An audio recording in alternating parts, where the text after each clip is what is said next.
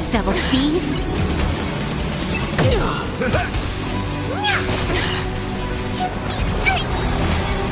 fools!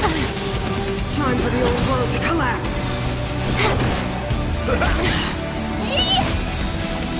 This big diamond, it's all yours! Time to twirl! Protect me! I like the company.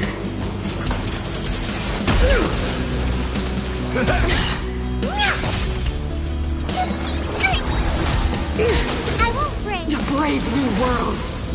Time for a fun.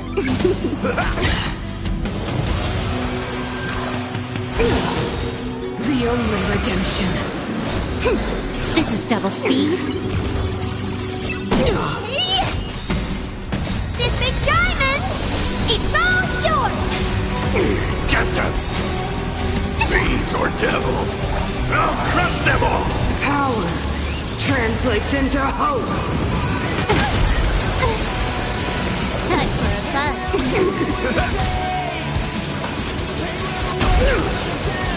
Time to twirl! Get them! Goes the past!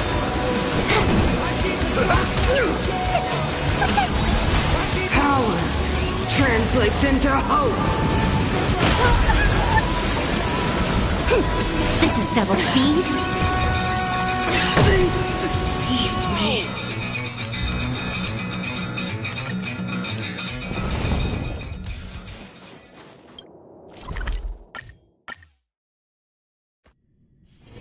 Time to log off. Head back. Here we are at last. It's sad to say goodbye. Nothing lasts forever.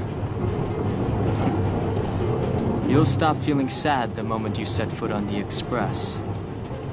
Hey, I'm not that heartless, you know.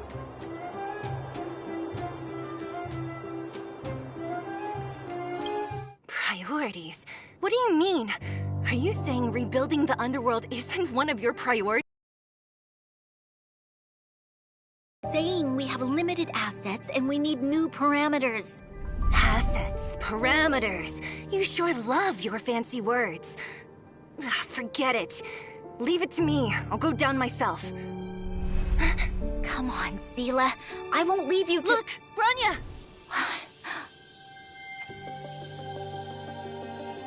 There'll be plenty of difficulties waiting for them, right?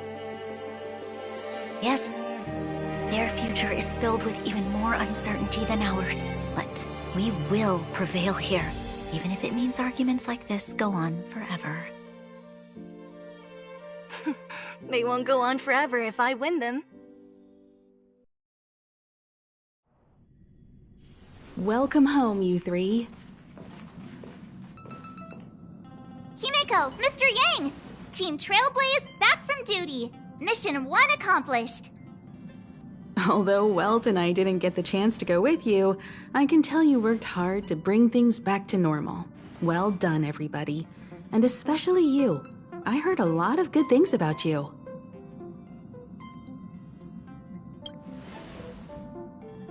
I'd say it's a solid 5 stars.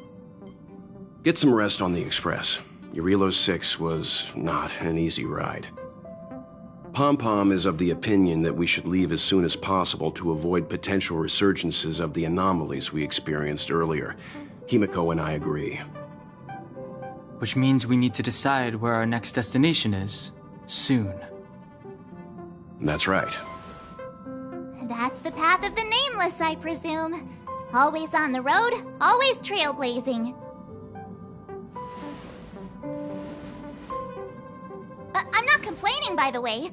One adventure after another, that's exactly what I signed up for. Looks like March has fallen in love with the way of the Nameless. That's good to hear. You can head back to your rooms for some rest, or stay here and make yourselves a cup of coffee, whichever you like. I'll head back to my room then. There I was thinking this guy would gradually open up. We need to give him some time, March. I think he treasures the time spent with you guys. About your battle against the Supreme Guardian and the whole Stellaron situation, you must have a lot of unanswered questions, I suppose. While you were away, Welt and I did some research and came to some interesting conclusions. Let me know if you want to ask about anything. Home sweet home. Mr. Yang and Himeko must be bored given how long our train had to stay here. Where's our next stop? I can't wait! The express crew tread upon the trailblaze. We travel between worlds, like a thread weaved into the life stories of others. The universe is vast beyond our imagination. It's a miracle that our paths converge. The fact that we get to know and travel with each other can only be seen as the design of destiny. Thank you for becoming our companion. I'll do my best to answer any questions you may have.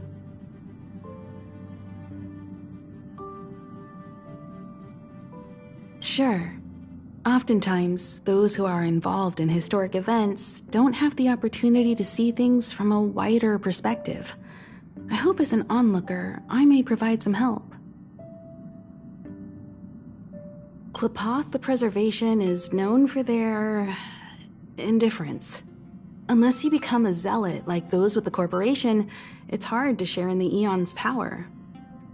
Determined to preserve the world they loved, the architects held on for hundreds of years. But as the Fragmentum continued to advance, their already wavering faith started to show some cracks. And one particular guardian, Cocolia, abandoned the path of preservation altogether. In contrast, you stood your ground and proved your faith in the Amber Lord. Judging by how the battle turned out, Klapoth responded to your wish. Their gaze infused you with the power to wield the weapon of a supreme guardian and to take control of the Colossus. Don't mention it. Welt and I may have stayed on the Express this whole time, but we've been watching over you from the moment you set foot on Eurilo 6. Friends look after each other. The same goes for us Nameless. Please remember, no matter where you are in the universe, the Express will always be behind you. Is a Stellaron. There's no doubt about that. What I've gathered so far suggests it's likely that the Supreme Guardian was corrupted by the Stellaron at a very young age. All the tragedies that came after can be traced to that point. On the flip side, we can't judge Cocolia too harshly. Imagine if it were you or me who had to sit on the throne and watch the city slowly being brought to its knees. Would we not question what we believed in? Sure, ask away. We've got... Welt may be better equipped to answer that. But if you want my 2 cents... I guess it's possible, but it would take a long time. I can tell from your report that the new Supreme Guardian of Belobog is a smart young lady with leadership qualities. What's more important is that she now understands her people after the journey with you. The firm and honest support she gets from people around her will also prove immensely useful. But fate likes to play tricks on people. Even if during their lifetime they manage to make Eurilo 6 prosper again to a certain degree, they will remain vulnerable and helpless to countless threats lurking in the recesses of the universe. We can only give them our best wishes from afar. It's virtually impossible to destroy a Stellaron. No one, not even Herta, has found a way to break its structure. The best we can do at this stage is to prevent its energy from overflowing. When the Supreme Guardian was defeated, the Stellaron that had been transmitting energy to her exposed its weakness to us for a brief period of time, allowing Welt and I to contain its power. That's about all we can do about a Stellaron. It may be suppressed for now, but it's only a matter of time before it regains power. But this brief window should allow the people on this planet to heal and rebuild. You're most welcome. Have some rest. You've earned it.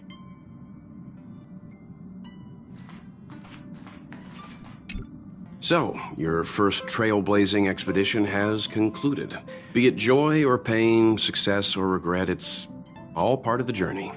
Those feelings will accompany you as long. It seems you have something on your mind. Let's hear it. I'm afraid not. As I've mentioned before, the Stellaron's influence on Eurylos 6 is more profound than we might think. I don't think Belobog's fight against the lingering effects of the Stellaron will end anytime soon. But the balance of power is tilting ever so slightly towards humanity, the crucial factor being the hope you brought about. As intangible as it may sound, don't underestimate hope, because the power it inspires has no limit. Like the Stellaron, it's a seed that may grow into something much bigger. But, in my opinion, the fruit that hope bears will have a much bigger impact than that of the Stellaron.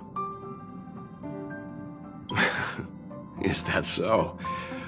Well, I think you did the right thing. It's better to move forward with the burden of knowledge than to tread a perilous road with blind optimism. I remember a distant world where the people were faced with unimaginable danger every single day. This goes to show how much of a difference ordinary people can make. I hope Eurylos 6 sees that too. I too wished to go with you, but Himiko insisted on letting you and your friends rise to the challenge. I'd been observing what's happening on the ground from the Express, and I have to admit that I got sweaty palms a couple times. I was glad to see you three meet friends you could trust and overcome hardships. Well done. Himiko was calm from the very beginning. She kept telling me to trust you youngsters' decisions. And she was right. Likewise. Get some sleep. We'll be...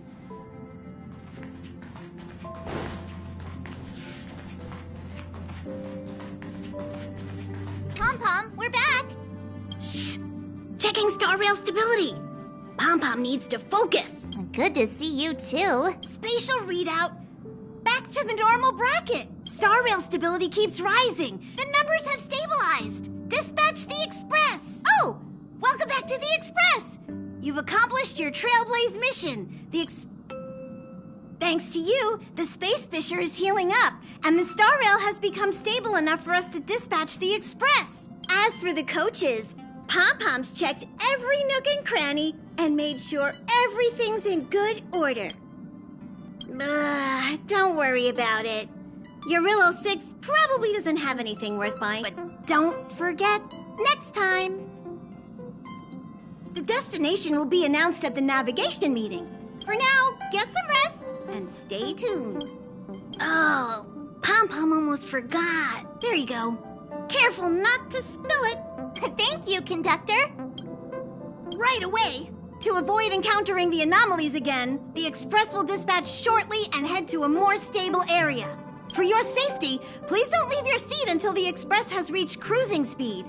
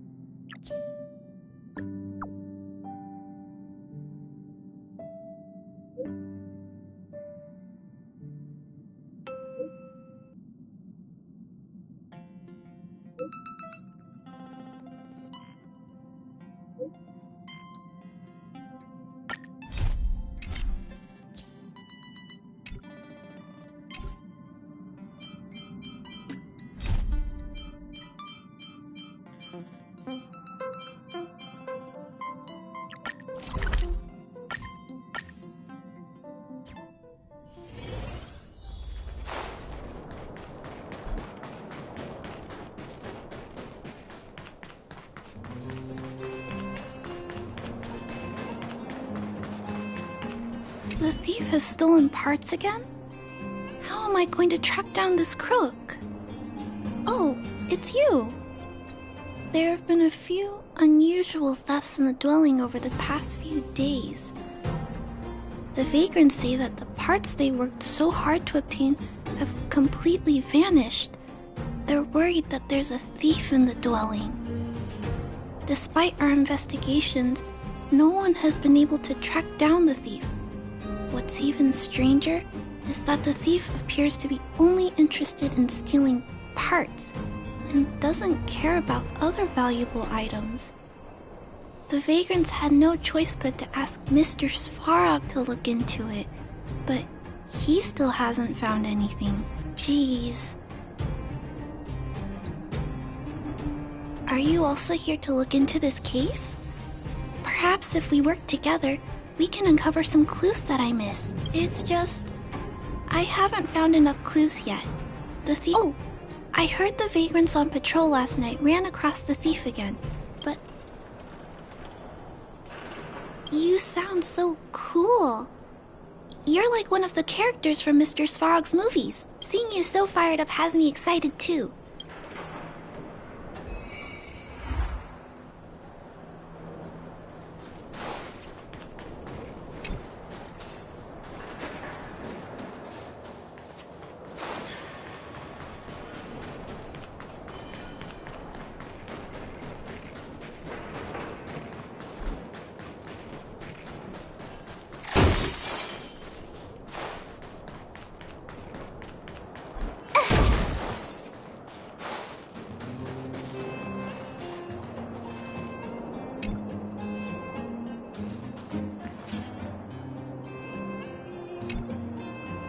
Sir, how are you? I heard you saw the thief who stole the parts last night. Ah! Who's there? Oh, Clara, it's you. I thought it was... I did see the thief last night, but who is this person next to you? Trailblazer? Oh, I know. You're the outsider who's made a name for themselves around town, right? Oh, wow. I feel way better knowing that a big shot like you is here to catch the thief. Okay, so, last night I was on patrol when I bumped into the thief stealing the parts. Then... Goodness, I was so scared. I was cold and hungry while on patrol last night, so I decided to return to the dwelling and heat up some leftover canned food for a snack. But when I entered the tent, the thief's silhouette scurried across my vision. I couldn't see the thief's face because the tent was so dark, but because when he turned to flee, he swung a knife right across my face. In that, I could feel the blades chill on my cheeks and smell its rusty scent. The weapon that fella had was definitely a metal one. Also, I saw the outline of him in the dark. Can you believe that? Someone with a square head? It was... It sounds bizarre, but it could be a clue. Sir, please take a deep breath. So, the thief was armed with a metal weapon and had a, square head. Correct? Yes! I'm struggling to make sense of these clues. I'm sorry. I was too scared. When a shadow leaps out at you, who could possibly pay attention to such tiny details? It seems that's everything. We now know one of the culprit's physical traits, and that he is extremely violent. Ah, yes! I remember something! While the culprit was hurrying to escape, he knocked something over. He may have left some clues or... This is a crucial clue. Let's go investigate the crime scene together. I think he ran that way. No one has touched the crime scene, so any traces he left behind should still be...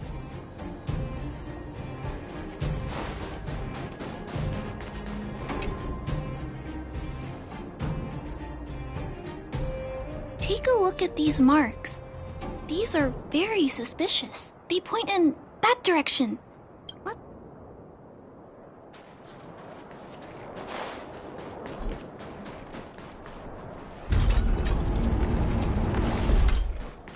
Hey!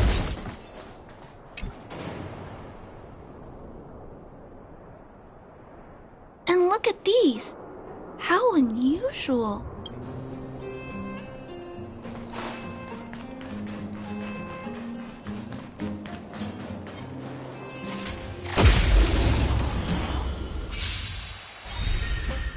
Time for a buzz. Time to twirl! This big diamond! It's all yours!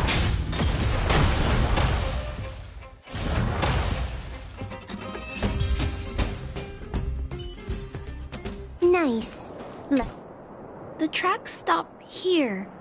I guess we'll have to look around for other clues. This is where the mechanical waste is disposed of, though.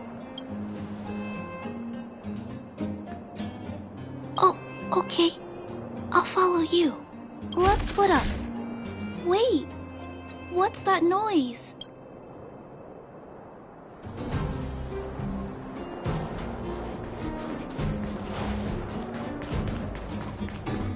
It's a tiny robot? Is it searching for something?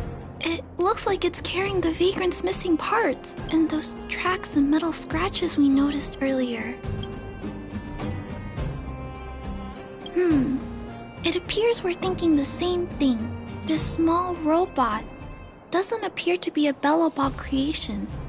It looks like it's been welded together from random scrap metal materials. It's noticed us! Human. Injured. No. Hurt. Please don't. Wait! Look! It doesn't appear to be trying to flee or attack us. It appears to be trying to say something. Human, please, don't hurt. Is it trying to say, please don't hurt me, humans? Human. Parts. Rivet. Need. Repair. Need. Town. Parts. Need. Hurt. Don't. It appears to have a malfunction, but I think I can understand it. It seems that it needs these parts, and it's begging us not to hurt it. I've never seen a robot with this kind of malfunction before. Although the small robot appears to want to communicate, its speech is all scrambled. Perhaps there's an issue with its language module. This little guy probably can't understand what we're saying either. Run. Escape. Open. Fire. Workshop. Chase. Don't. It's running away. No, we can't let it escape. What should we do? We gotta stop it. But please don't be too rough on it. I'll figure out a way to repair it later. Hurt. Pain. No, hurt. Don't. Pain. Suffer.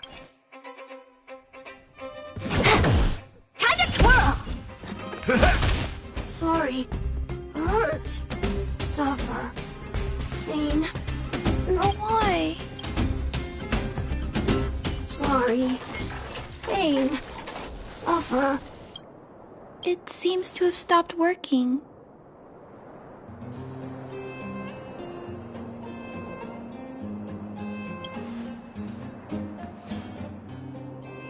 Was it begging for mercy?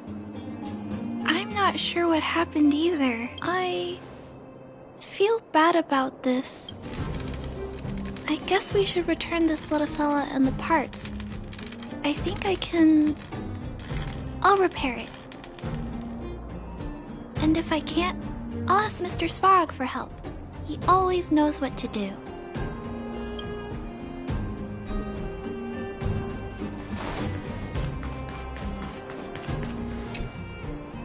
Initiating assessment of the robot's condition. Please wait, Clara. While Mr. Svarog is assessing this little fella, let's give it a quick checkup ourselves.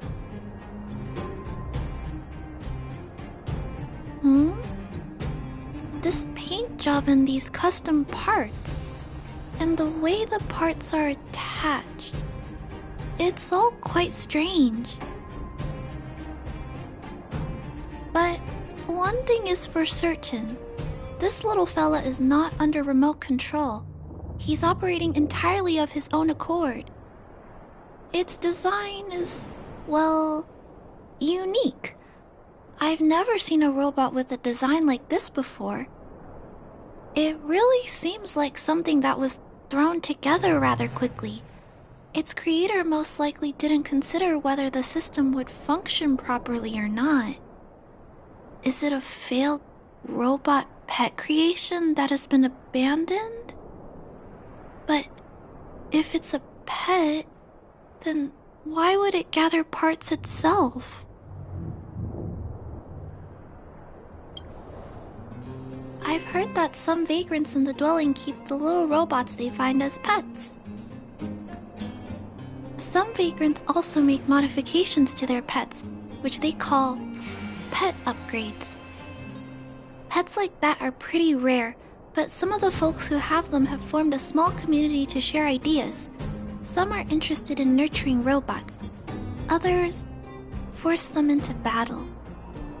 If my memory serves me right, the parts this little fella stole were originally designed for that kind of pet upgrade.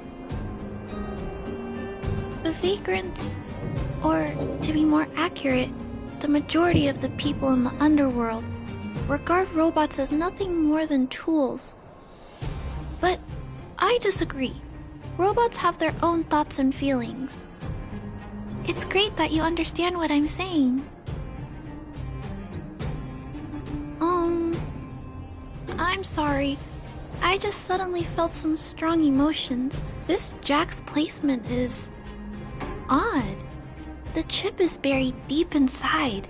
Assessment of the robot's condition is complete. The shell damage is estimated to be 98.2%. The assessment concludes that a total recovery is impossible. It is recommended that the robot's external shell be removed and replaced, while keeping the outer circuitry and related transmission devices. You can always rely on Mr. Svarog to come up with a brilliant idea. So... I'm not sure if anyone sells this kind of thing. There must be some robot shells lying around the machine graveyard. Everyone calls it a graveyard, but there are actually lots of useful parts buried there. I'm gonna return the parts to the vagrants first. Then I'll check on the little fella. Really? You could have what it takes to be a prospector. Then, I'll entrust this task to you, Big Bird. Look for Toby at the front entrance. His appearance is crude, but he's the robot most familiar with the machine graveyard.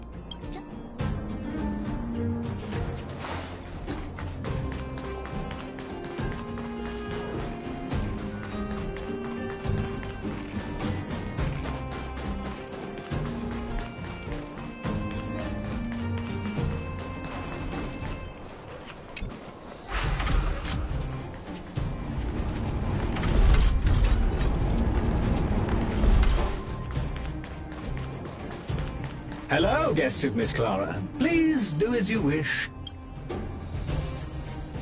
Miss Clara has assigned me the task of planning your sightseeing route in the machine graveyard. Would you like to engage in super speedrun? If so, please confirm by spinning counterclockwise 10 times, then clockwise by 270 degrees.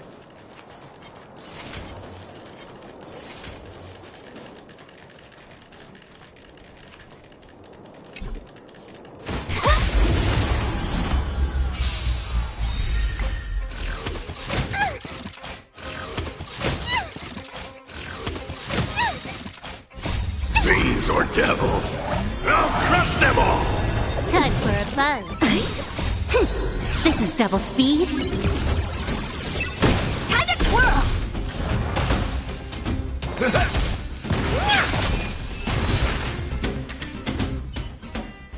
We have arrived at our first destination.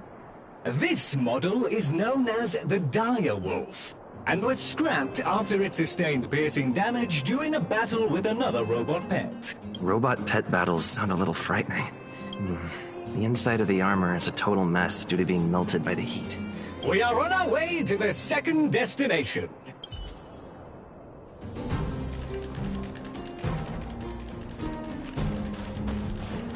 Caution! You have exceeded the speed limit. Please obey Bellevog traffic laws. On the road, safety is the top priority.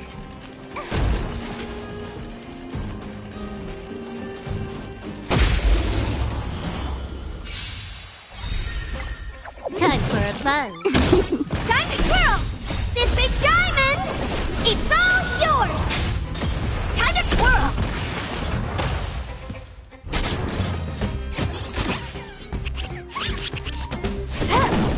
Hey! Time to twirl! This big diamond! It's all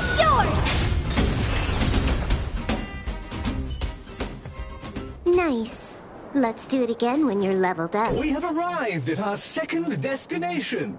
This module is called the Beetle. This machine was scrapped because it accelerated erratically for 7.1 kilometers after it incorrectly interpreted a command, causing the engine to catch fire and the core module to melt down.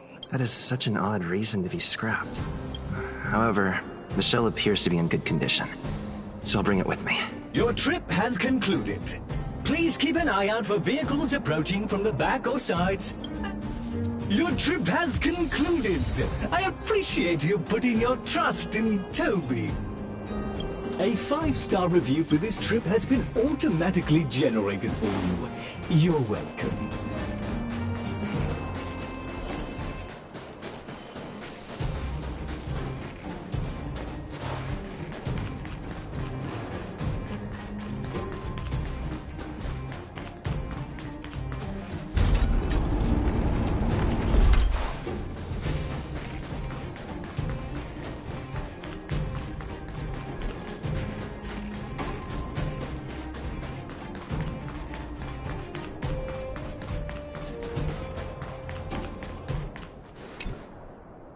Clara, it's time for a break.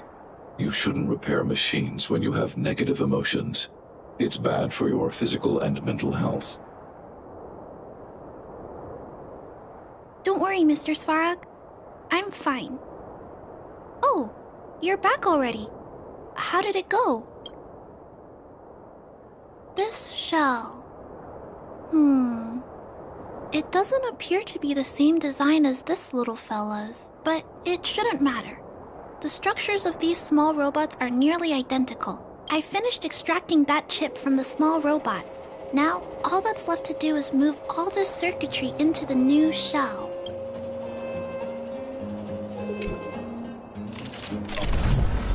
Although its appearance has changed a lot, I think we did a good job. But what I just did, is it any different from those pet upgrades that the Vagrants perform? Not compatible. Incompatible? Huh? It's making a strange sound. Incompatible. What's going on? Is it malfunctioning? Incompatible.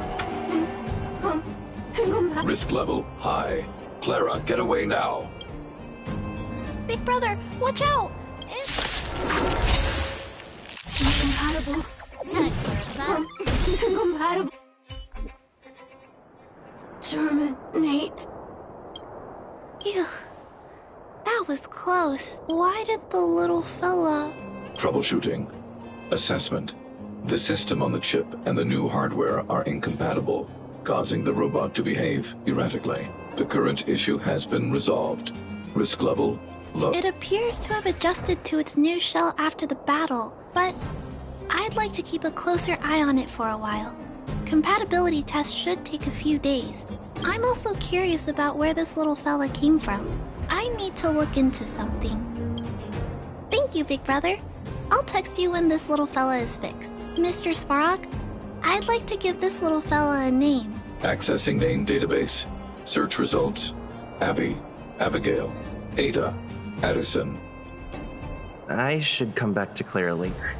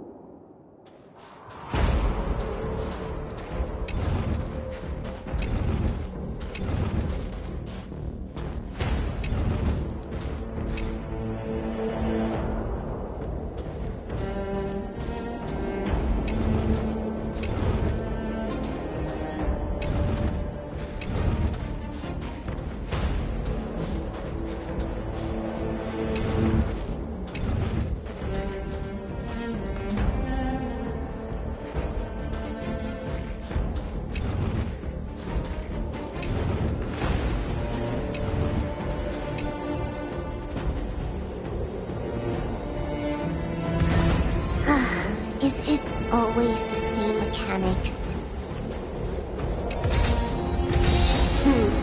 That's more like it.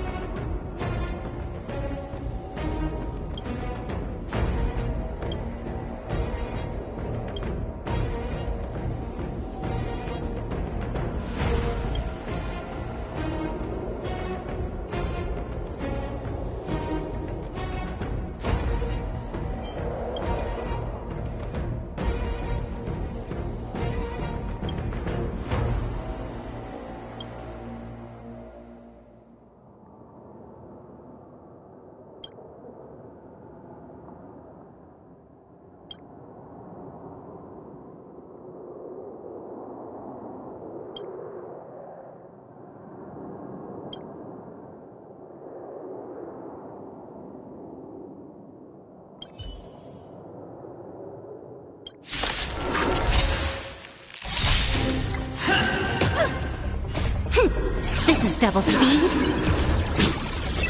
Time to twirl! Hold your breath! Time for a fun. Time to twirl! For your sins!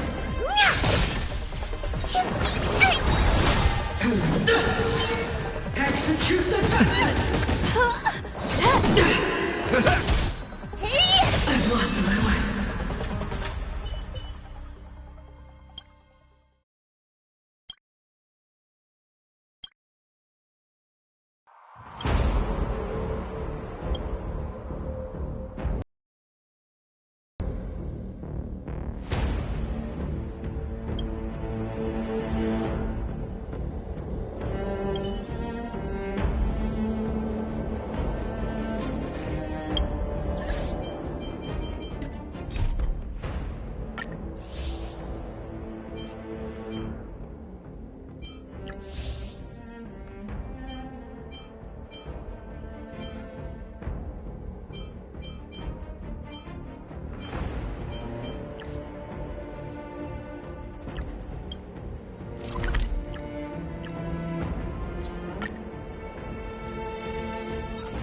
Time to log off.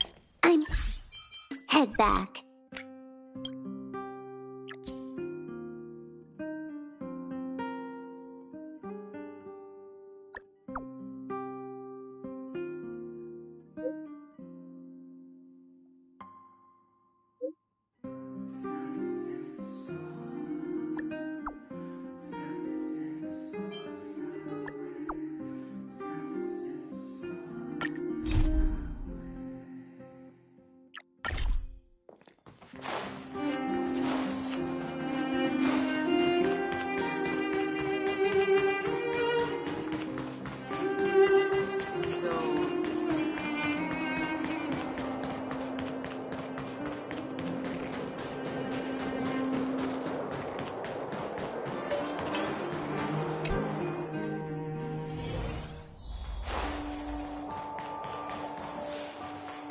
Weather's pretty nice, huh? Where did they get to? Ah! Speak of the devil. I was just wondering when you might show up. Don't worry, there's enough to go around. On the house. Order whatever you like. There's something I need your help with. I had to make it up to you somehow. Looks like we're not the only ones who wanted afternoon tea today, though. We'll have to stand up for the time being. Don't drink too much, or you won't be able to sleep tonight. Anyway, about the something I needed your help with. Well, you're clearly better traveled than I am, and I know how generous you are. I feel embarrassed to ask now. How can I put this? If I remember correctly, you, March, and Don Hong came here on that train. The Astral Express, right? I was wondering, is the train accepting new passengers? Well, it's just... the dust has settled now. The Stellaron problem has been resolved, and Cocolia... Forget it. It's nothing. You see, there's not much left for me here except to carry on repairing equipment in the workshop. I like practicing the guitar, and performances are fun, but the crowds are pretty small. Besides, I'm a researcher. How could I not get excited about the chance to explore new worlds up close? Really? You're gonna say yes, just like that? I understand. I know this is a lot to ask out of the blue, so... I knew I could count on you. There goes Serval. I better send Himiko a text and ask about the request. Or, I guess I could ask Mr. Yang? Who's the... Let's send a message to Pom Pom.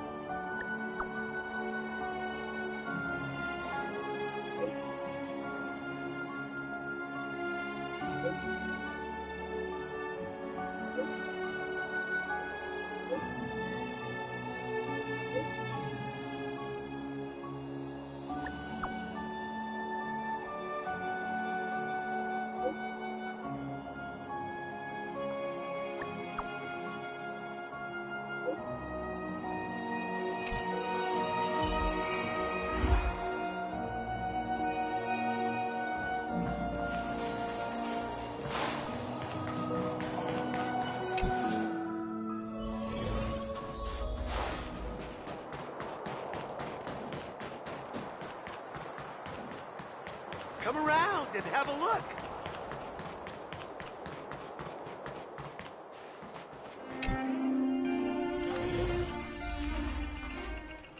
You should go and talk to Lady Bronya, Serval. It was her personal invite, after all. I know. Let me think about it. Huh? You're just in time. Perfect timing. Please, talk some sense into her. I knew it.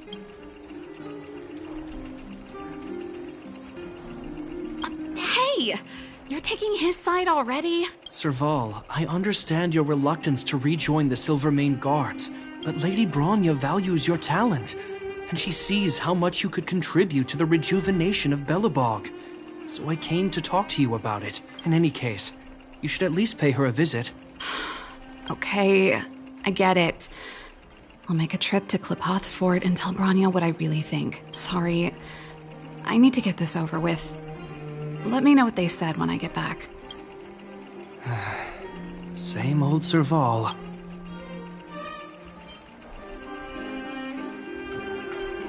Join the Express? I see. No wonder she seems so flustered.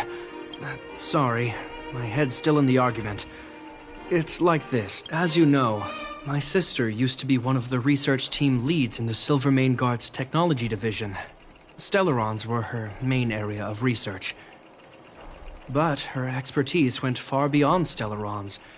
She was, and still is, well-versed in mechanical engineering and other fields. Immediately after her succession, Lady Bronya set her sights on Serval's talents. The Supreme Guardian wants her to resume her technological research and be a shining light for the revitalization of Belobog. However, you saw her attitude just now. I doubt her meeting with Lady Bronya will change anything. I think there's more than one element to it. My intuition tells me this is mostly linked to Madame Cocolia's passing.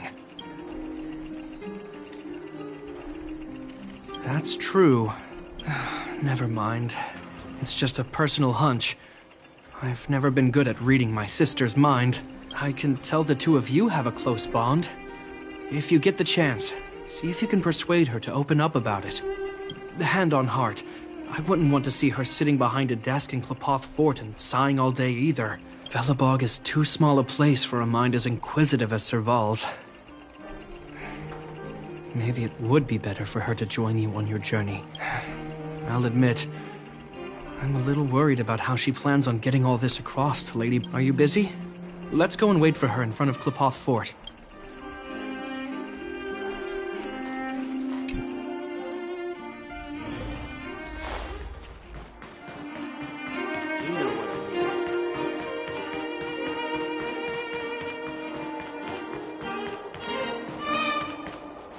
Doesn't seem like they've finished talking yet. I hope it's not turning into a shouting match. What? I understand your circumstances, Serval. I respect your choice. It was my mistake to make an unwarranted request without considering your own wishes. Allow me to offer you my apologies. I hope you don't take this matter to heart. No need, Bronya. You're a supreme guardian now. Don't let a little thing like this... Besides, I'm the one who should be apologizing. I've put my own personal reasons ahead of Belobog's reconstruction. I get it, Serval. After all, you and Mother... Sorry, I don't mean to open up old wounds. But there's something I need to ask you. This guitar, I found it after going through Mother's old things. She was never a music lover, so I thought this might be connected to you. Cocolia, you... Huh? It's nothing. You're right, it does belong to me. In fact, it once belonged to me and Cocolia. It was our shared treasure. If you don't mind, Bronya, could I take it back to the workshop? Of course. I'm sure there's a story behind it, but that's between you and Mother. I won't pry. I hope you have an amazing journey, Serval. Do remember to visit home when you get the chance. I will. Thank you, Bronya.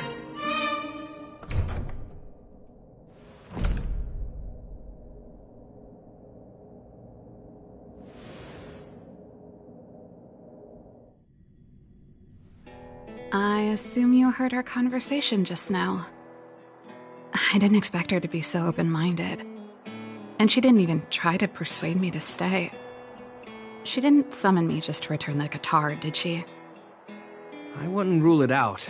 She's good at reading people's minds. She would have known that you'd never set foot in Qlipoth Fort voluntarily.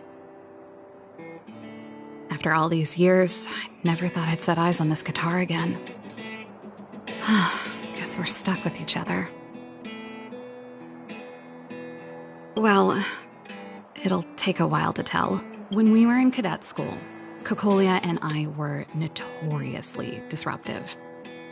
We were always coming up with the next crazy invention. We called it exploring the infinite possibilities of new technologies. This guitar was one of those inventions. Cocolia came up with a name. The Super Electromagnetic Flux Player, or electric guitar for short. Not really, no.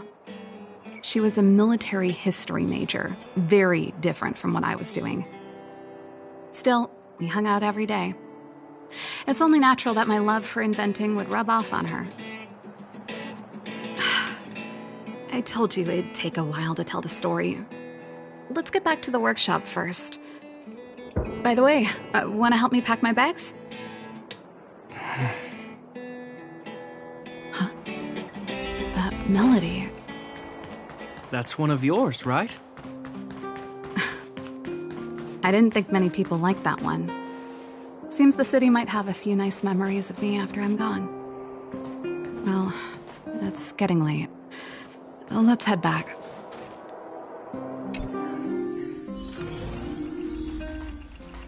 Now, what am I gonna call this new song?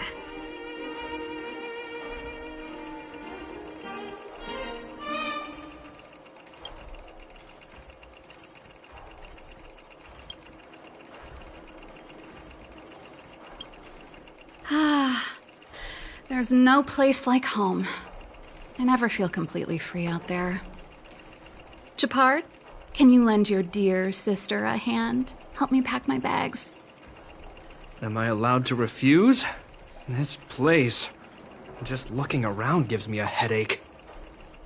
Okay, I promise this is the last time.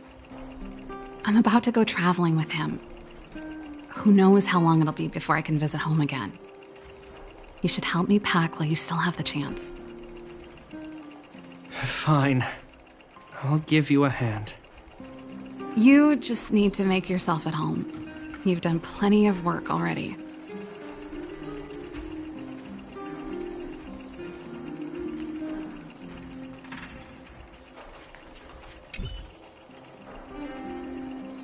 Since you're so curious, I'll give you the whole story.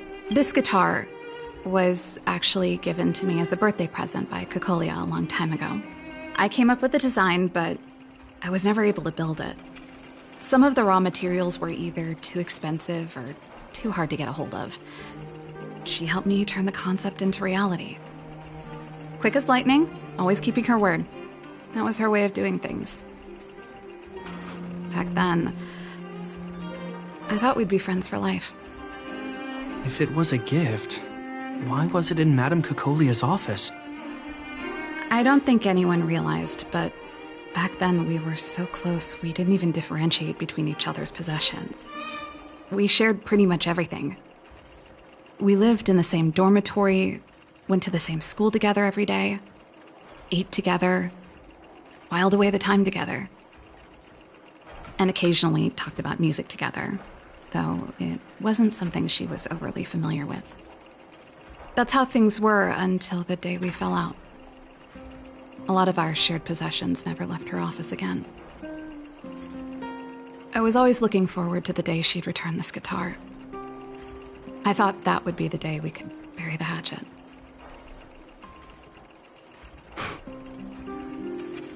Now that I think about it, perhaps I was too naive. She'd probably forgotten it even existed. And that's the only Cocolia you guys ever got to know, huh? Always ahead of everyone else, never looking back. Even for a second. She put it all out of her mind. Me and... with me. You know... but that's what makes it harder. Let bygones be bygones, sister. How did the conversation get so heavy again? No good. Let's talk about something interesting. You know something, Japard? That guitar case in your hand and my guitar? They're both from the same prototype. The super electromagnetic flux player. I never knew your guitar had a connection to me, too. Quite the story.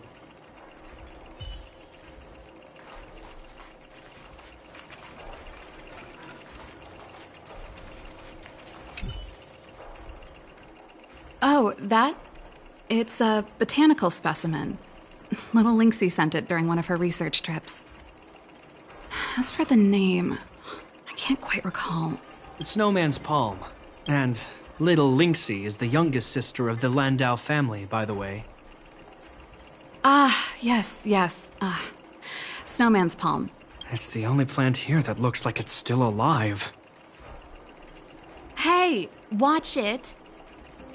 Anyway, this specimen means a lot to me, so I'm bringing it with me. Thanks for the reminder. Oh, that's a letter I was gonna send to my mom. I haven't even finished reading it.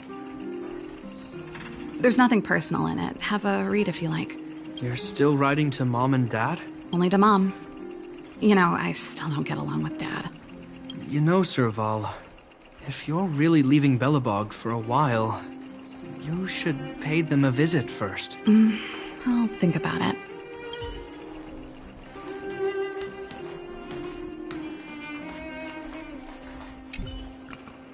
Well, let's see.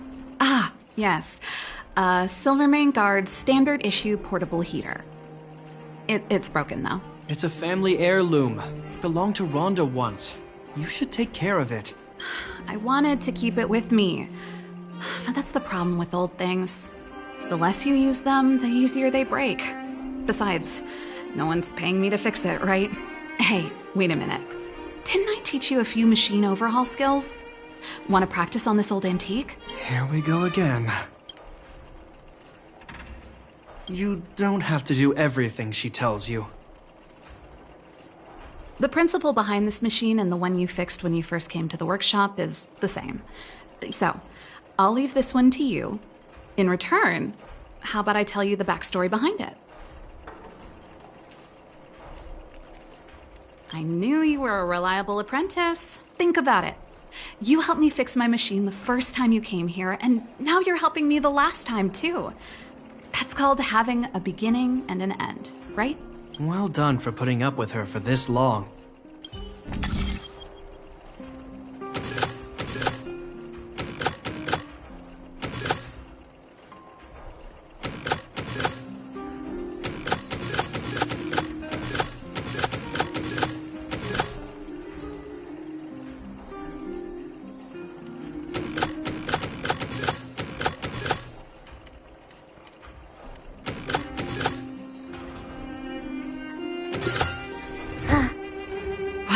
Great job. Like I said, a reliable apprentice. As promised, let me tell you the story behind this little heater. Its original owner was an ancestor of the Landau family, Rhonda Landau. She was one of our great heroes who participated in the defense of Belobog 700 years ago. The records tell that during the decisive battle, she led 2 Silvermane Guard brigades. She engaged the enemy for 4 full days and nights in the fight for the city. I still have the newspaper clippings from that time. I'll show you when I get the chance. 700-year-old newspaper clippings? That seems a little unlikely. I'd take that with a grain of salt. Even if they do exist, odds are she lost them. The clippings aren't the point. What I'm trying to say to you is that we have a lot of talent in the Landau family. Take responsibility for your choices and the people of Belobog. Every Landau is driven by that ethos. That should be everything. Now, what am I gonna call this new song?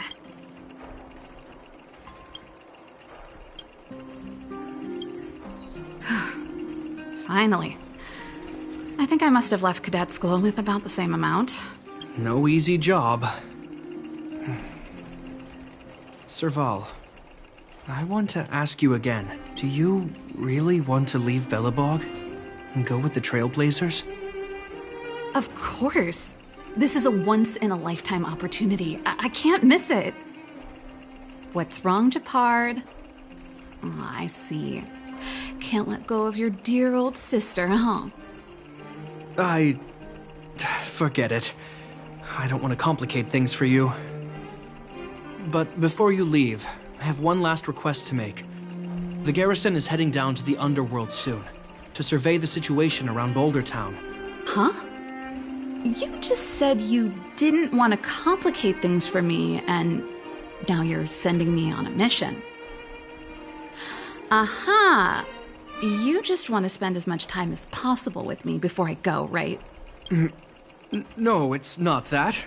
I've heard there are a lot of old energy hubs in the underworld, and you're probably the only person in Belobog who knows how to inspect them. Since you're leaving one way or the other, why don't you do the people of the city one last favor before you go? Even at a time like this, you're still thinking about the people. All right, I'll help you out. The first and last time the Landau siblings will work together. Thanks, sis. If you have the time, could you accompany the garrison? You're Belobog's hero. I'm sure you must be popular in the underworld. The Silvermane guards will face less resistance if you come with us. Thanks. I'll contact you when the guards have finished their preparations. I'm tired of packing. Let's leave it here for today. I drank all the tea. Why am I getting sleepy?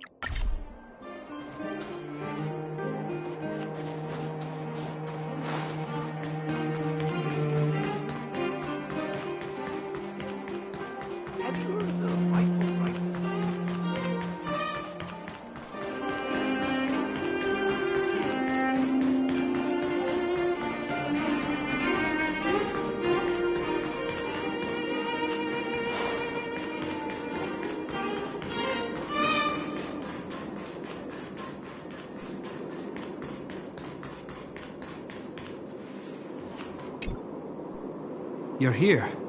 Thanks again for agreeing to this. Don't be. I only just arrived myself. The highest priority for today is establishing good negotiations with the Chief of Wildfire. I'm about to get that process underway. Serval was a little delayed on the way over, but that doesn't affect our schedule. Huh? Oh, hold up. I wasn't that late. You weren't that early either. Still, I don't blame you. You hadn't seen Mom and Dad in a long time. I'm glad you managed to speak to them. We didn't speak all that much. You know how it is. I can only talk to Dad for so long before I start losing it. I know how it is, all right. Put that to one side for now. Negotiations will be held in the Boulder Town Clinic. Serval and I are newcomers, so you'll have to lead the way.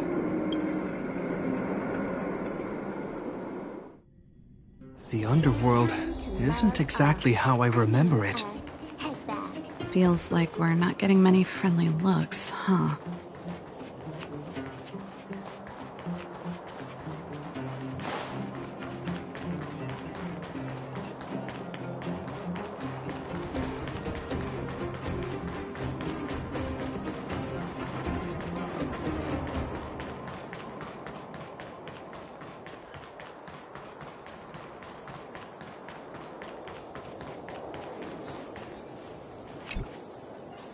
Well, well, well. I don't think our little clinic has ever played host to an occasion like this. We meet again, Mr. Oleg. Oleg will do, son. Oh, you. You probably won't know. Our young Silvermane friend here and I had the pleasure of speaking to each other at a certain Guardian succession ceremony. We're not complete strangers. But as for this young lady... The name's Serval. I'm, an ex-engineer from the technology division, and Japard's sister? Pleasure to meet you, Chief. Likewise, miss. The more the merrier. And it's good to have you here again. It bothered me and Natasha that we never arranged a formal welcome for you. Once we're done talking, you must all join us for a meal. We'd be honored. But to your point, Oleg, let's finish our discussions first. Quite right. Let's head inside. Too much commotion out here.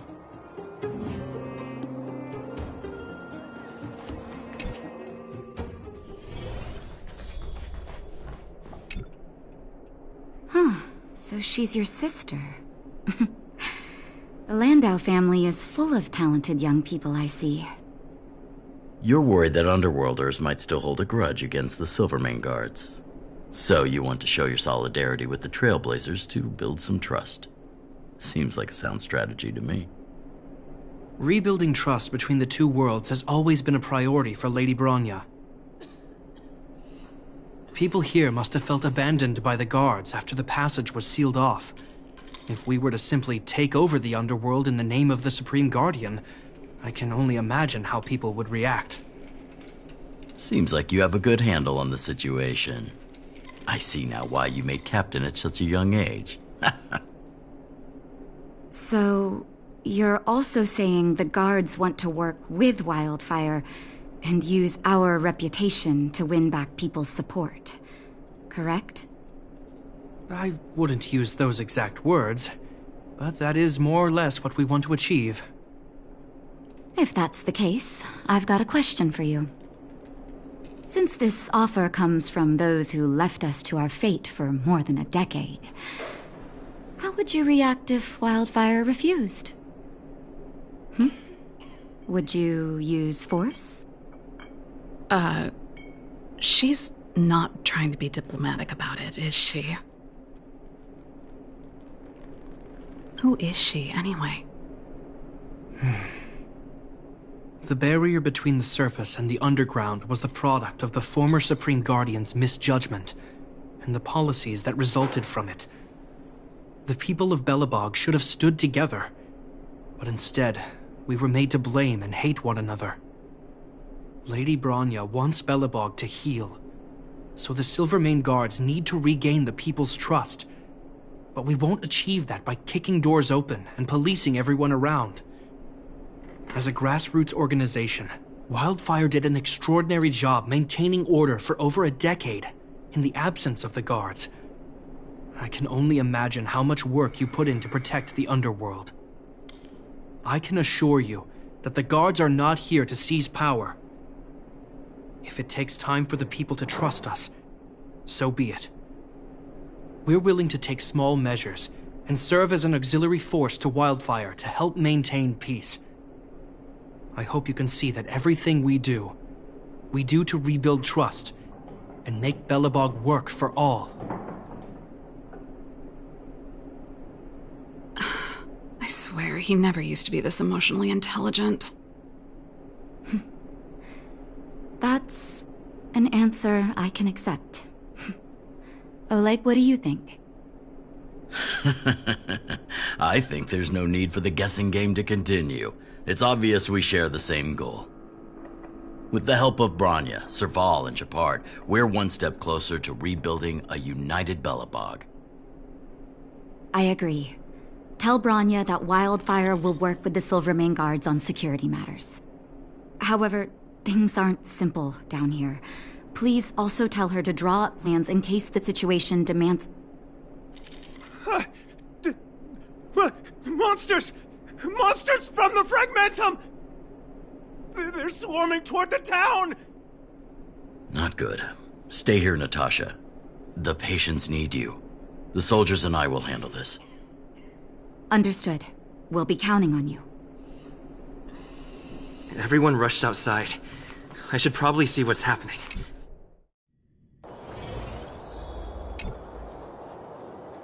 Please, help my friends! The monsters invaded the mine. Otherwise, those things would tear them apart. Don't worry. The Silvermane Guards are trained for these situations. The Great Mine! The one with the big ore vein! Understood. I'll send my men to set up a perimeter and start the rescue operation right away. Mr. Oleg, please entrust the Silvermane Guards with the rescue. The defense of Boulder Town will need Wildfire's expertise. Watch out for ambushes, and be ready to receive wounded soldiers. You're a natural-born commander. Your troops will be unfamiliar with the layout of the mine. I'll send some of my men to be your guides. Thank you.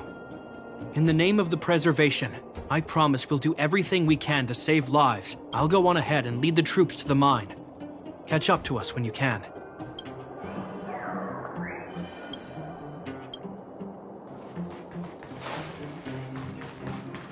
I couldn't get a word in while they were talking. A duty-bound soldier and a resistance leader. It's hard to be rock and roll in front of people like that. You know, maybe I need to put my inner struggles in a broader context.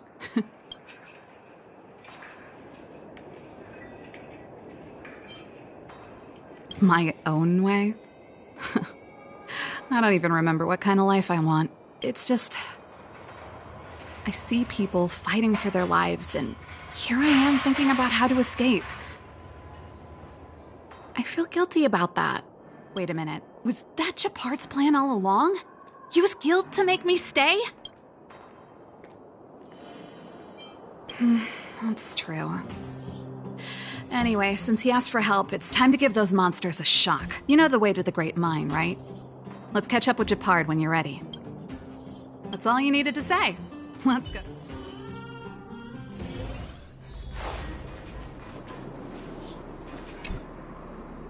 Put all artillery units on standby. Wait for my command to bombard enemy positions and cover our infantry advance. We have a choke point here. Tell all infantry units to switch to double line formation. Close quarters in front, gunners behind. Remember, get the wounded out as soon as possible. Yes, sir! Ah, you're here. Get ready. We need to help the infantry lines drive deep into the mine. The back of the mine has been secured, which gives us a forward base to send in supplies. The Silvermane Wildfire Combined Regiment is conducting rescue missions as they advance. The battle is fierce. I need to get to the front line. I don't know much about warfare, but I don't see why a commander needs to lead the charge. The situation here is totally different from the restricted zone. Gepard, let me and him clear the way for you. You should stay in your command post. Thanks, Serval, but please trust my judgment on this. I made a promise to Mr. Oleg to save as many people as possible. There's no stopping you once you've made up your mind. Let's move out. We need to clear a way for Wildfire and the guards.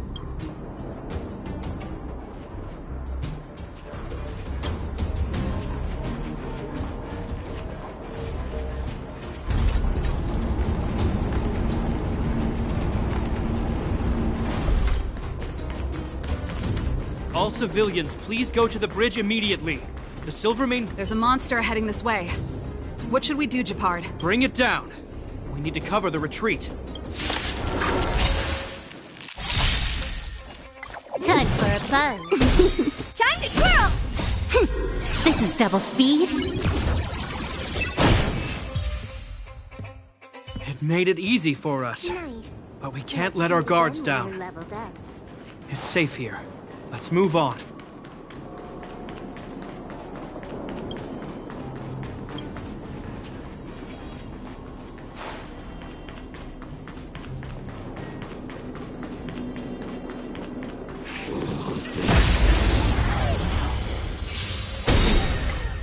Time for a buzz. Time to twirl! This big diamond, it's all yours! Time to twirl!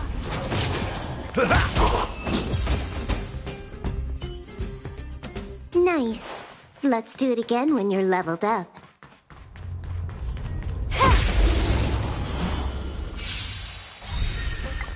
Time for a buzz. Time to twirl! This is double speed.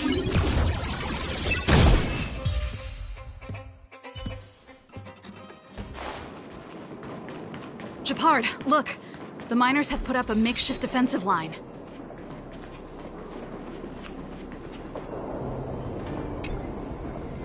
Are you the Silvermane Guard? That's right.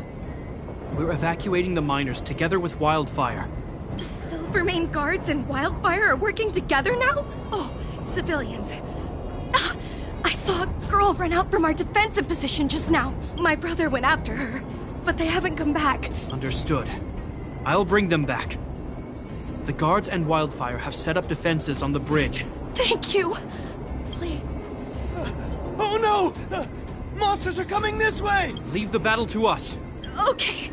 Thank you for saving us.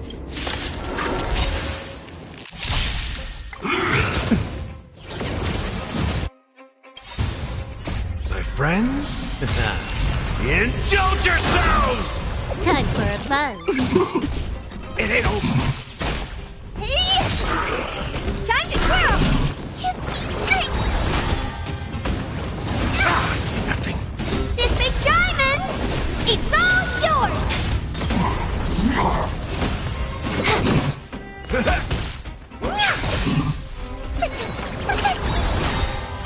Fiends or devils, I'll crush them all!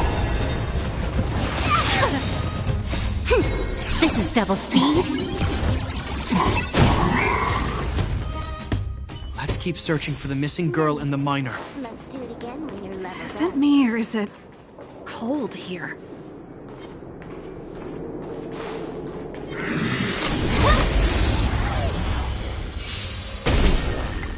Time for a buzz. Time to twirl! Time to twirl! This big diamond! It's all yours! Time to twirl! My friends? Indulge yourselves! Time for a buzz. This is double speed. Time to twirl! Give me strength!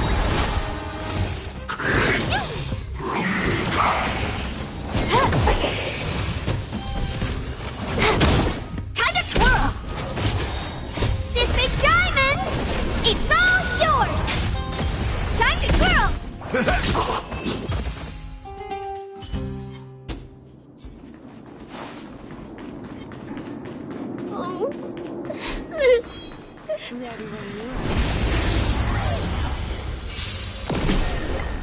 Time for a buzz. Hey!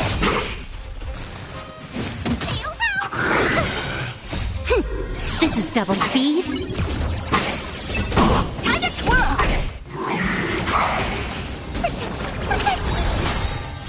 Fiends or devils, I'll crush them all!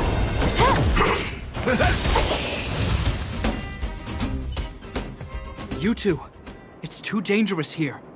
Find the Silvermane guards and Wildfire at the bridge. They'll protect you. Okay. Thank you. Thank you. Zeno, take my hand. Let's get out of here. It's so cold here. The monsters have gotten stronger somehow. I don't remember them being this difficult. Thank goodness we got here in time. And that's one brave little girl. You were like that at her age too. Huh? I wouldn't go that far. I only had Dad to deal with. Besides, my problem with him wasn't that he was a strict father. I just couldn't believe that he never lifted a finger to oppose Cocolia's order to seal the passageway. Vowing to protect the Underworlders in one breath, and then deciding they deserve to be abandoned in the next? Family code of conduct. What a joke. Father was a soldier. He wasn't supposed to question the orders from his superiors. Never mind. I know I sound like I'm defending him, and I don't want to make you angry. At least now we've got the chance to right the wrongs. I'm angry just thinking about it. Looking back, I'm glad I left home early. Running away doesn't solve the problem. It's been ages since you two had those fights, but you still can't let it go. You need to walk out of his shadow. I'm not trying to change your mind. I just want to know that your choice to leave this planet is a result of having thought things through. Not because you're trying to run away from something. My choice. Sorry, I sound like Dad. Don't worry about it. I get what you're trying to say. I do. Let's focus on the business at hand. That miner we met said his brother came this way. Okay. Be careful, though. It could mean something we haven't encountered before is waiting for us.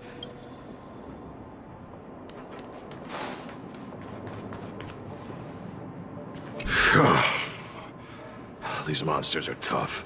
Hey, did you just scare off a Fragmentum monster? Kind of. There was... Speaking of which, you came from that direction, right? Did you see two little kids, a girl and her brother? What? Quick! I knew I shouldn't have... Easy. They went back to safety. They'll be okay now. You should head back to the bridge too. The guards and Wildfire have set up a safe zone there. Thank you. All of you. I'm just glad they're okay. I heard there's a powerful monster down the road, some kind of leader of the pack. Thanks for the intel. We'll be careful. I think he was right about the monster. You two, no sudden move. I've seen this type of monster a few times near the restricted... Wait, don't get too close. Something's not right. Huh? What is it? These monsters are usually eager to fight. You're guaranteed a fierce battle if you see one in the Fragmentum, but this one doesn't seem concerned about us.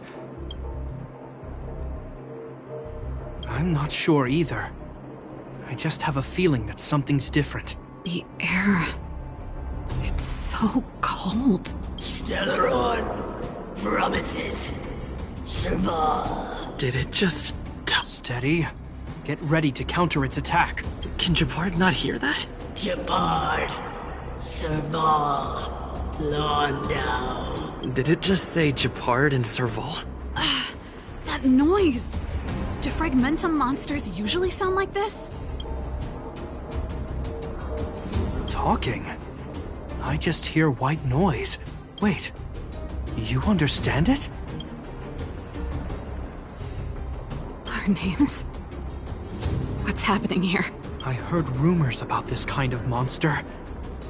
Shadows in the Fragmentum that assume human form are echoes of the will of past guardians.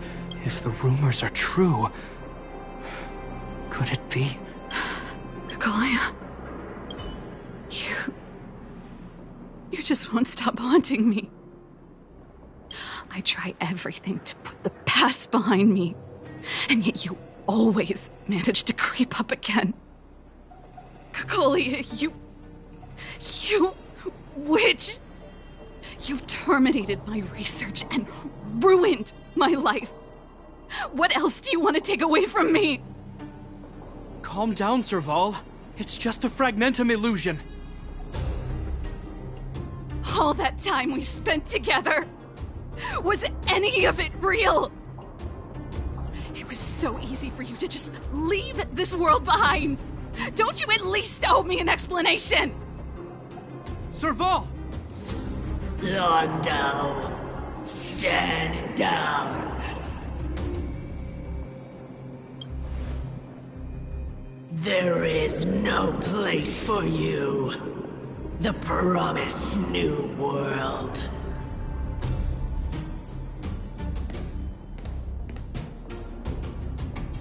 Sister, I know you want Madame Kakolia to respond.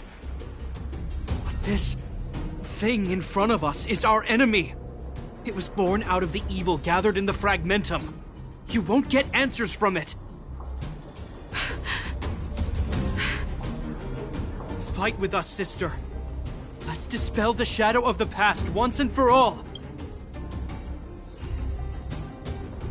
Of course, if you're not yet able to confront the past, then he and I will fight for you. Until your heart is ready.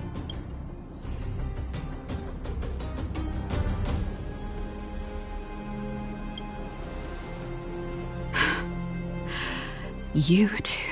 I'm sorry, brother. I always make you worry when things get serious, but I see what you're doing. Reverse psychology, huh? Well, seeing as we've come this far, Kakolia, let's settle this bad blood right here, right now.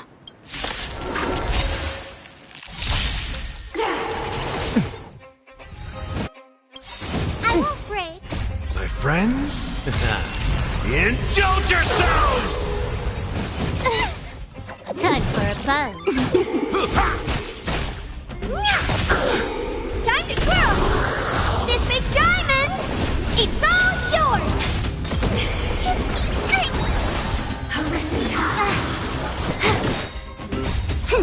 This is double speed.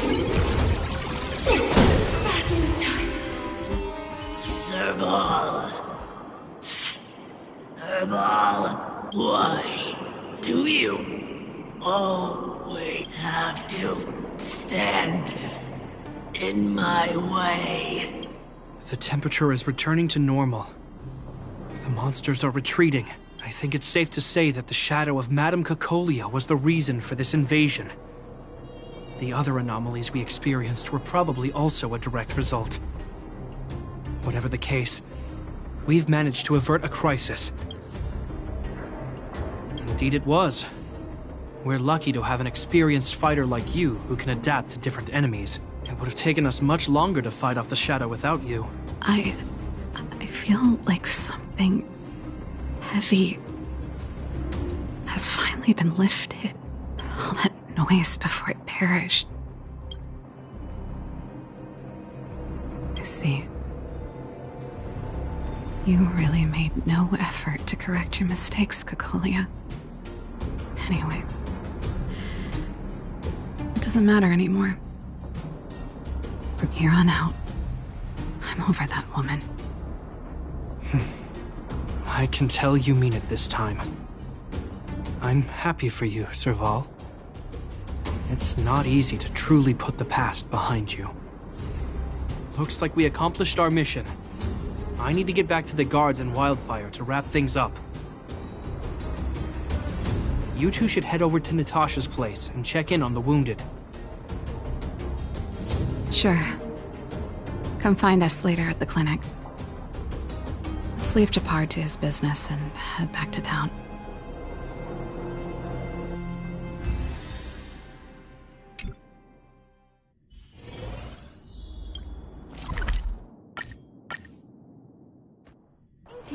Time to log off. Head back. Well, are you hurt? Let me take a look. I see. Thanks for bringing me up to speed. The clinic has been busy while you were gone. We've treated many people, soldiers and civilians alike. All in all, I owe everyone a big thank you. It would have been much harder if Wildfire had operated alone. Thanks to Captain Japard, we managed to keep our losses to a minimum. I'm sure people will begin to appreciate the Silvermane Guards after this battle. How could I forget about you two? We couldn't have done it without your help. You're too kind. They deserve the real credit. I doubt I'd have come back in one piece without them. Sounds like you went through a lot of danger. Are you hurt, Miss Serval? I can have a look if you like. I'm alright, don't worry. Everything worked out eventually. Let's wait for the rest of them to get back. Miss Natasha, we've returned. Is that Japard?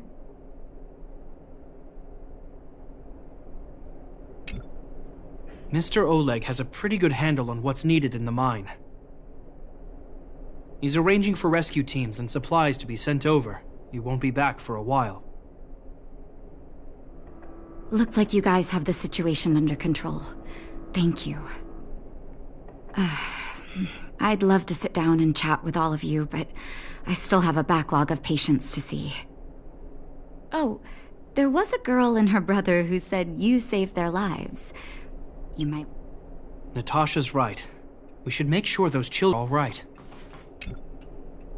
Come on, drink it up and you'll feel better. But there's smoke coming out of it. It's you.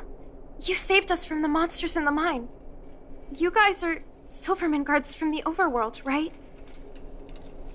If you hadn't been there, we would have... I'll think of a way to repay you. I'll get a job and...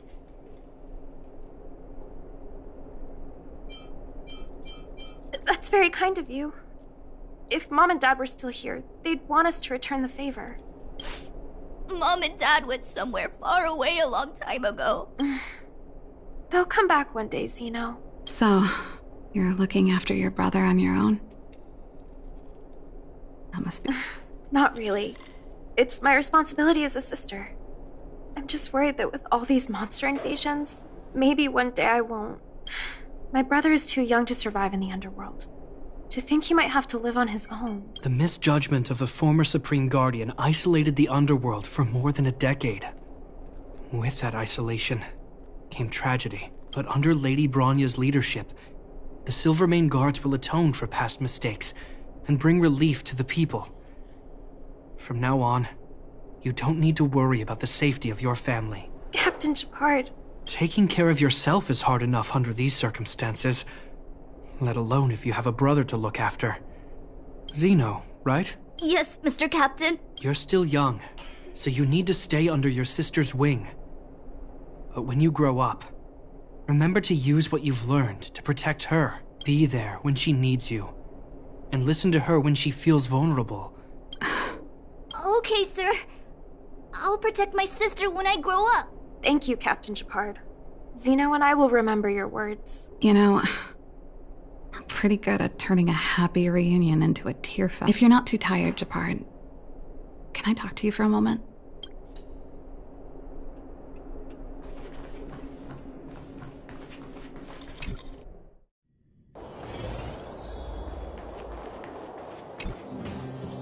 What you said back there, did you really mean it? Of course I did. And it wasn't some last-minute speech I cobbled together. It's how I've always felt. We can't always face problems alone and build walls to keep people out. We need to learn to rely on others, especially those we care about the most. I know what you're up to, Jeppy. Huh? What do you mean? You made it sound like you were talking to those kids. But you were talking to me. Who's building that wall now? Well, a Landau just called out a Landau. Shepard. I changed my mind. Change of plan. I've decided to stay in Belobog. Serval, I just want you to know that I would have supported your decision, no matter what you chose. I wasn't trying to force you to stay. I know that, Shepard. Don't worry. I've thought this one through for a change. What you said was the last piece of the puzzle for me.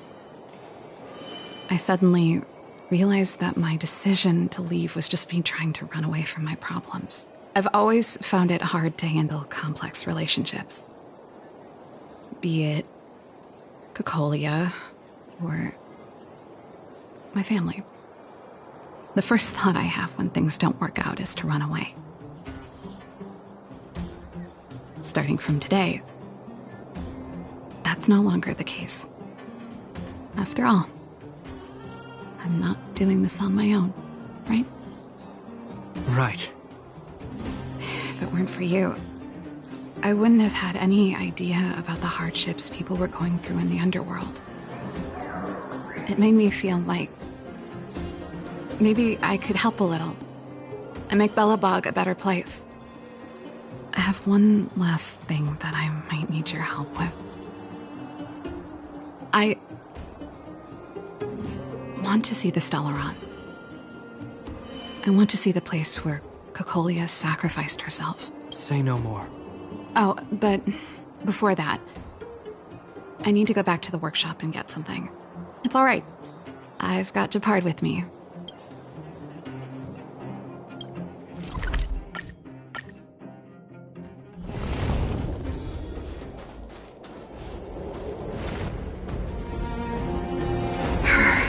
It's cold here. Is this the Stellaron imprisonment device? They had such advanced technology back in the day. Impressive. This is where Madame Cocolia died. She gave something back in death.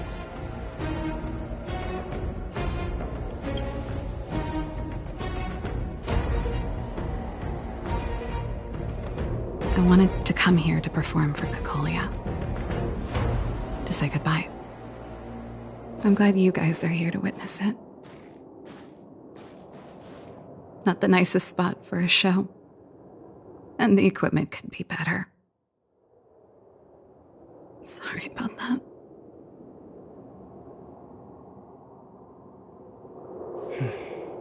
The stage is yours, sister.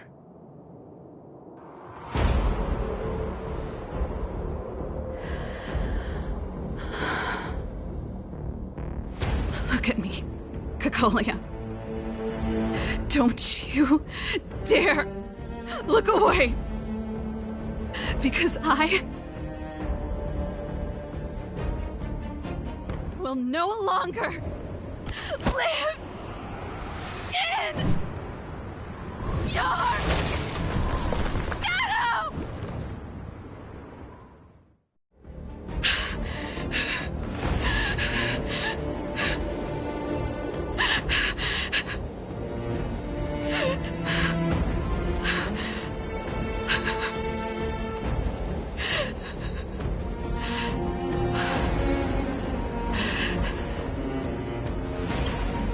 Happy? Happy. I just wish I could have seen the look on her face. Shame.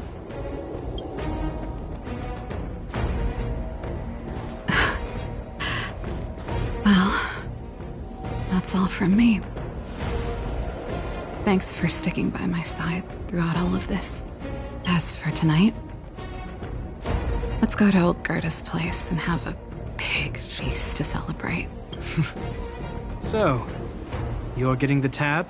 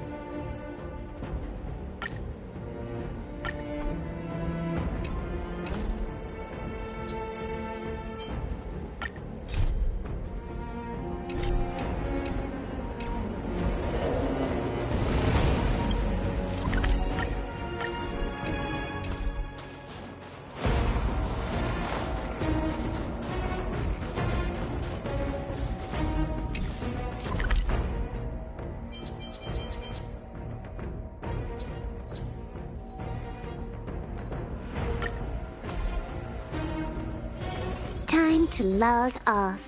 Head back.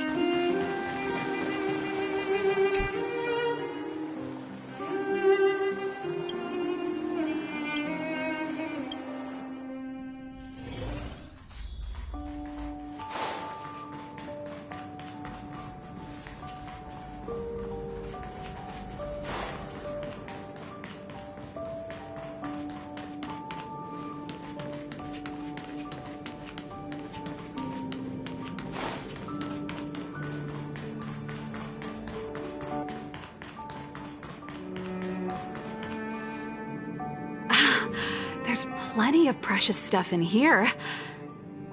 You aren't looking for treasure in the museum while pretending to volunteer, right?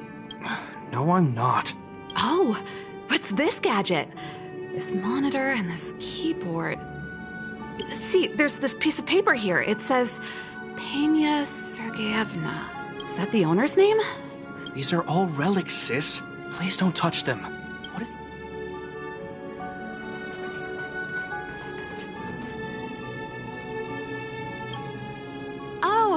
We were just waiting for you. Long time no see.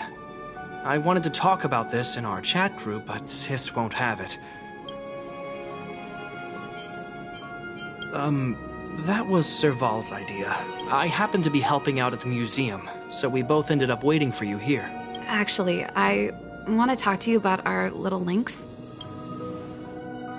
She's our little sister, the youngest child of the Landau family. She just came back from a scientific exploration on the snow plains, but she won't tell us what happened.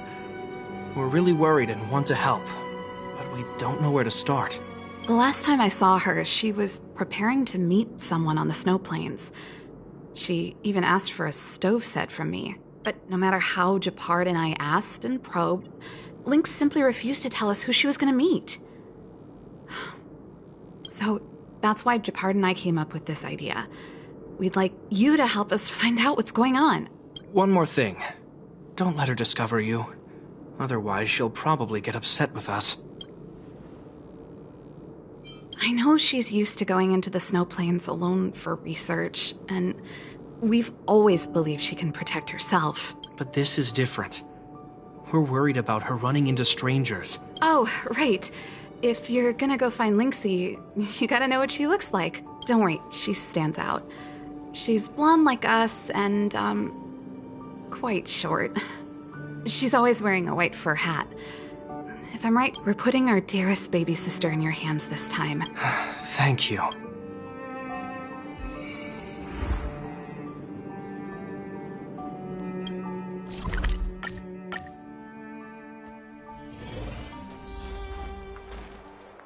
Huh? That girl over there.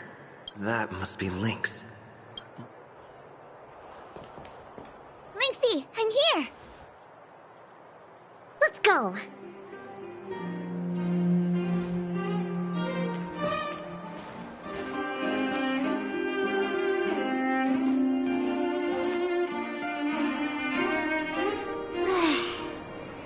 I never knew how long it took to get from the administrative district to the snow plains. So much snow. Even in the northern mountains, it was... Well, the snow is supposed to get heavier later in the day. We need to find a good place to set up camp first. Right. The guide says we should find a flat, dry, sheltered location, facing the sun at high elevation. Oh, you remembered all that? I expected no less from you. Well, we'll just keep moving and see. Thanks, I'll leave it to you then. I'm gonna follow right behind you. Flat, dry, sheltered, facing the sun, high elevation. And we need to be able to observe the aurora. And this is going to be difficult. This slope has a good view. It'll be easy to watch the aurora. Nope.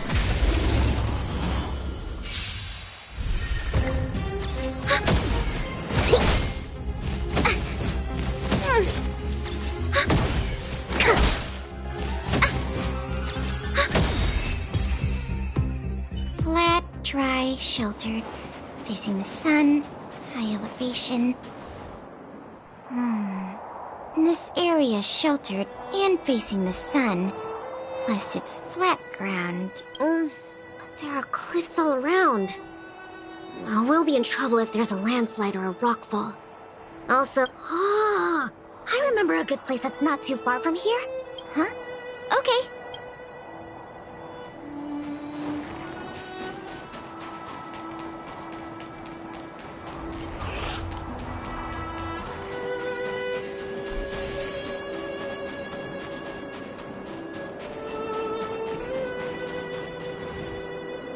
We're at a dead end. Lynxie, are you sure this is the place? Yep. This is the path to Kandor Valley. There are low cliffs on both sides, but I cleared all the monsters here a while ago. Also, the mountain wind during this season usually comes from the north, which is another reason why we couldn't camp on that previous slope. I never even noticed. Oh, not really. But the environment outside of Belobog is very tough. If the weather here was as good as inside the city, well, then we could have camped anywhere. That's true. I hope that becomes a reality one day. Only problem is, the view here isn't great. Don't worry about that for now. But sure, I can help out with the tent. I memorized that section in the camping guide. Okay, then I'll go set up the stove. Oh. Ugh, darn. Doesn't seem like an easy fix. Alright. Weird. That's what the guide says. Hey, Linksy, come and have a look at this. I did everything according to the guide, but the tent's still wobbly.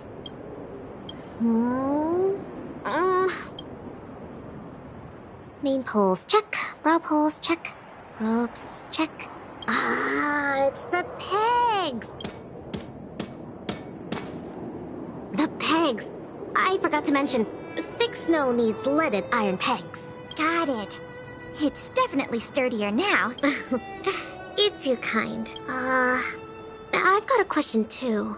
Huh? Sure, let me take a look. The geomarrow fuel activation component probably stopped working. No. Serval told me this was a brand new stove.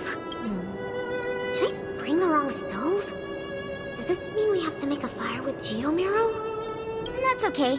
These components are really common. Maybe we can find a spare one in the ruins around here. You take it easy. I'll see if I can find one. Finding food is easy, but finding that component is gonna be hard. We'll do our best. If we can't find one, we'll just do what your guide says and chop wood. There might be spare stove parts in the ruin. Oh, don't tell me you want to crawl in there. Of course I do. It's not like the stuff we need is gonna come crawling out. In that case, be careful.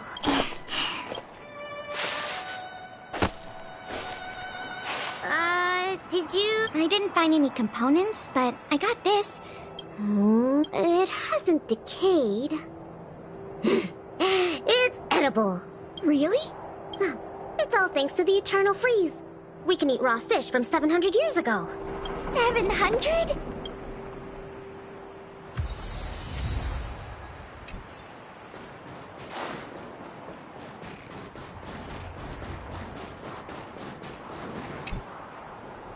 Huh? Ooh, what's in this tree trunk? You found something? There's food in here. Really? I'm gonna pry it open. There. What exactly are... Oh, these are mimic snow slugs. They can change their appearance to match the external environment. Yeah, but we should put them back. No. These slugs taste really good once they've been roasted.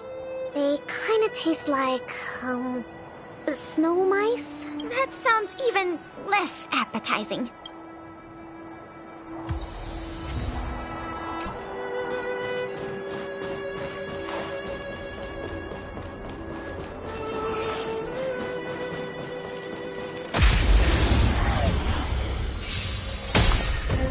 Net markers activate. Time for a good old counterattack.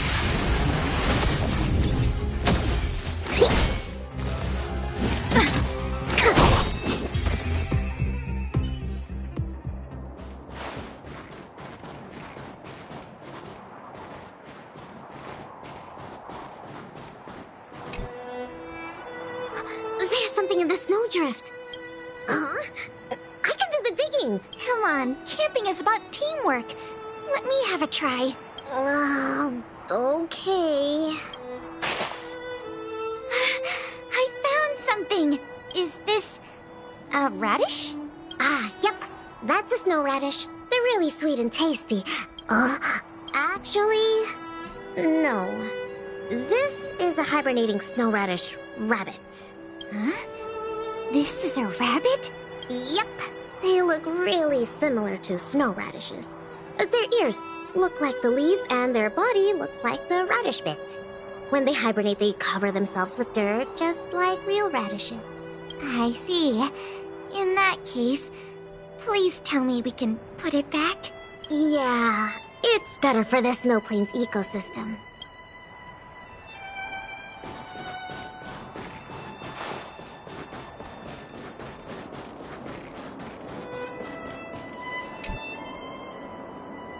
This crate looks promising. Maybe there's spare stove components inside. Well, let's open it up then. No. Don't worry about it, Lynxie. I'll manage. Are these sausages? Sure looks like it. And they were probably placed here not long ago. Could it be the Bellabog caveman's food? The Bellabog caveman? Oh, it's a legendary creature. It looks like something between a man and a monkey, roughly the same size as a man, with dark blue hair. Its activities are very mysterious, and no one in Bellabog can find concrete evidence of its existence. Well, I've only chanced upon it a few times myself. Whenever I tried to take a photo of it, it had already run away. Oh, I feel like these sausages might constitute a great Bellabogian scientific discovery. Hold on. Sam something... Post something... I can't read the rest, but I guess it can't be the Bellabog caveman then. Don't worry, Lynxie. I'm sure you'll get concrete proof one day. Let's leave the sausages here. I think someone might be missing them if we take them. I think we've searched through everything here. Okay. I feel bad that we didn't find a spare component. Oh, it's fine. We'll just light a fire with geomarrow. Let's go back and have some food. Pela? What's up? We don't really need that stove to cook. I know, but since we're looking for food, I figured we might as well try to fix the stove. Lynxie, wait! That thing in the camp is a dangerous fragmentum creature. I see it too. Don't be fooled by its appearance. About 20% of our Silvermane Guard fragmentum losses are a result of chasing this creature. We haven't figured out everything about it yet, but there's one thing we're sure of. They have the power to control... What? But this little buddy gave me something good last time, and it didn't hurt me. That must be the first step in their mind control process. We should defeat it just to be safe. So... I didn't even get to take a photo of it last time. Can I at least take a picture, Pela? I understand, but the sound of the shutter and the camera bulb might send it into a frenzy. It noticed us? It might be looking for an opportunity to attack.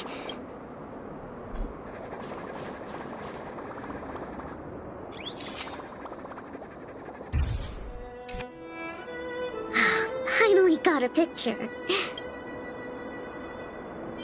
It disappeared. Lynxie?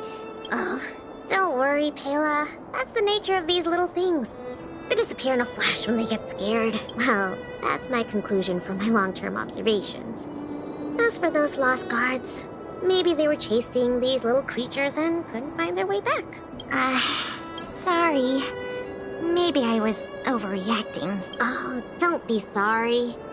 Anyway, crisis resolved. What? Our little buddy seems to have dropped something.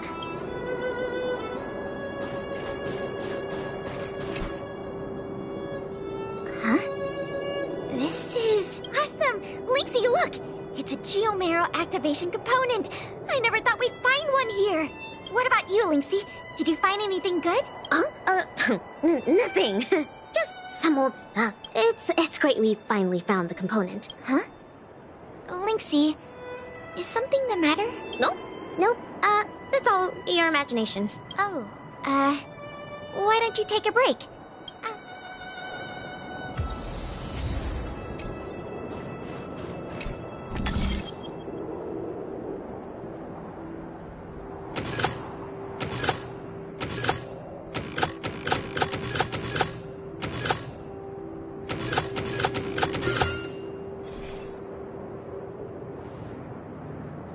Okay.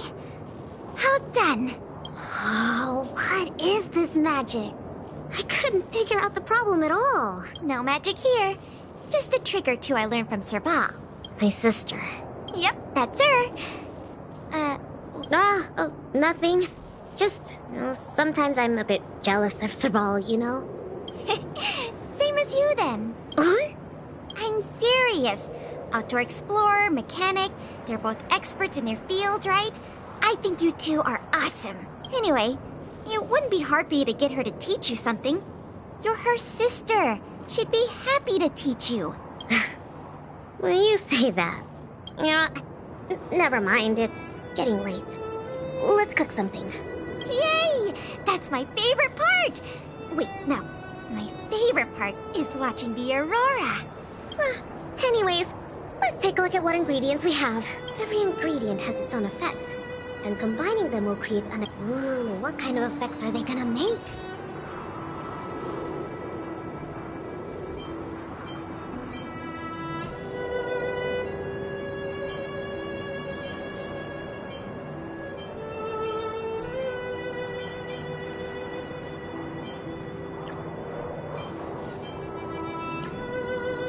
Ah, 700-year-old raw fish. You don't have to emphasize the 700 years part, Ina. Well, the older the rarer. Plus, you had to enter that rune for it. You don't have to emphasize that either. Well, then let's just say it'll be tonight's main course. Time to show you my culinary skills. Why don't I cook tonight? Oh, it's no problem. Leave it to me. Ta-da! Frost beef salmon bread is ready. It smells so good. I'm gonna dig in.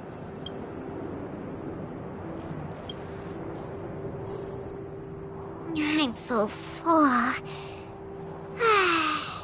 Guess now we just wait for the light show. The aurora should start soon.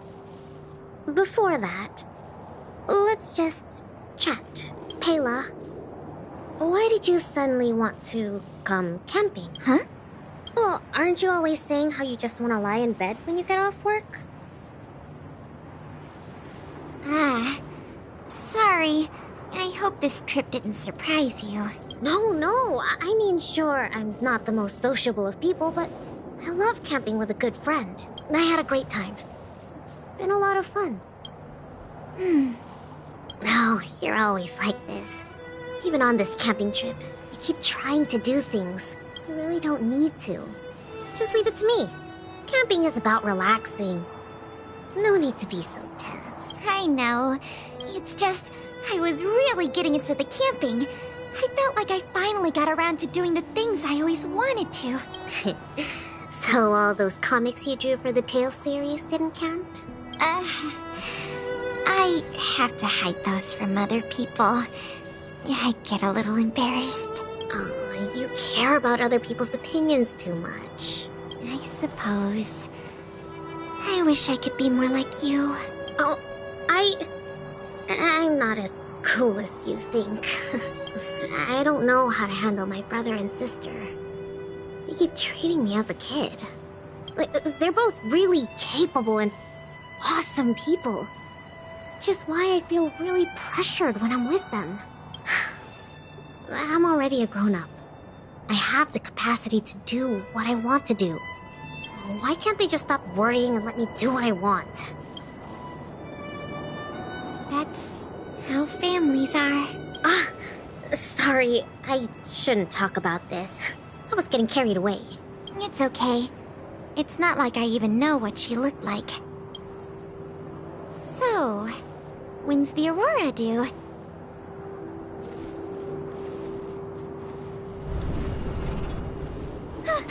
Careful, Lynx! There are monsters coming!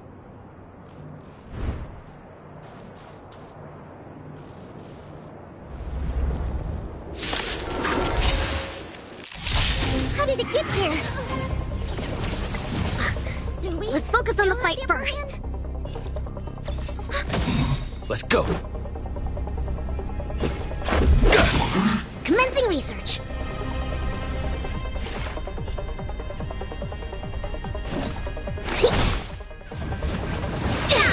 Not good. To travel far away. Thanks for the support. Let's make it quick.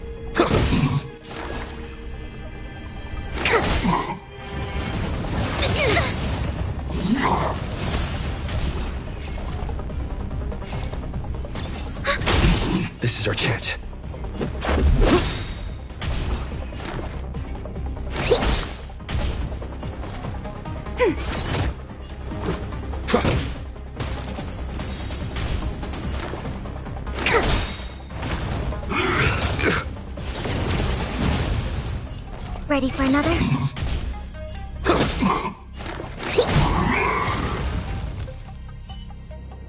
These fragmentum monsters are coming out of thin air! They were probably attracted by the stove. The Stellaron crisis is over. Why are there still so many monsters? I see. Wait. Where did you come from all of a sudden? Pela? Who is this? This is the Trailblazer, the savior of Belobog. Oh, I see. Well, in that case, thanks for saving us. Not to mention Belobog. So, what's a big hero like you doing out here? Oh, never mind. I can take a guess. Serval and Japard sent you to protect us, right? They're always like this. It's impossible to get some private time as their younger sister. Yeah. Hold on. Isn't that what I just said? Alright. It's all because Serval and Japard are worrywarts. Since you followed us all the way here, you probably know why we're out camping today. Stay and watch the aurora with us. It's about time for it to appear. Hey! Lynxie! Look! Come this way. Wow! This is the largest aurora since the Stellaron crisis passed. We're really lucky to see it. Yeah. Really lucky. So awesome! I got to taste Lynxie's cooking and see the aurora. This Snow Plains adventure was the best. You look really happy. Huh? Me? I'm not that happy. What I mean is, Yeah, go for it, Pela.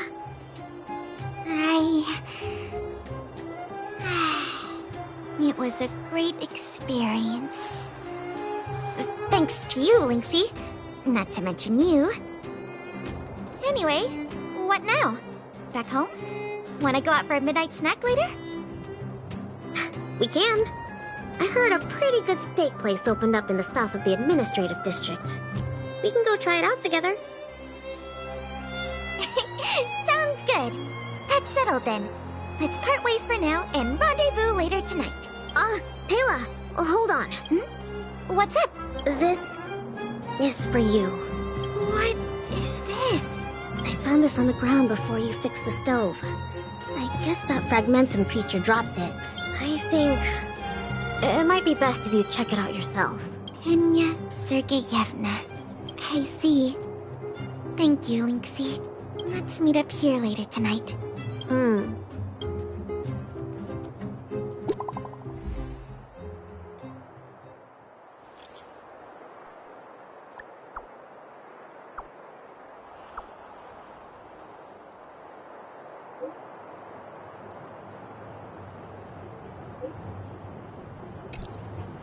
I should go talk to Japan.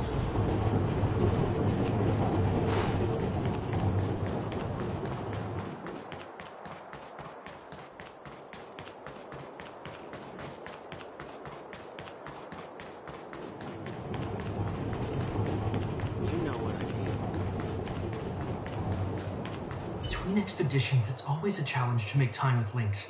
But why doesn't she want to talk to us? Calm down.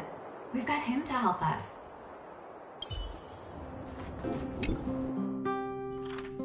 Hey, we were just talking about you. How was it? With Lynx?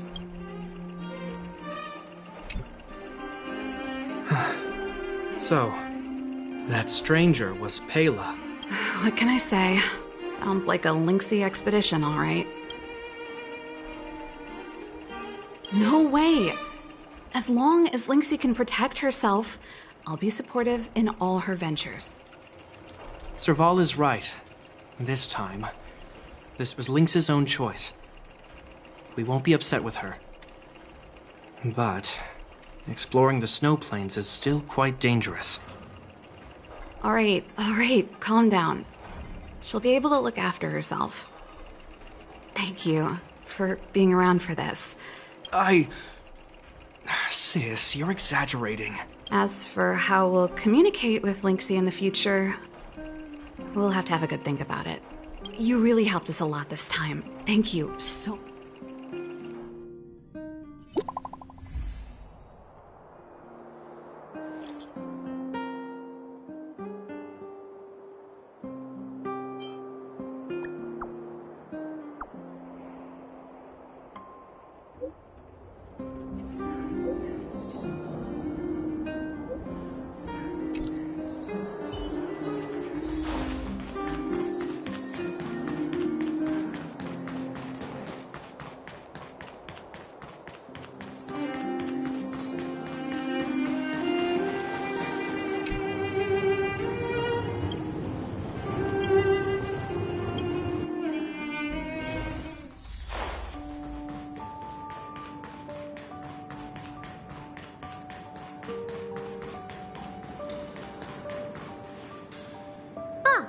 You're here too. I went back, stored my supplies, and had a shower. It didn't take long. Then let's wait for Pela together. She's in the storage room. I think she's looking over the contents of that floppy disk.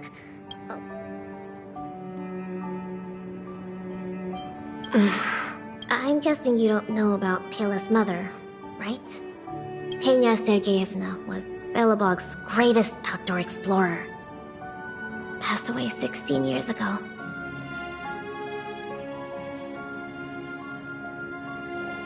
She's famous in Belobog.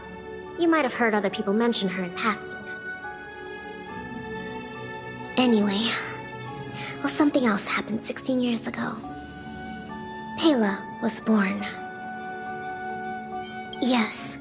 They say that despite her pregnancy, Madame Pena insisted on staying at the Snow Plains camp. She couldn't go to the front lines, but she was able to handle administrative duties. Then, finally, the day of Pela's birth arrived. Tragically, there were complications. Other serious incidents occurred that day. The exploration team ran into a blizzard and the camp lost contact with the outside world. No one knew what to do. The only good thing was that Pela was born healthy.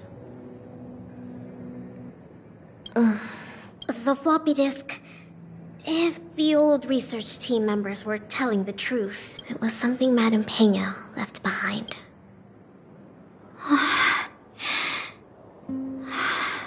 Madame Pena asked a colleague to take her terminal and floppy disk back to Belobog.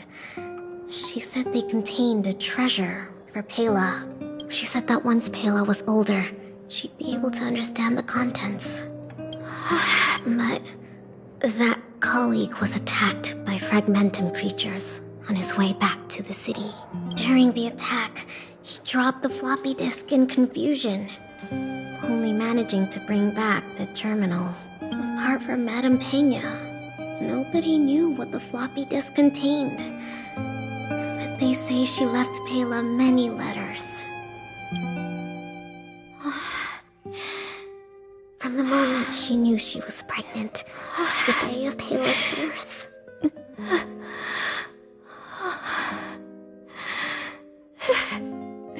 Never missing a day.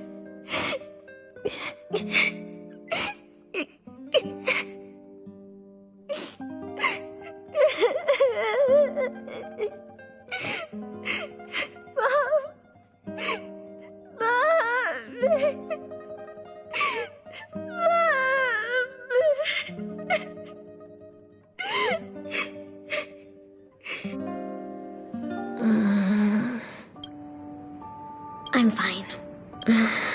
There's somewhere I want to go. Will you come too? The workshop. I'll wait for you there.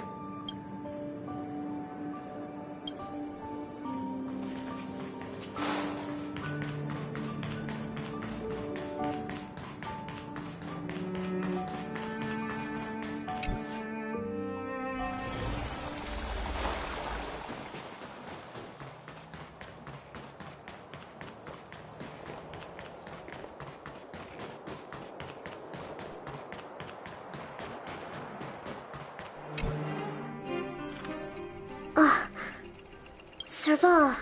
Gepard. I'm back. Lynx!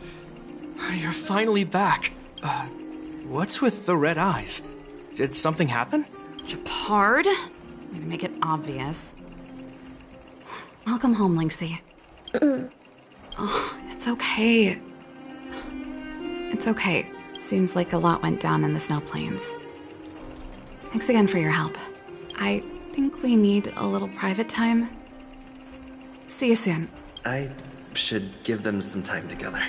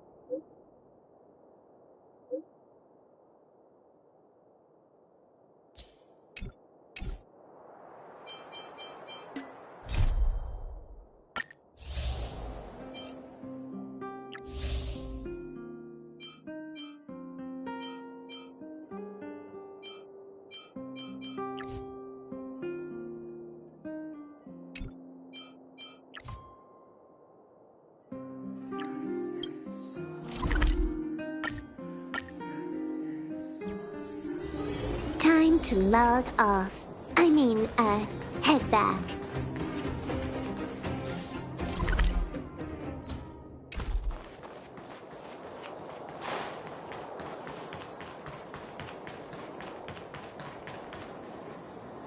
Aren't you going to watch the fight, Zila?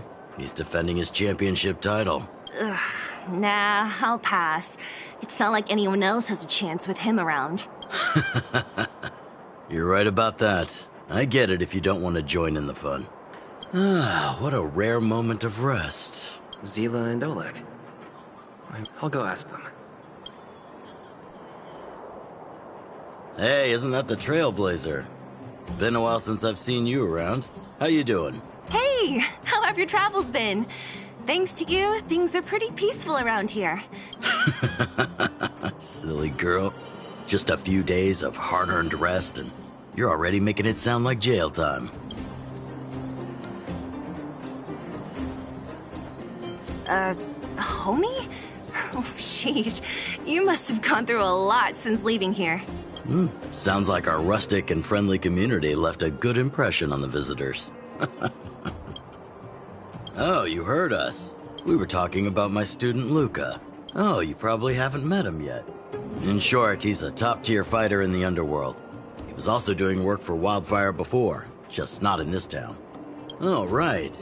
He hasn't seen Luca defend his championship title before, right? What? You don't want to? No, it's just... I'm worried Luca might do something stupid again. Oh, I remember now. Luca was defending his title once, and Zila was watching in the audience. The opponent for that fight was too weak. They went down with just a few punches. I don't know what got into Luca after that, but he said out loud that he wanted Zila to come up and fight him right there and then. Why don't we stop there, Chief? Okay, I'll stop. Anyway, that's what Luca's like. He forgets about himself once he's in the mood. But I trust Luca not to make the same mistake again. So, back to the original suggestion. Are you good to take him to the Fight Club, Zila? Ugh, fine. That's more like it. The more friends, the merrier. Why does Luca always come sneaking back into town like this? I haven't seen him for a while. I hope he's grown up a bit since then.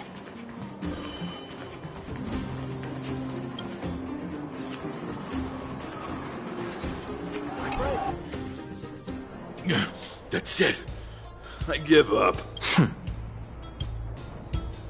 Friends of the Friends of Belobog, the champion of the 1,761st Fighting King Challenge. 30 tournaments, 28 victories. The Boulder King of Fists, Luca!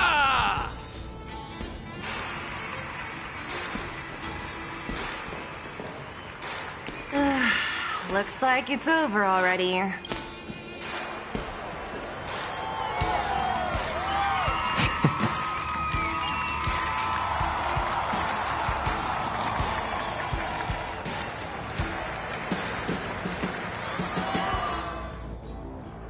Hey, Zila!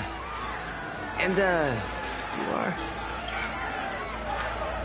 Oh, I forgot to introduce him.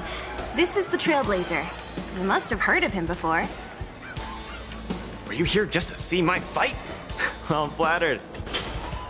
I just want a little fight in the cage. What you did was much bigger than that. Luca! Luca! Luca! Ugh, the crowd never gets tired, do they? Do you want to head outside? It's a bit loud for talking in here. See you next time, everyone. There are sparks yet to fly. Ugh, finally. I think we lost them. You're popular as ever, champion. Oh, are you still angry at me over that one time, Zila? I just got a bit carried away. Nothing. Just that thing Chief Oleg mentioned before. It's not like we actually fought. 2 senior members of Wildfire duking it out in the Fight Club? That would be bad form. The mood was on fire that day, but the final match was over in just a few swings. Everyone wanted more. So in the heat of the moment, I just... Oh, come on. Don't hold that against me, Zila. I've always been impressed by you. I've wanted to spar with you for ages. I don't fight for fun. Anyway, now that you've dragged us out here... Oh, yes. So I'm trying to get a plan going. Not really. It's my personal training plan. I want you to join me in witnessing the next steps in the development of Luca. Whoa, hold your horses. Chief Oleg wanted us to come and cheer for you. He didn't say anything about becoming your sparring partners. We haven't got the time. You can't hide anything on that face of yours. Oleg already told me that things in the underworld are pretty peaceful now. And even Wildfire's running out of things to do. Besides, look at this guy. You want in, right?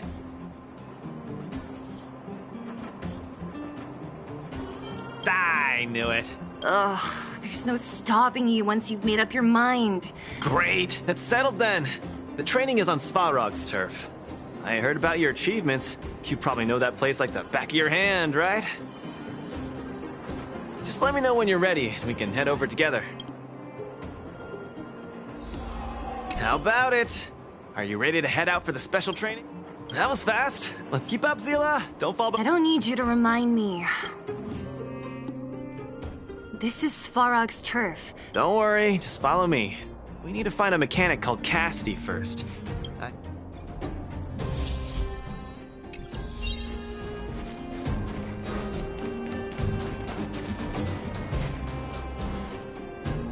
Luca, you're finally here. Relax, bro. I'm a man of my word. I need to... And these two are... Oh! Miss Zila! To think that 2 senior Wildfire members are... They just came along to help. Don't mind them.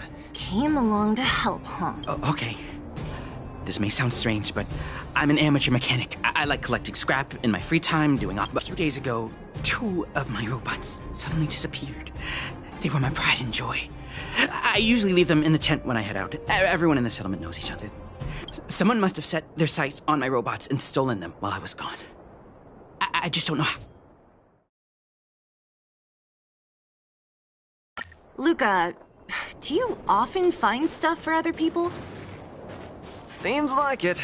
Kids always come to me when they lose stuff. No wonder. Man, this area is so run down. I wouldn't want to live here. Oh, look! There's a drone over there! But how can we tell if it's the one Cassidy lost? Here, look. Someone deliberately scratched off the paintwork. Oh, you're right. You've got a good eye, Zila. We need to fix this little guy up. Can you lend a hand?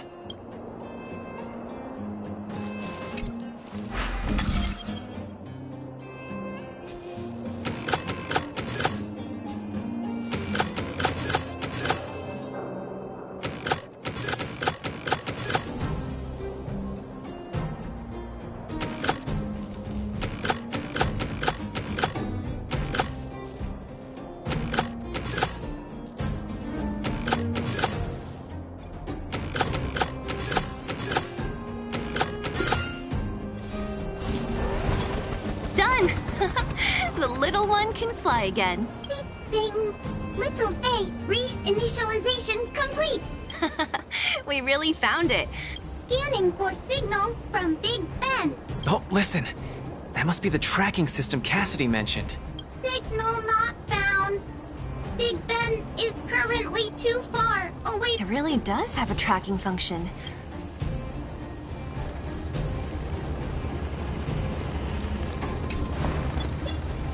Hey! It's flying away! Follow it! Look, that fellow over there is acting pretty Hey, friend! What? Who's there? A red ribbon? What? Wildfire? Huh? How did you... I'm doing... Shying away from honest work. I'm not sure this falls under petty crime, Zila. That's a whole robot he's got next to him. It's Big Ben, all right. Hold on a second. Who told you the name of this robot? That's right. Cassidy sent us here. Hand over what you stole, or be prepared to face the fist of a champion. Fists of a champion, huh? Big Ben? Going all the way, huh? I was thinking the exact same thing.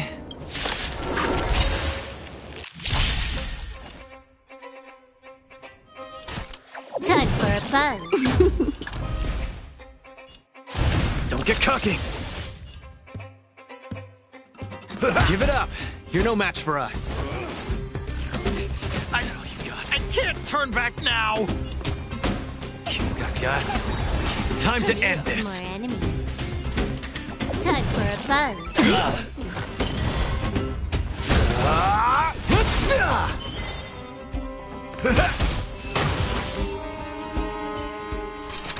Spare me! Please! All of you! I shouldn't have stolen anything! I admit! Nice! Our thieving friend surrendered, and Big Ben looks to be in one piece. The first step of the champion's training is complete. Huh? Why are you two so straight-faced? What was that supposed to be? No, that... Nothing, just a slogan. Don't take it too seriously. Fine. Let's finish up here. But I'm gonna put it out there. We're not gonna forget those lines of yours anytime soon. Beep boop. Big Ben misses home. Go home.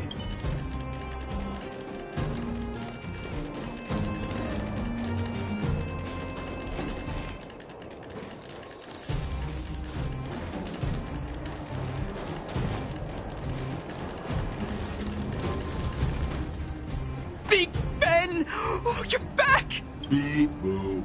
Cassidy. Little Faye. I don't know how I can ever thank you, Luca, Sila, and Mr. Outsider. See? I kept my word, right? Wildfire's senior members always deliver what we promise. I've never doubted you, Luca. I'll remember this forever. Right? Time to take little... Yeah, go ahead. We'll catch up. That felt great. Such a wholesome feeling to help out. To be honest, I think you could have handled it yourself. You said this was the first step, right? 3. Just 3 steps. Trust. Easy. I'm about to tell you. Let's go. Next, we're gonna clear... Huh? Fragment? Wasn't affected by Fragmentum, right? You're not wrong. I asked him to leave this case to me. Perfect for the second step of our training, right? Like master, like student. I admire your attitude. In any case, if this concerns the Fragmentum, then there's no time to lose. Way ahead of you. Follow me.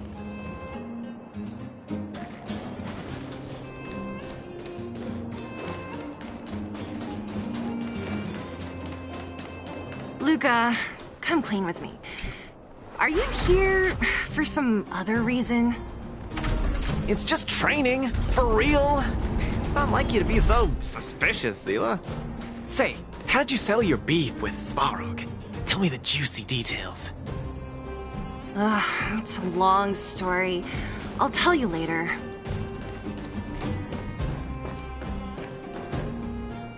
There's so many of them. Are you sure the fissure only recently opened up?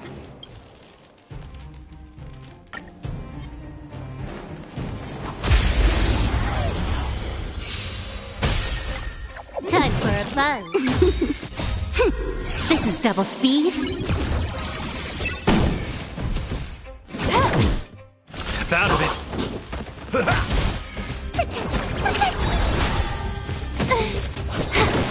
Don't get cocky.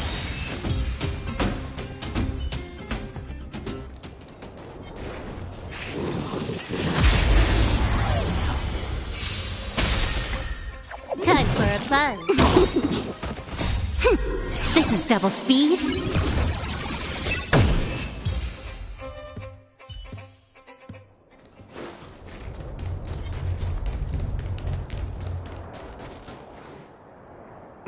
No wonder these minions are so active.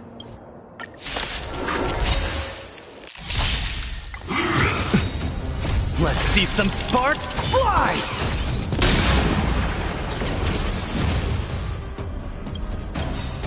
Time for a buzz. My friends? Indulge yourselves! Step out of it.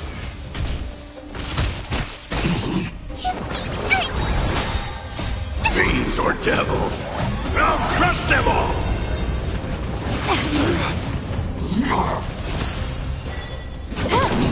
Don't get cocky.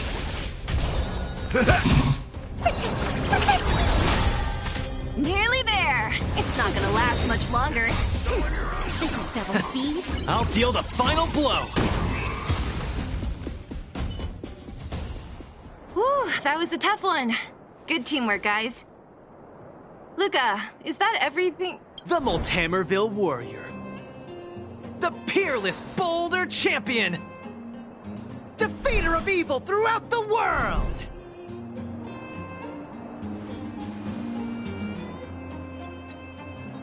You...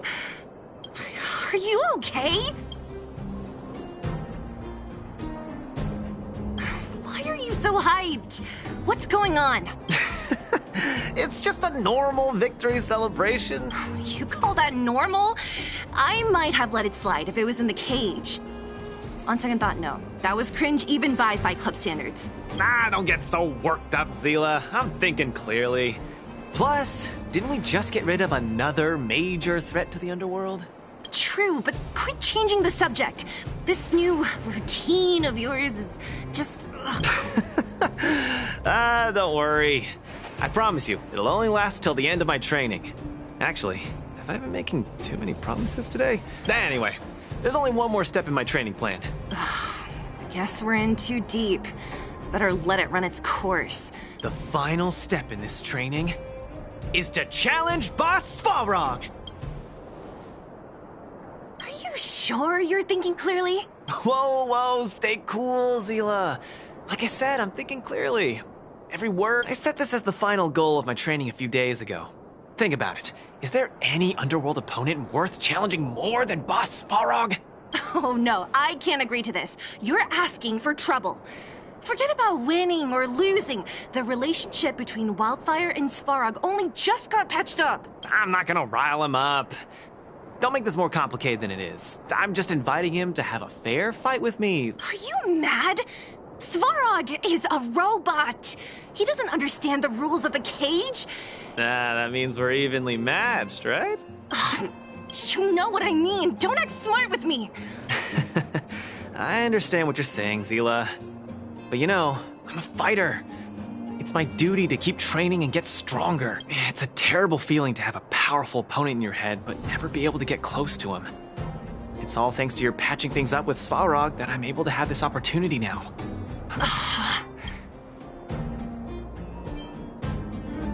All right, fine. We'll go find Svarog and have a nice chat with him. Let me say this first. If he doesn't want to deal with you as a challenger, then... Don't worry, I'll convince him. But you're right. If he's not in the mood for it, then I won't force him. I haven't really worked with Boss Svarog before, so please, lead the way. Let's go.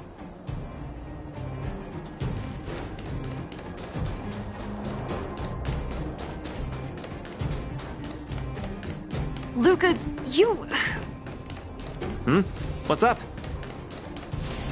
Never mind. I get the feeling I'm wasting my breath.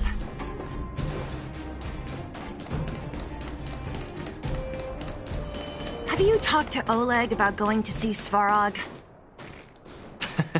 That's all you want to ask? I don't necessarily tell Master Oleg everything, you know.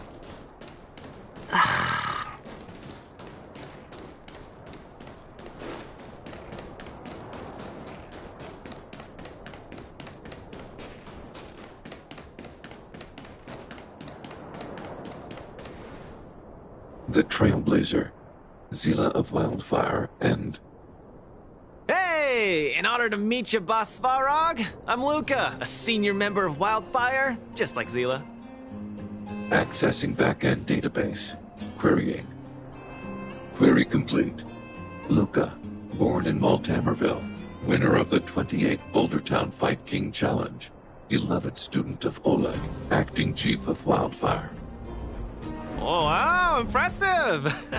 Thank you for saving me the self-introduction. Luca of Wildfire, what is the purpose of your visit? Straight to the point, just the way I like it. I'm here to challenge you, Boss Svarog.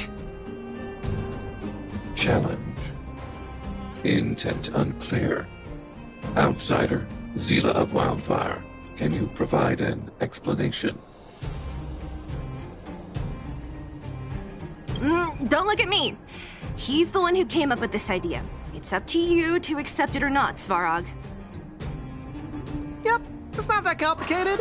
I just want to go a few rounds with the one everyone agrees is the most powerful in the underworld and see where I stand. What do you say?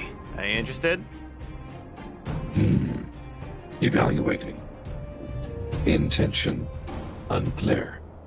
Enmity level 0. Lie detection passed. Evaluation completed. The opposing party only came to spar.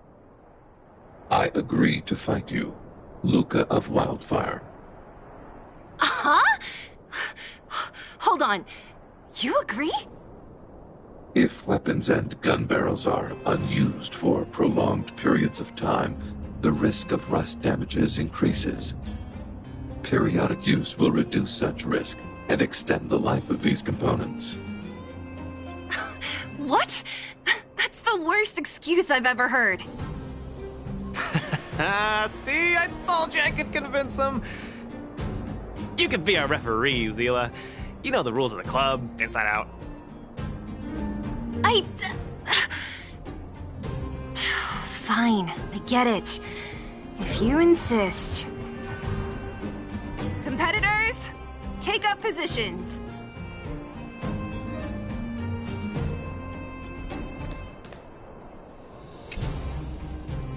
I'm ready, Svarog.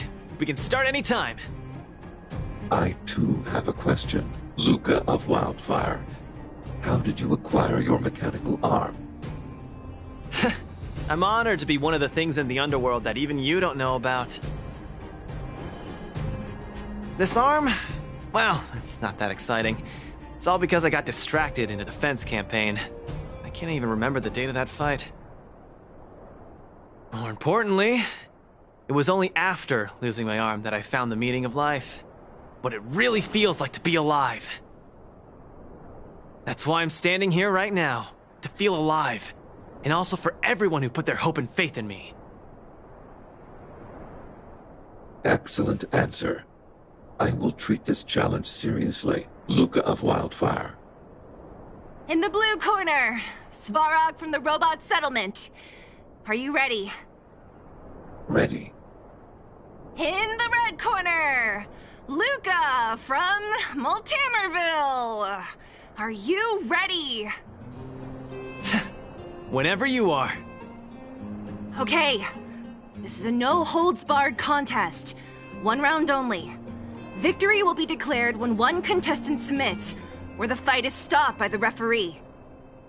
All right. Fight! Let's see some sparks fly.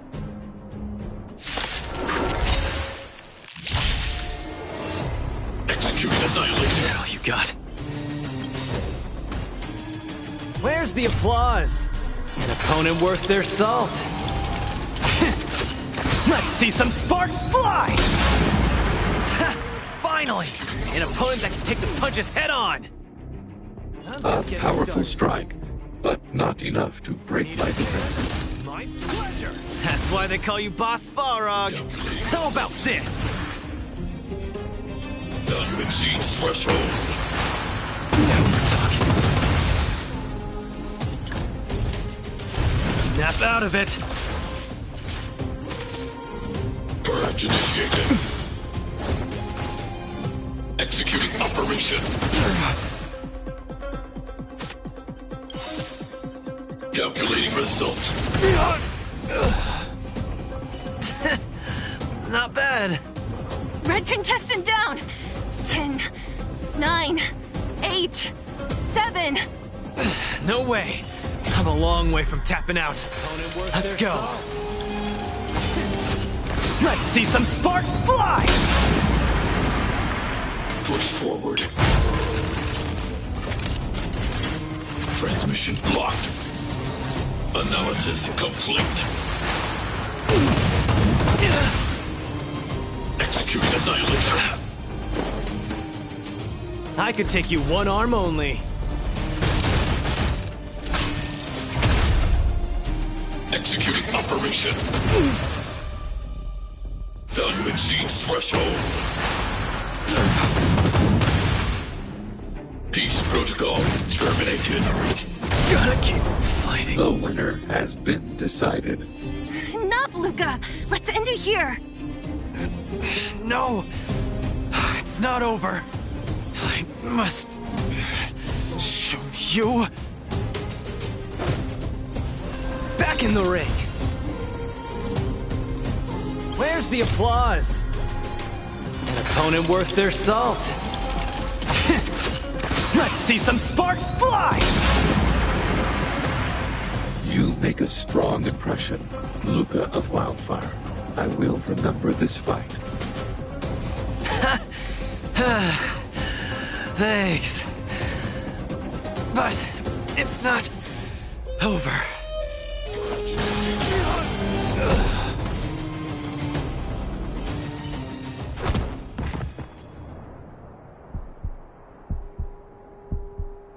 I can't.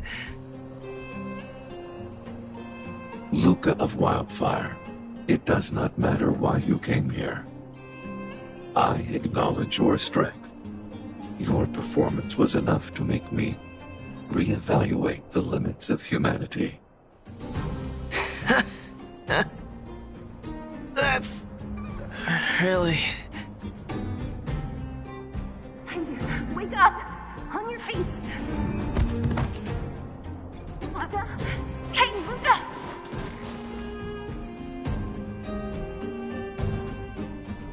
Luca, can you hear me?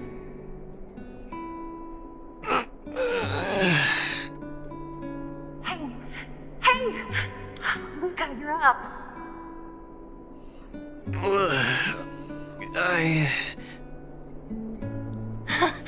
You're finally awake. You've been out for the whole day. We were really worried. Don't worry, Zila. Like I said, it was just the exhaustion. Svarog was deliberately holding back. Zila. And Nat? I'm in the clinic? Where else? You think we'd leave you on Svarog's turf? Thank you all. I feel much better now. Sorry, Nat. I must have wasted your time. Don't be ridiculous, Luca. Still, whatever your motivation was, I hope you can find a different outlet for it. I'm not gonna let you off the hook that easy. There's more to this story. You need to explain what the heck got into you today.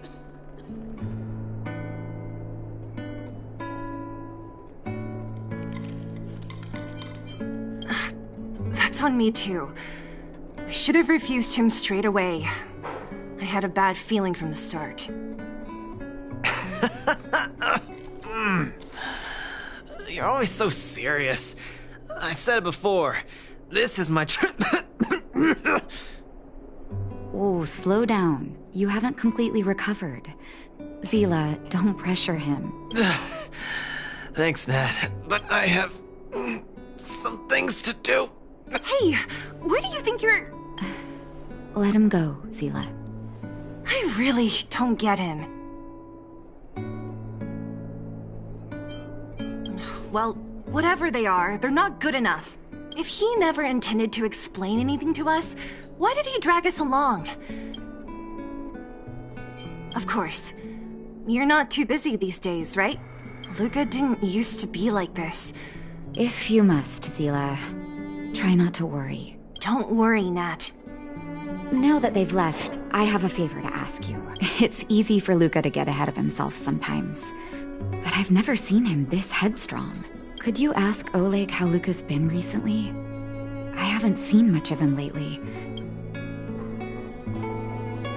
Thank you.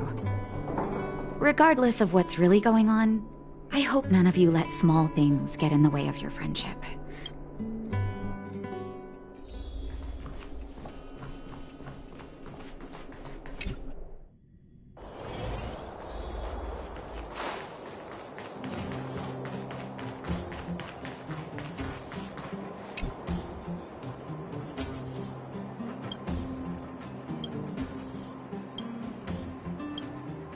Oh?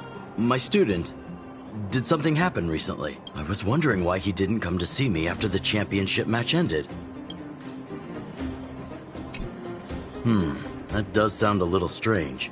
Luca usually doesn't push himself so far. Huh. He may be a tough guy on the surface, but he's got his secrets. Did he tell you about the origins of his mechanical arm? Ah, then he probably didn't describe the scene in detail. That was 6, 7 years ago? I was patrolling with some comrades in the neighboring town of Multamerville. We passed an ordinary mechanic's shop. There was a serious-looking fella looking after the shop. He was probably a few years younger than me, but his hair and beard were white as snow. There was a young lad doing odd jobs. Anyway, I convinced the shopkeeper to let him come with me. Luca was a fast learner. At first, I couldn't figure out if he liked what I was teaching him. Fighting, weapons, strategy, etc. He didn't talk a lot, just kept his head down. Then, about a year after I took him in, Luca lost one of his arms while rescuing townsfolk from the Fragmentum in Multamerville. He almost didn't make it. He was unconscious for 2 or 3 days. I sat next to his bed, anxious and guilty. Master, I feel great. He had bandages all over his body. Most of his wounds hadn't healed yet. But it was the first time he'd ever smiled at me. Oh, sorry. I get a little carried away when I tell this story. What I'm trying to say is Luca views other people's lives as more important than his own. So when he says stuff like, this is for training, that's probably a lie. Anyway, I'm too old to be getting involved in this stuff. I'm sure you and Zila can sort this by yourselves. One thing I will ask, please try not to embarrass him too much, okay? He's the fighting champion of Boulder Town, after all. An idol for all the children.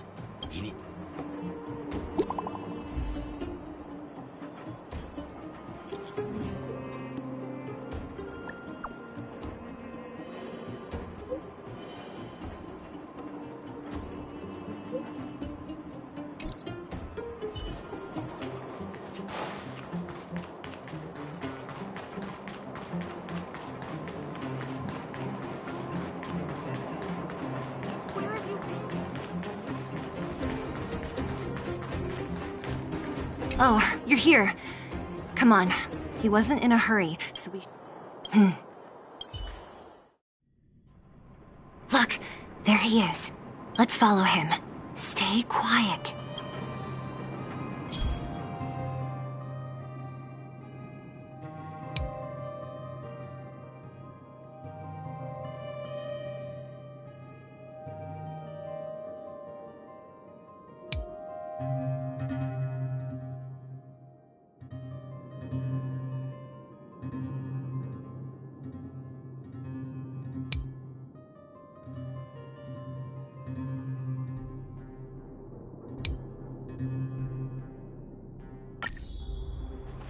Whew, thank goodness we didn't lose him.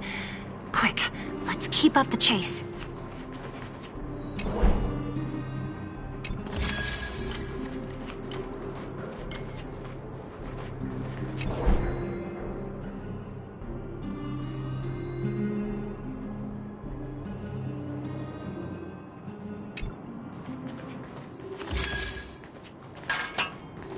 This does the whole... Where is he going?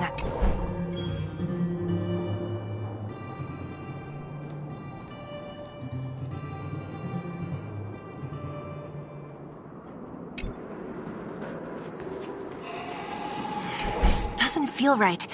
Hey, let's hide for a bit.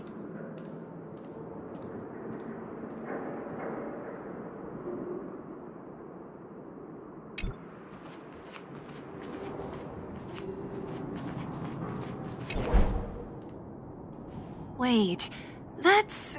Hook! What's she doing here? Up to no good. Lucas should tell her to go back to town. He's always worrying after the kid's safety. We've come this far. We can't let this kid ruin everything. Shh, she's coming this way.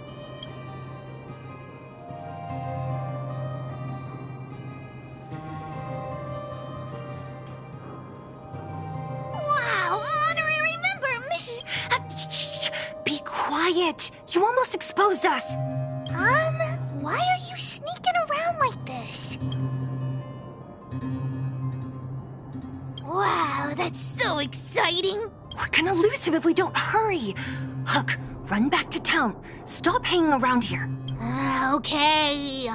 That's what Lucas said too. I hope you two find the treasure. Whew, thank goodness we didn't lose him. Quick, let's keep up the chase.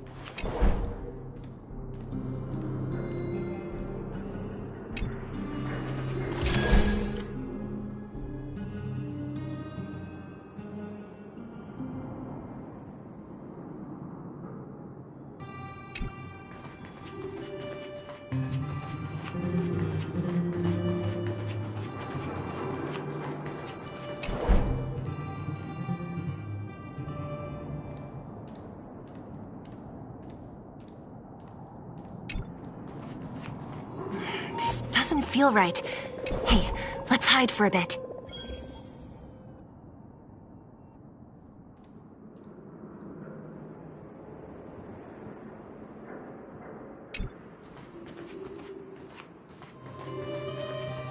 Hey, that's too close.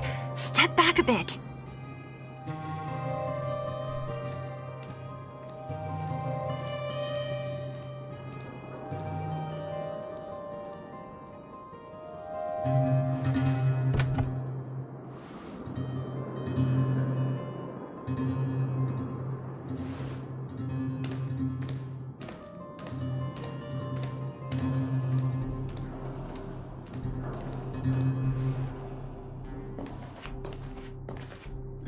Did he put something down? Let's go have a look. A case? For some reason, I feel like... Yeah, I don't have a reason. It's just a feeling. Then again, we followed him for ages. It'll be a waste if we don't see what's inside. I wonder what's in there. Here, let me open it. Is this a notebook? It looks like a kid's handwriting. Mr. Luca. Hello. My name is Margie, and I'm from Multamerville too. I'm a big fan of yours. I've been sick since I was a baby, but I still dream of becoming a big star in the cage one day, just like you. It's a bit embarrassing, but I wanted my dad to give you this notebook. I wanted to tell you that you've inspired me to keep working hard and achieve my goal, even if it's hard to reach. When I become a fighter as awesome as you, I'm gonna do my best to help people in the underworld. I want to team up with my friends and help everyone together so they can smile again. I'll listen to their thanks and then yell out my winning slogan. The Multamerville Warrior, the peerless Boulder Champion. Upholding justice and peace once again. Then I want to chase away all the bad things hurting everyone. I'll go with my friends and clear out all the scary monsters. I'll make the underworld safe, and then yell out my other winning slogan. The Multamerville Warrior, the peerless Boulder Champion. Defeater of evil throughout the world. Lastly, I want to make life better for the underworld. Mom said there's someone called Svarog who keeps stopping us from going back to the overworld. So I'm gonna challenge that big robot and show him what I can do as a champion fighter. But Svarog is too strong. We'll never win. My friends are gonna all want to back out when they hear about this. But I know I have to be an example for everyone. I need to stick my neck out and go challenge Svarog on my own. Bam! Crack! Boom! It's gonna be such an epic fight. And then we'll reach a draw, and neither of us will be able to win. But Svarog will acknowledge my strength and be willing to listen to the Underworlders. So, it'll be a happy ending. My friends will clap, and all the people suffering will be free. But all that is just my dream. I don't know how long it's gonna be till it becomes reality. I'm lying in bed sick right now. But as long as Mr. Luca is around, I won't be scared. I remember everything you said to encourage me. Before becoming a champion, I want to defeat this illness first. Then, I need to learn how to stand, walk, and exercise again. Until I achieve all my dreams. I hope... no. I believe Mr. Luca will support me till the end. Right?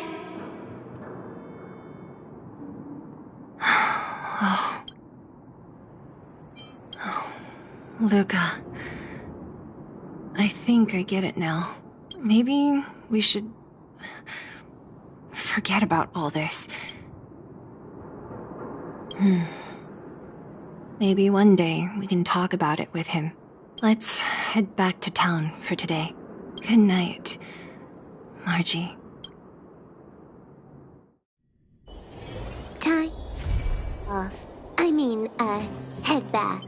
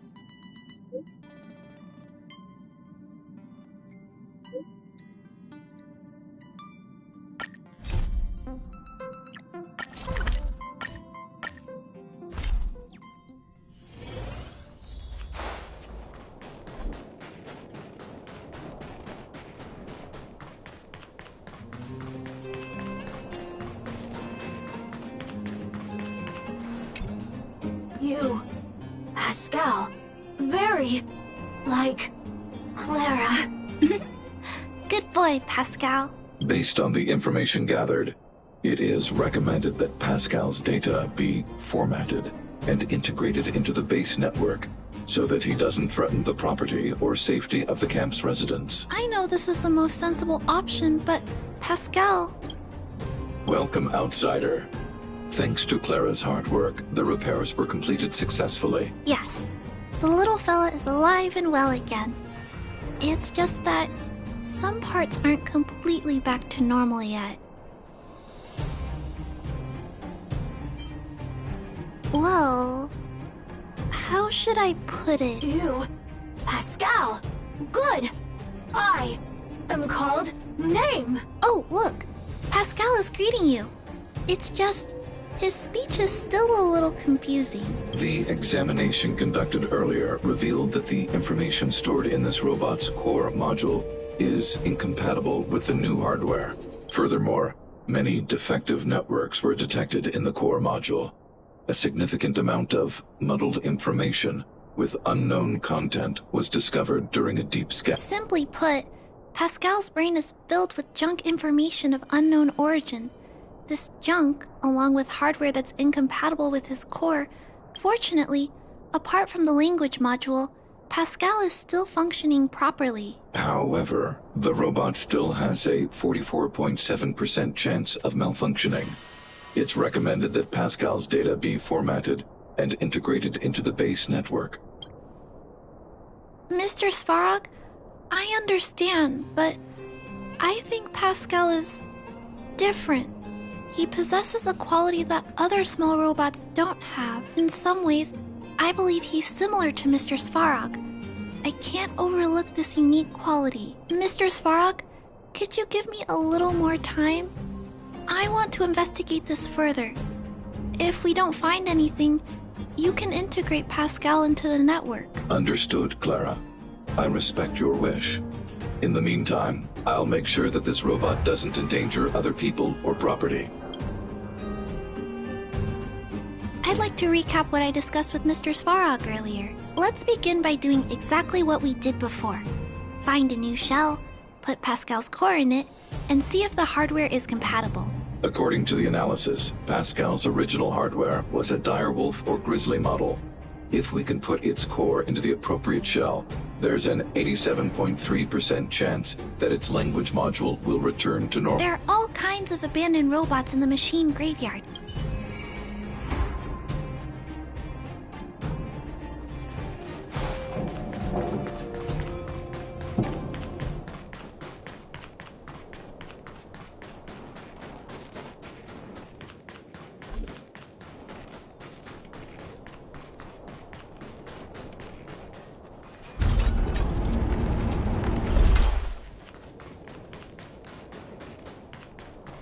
It's the same old place. Everywhere you look, there are robots that have lost— Hey, Big Brother! Take a look over there! This is an automaton werewolf, but it appears to have been modified. Although it doesn't seem to be functioning, you should still be cautious when approaching it. Oh no! It's still active! Watch!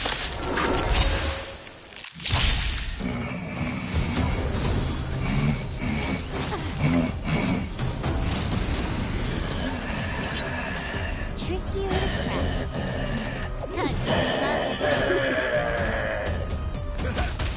This big fella is completely out of control. Let's quiet him down.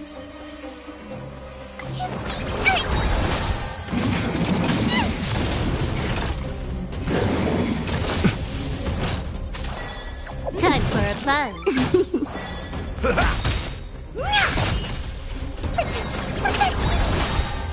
Fiends or devils, I'll crush them all!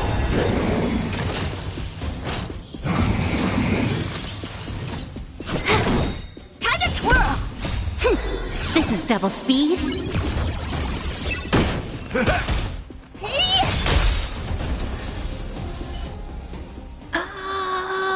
Here it is. This is the core. I'll pack it up and take it with us. Then all that's left is to drag the shell back. It's okay. I'm strong too. I'll tuck the core in a little tighter so it doesn't fall out. Judging from how active the robot was, its core isn't just scrap metal. I can't let any robot go to waste if it can be repaired. Thank you for understanding me. You know, I have a large safe full of core modules that I've gathered around the underworld. Every day, I try to figure out how to repair some of them and return the robots to normal. Except, there are a lot more than Mr. Svarog and I can handle on our own. But I'm sure I can fix them all one day. Thank you. It makes me happy to hear that. I was talking so much that I totally lost track of time. Let's head back. Otherwise, Mr. Svarog and Pascal will get worried.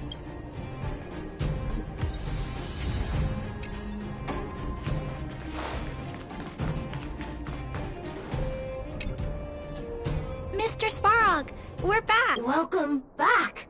Return. Clara. Rivet. Fail. Welcome back, Clara. I've completed my further analysis of this robot. Conclusion. It is impossible to determine the time of manufacture, purpose, and ownership of this robot. During my analysis, I extracted the robot's serial number and searched for it in the Underworld's automaton database. According to my search, there are 32 automatons with the same serial number as this one. Even after eliminating the scrapped ones, 3 automatons still match the keyword description. Failure. 3. It appears so. I'm not sure what he's trying to say, though. While we were talking, the robot's failure rate increased. We should activate alert mode. Tempering. Tempering. Pascal is becoming increasingly unstable. Pascal, I'm going to change your shell.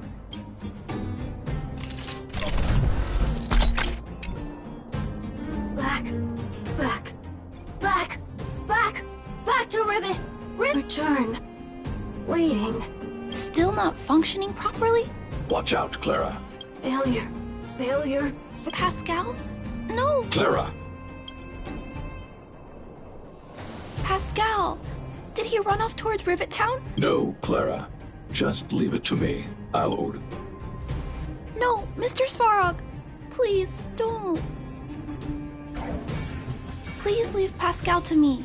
It was my decision to keep him in the first place, so I must take full responsibility. I'm certain Pascal won't do anything to harm anyone. But if something goes wrong, please let me handle this myself. Please, Mr. Svarog?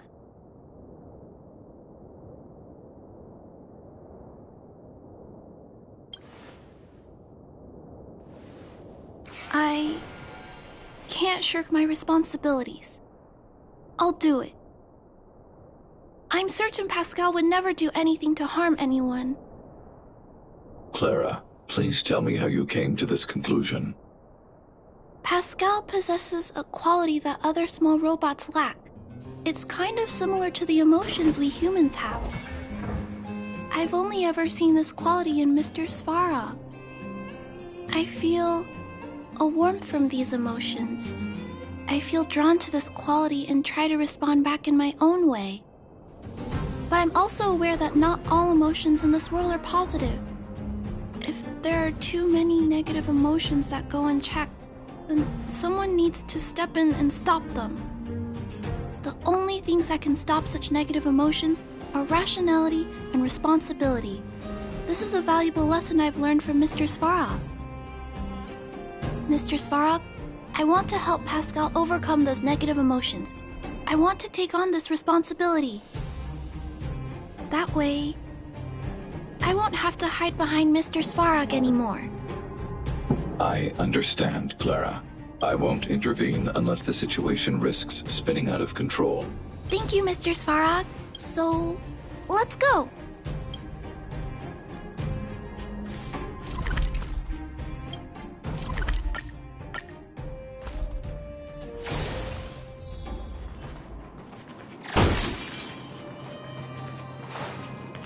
Look, Pascal's over there.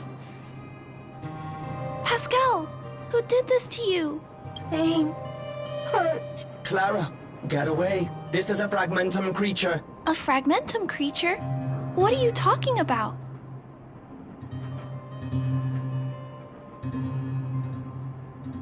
Request approved. Reanalyzing. Reanalysis complete. The original assessment stands. This is a fragmentum creature and is thus extremely dangerous. Could it have malfunctioned? It appears to be normal. Please step back. I shall eliminate this fragmentum creature. No, it's going to attack Pascal. We have... Hostility detected. Commence elimination protocols. Oh no! It seems to think we're its enemies as well. You know who I am. This big diamond! It's all yours!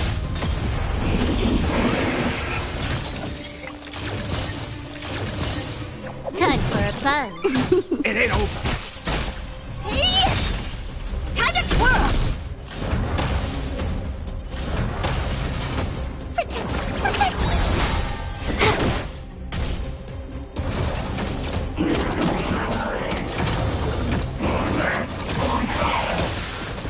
Protect! Phew! Luckily, the patrol robot and Pascal's cores are still intact. The big fella's shell is only slightly dented. The only thing that puzzles me is why the big fella mistook Pascal for a fragmentum creature.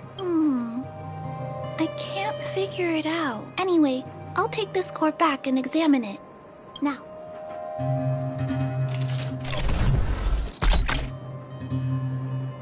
Language module. Connect. Connecting. Connection. Complete. Testing. Verifying. All modules working. Connected. Welcome back, everyone. Finally. Pascal has been waiting. Pascal, you're back to normal.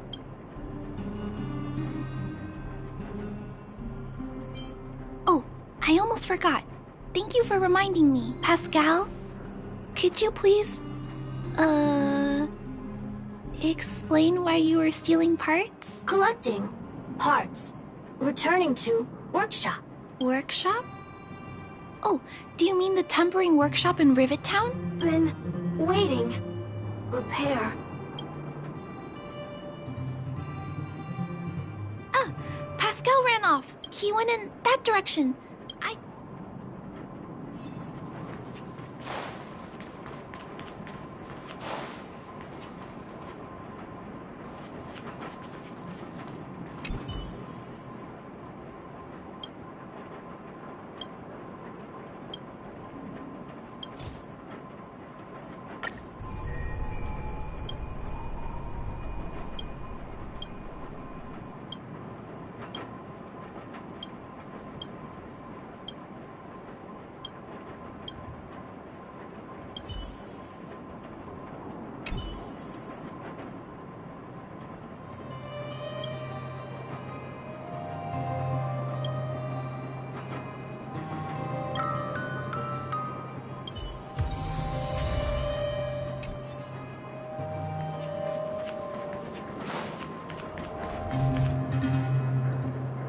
this place used to be a restaurant. One time, I found a bunch of canned food here. However, I've always wondered, the light here, why is it still on? This place has clearly been abandoned for a long time. Also, there's dust all over the place. But I don't think so. No one should be living here. Anyway, someone must be looking after this place. And why?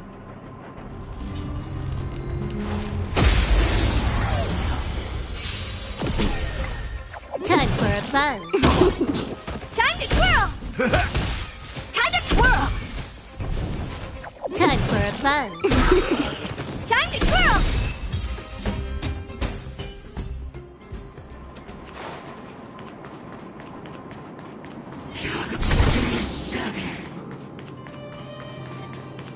Clara, welcome back. Rivet Town. Look, isn't it shiny? Huh? Could it be? Pascal has been repairing this abandoned town? Pascal, repair, indeed.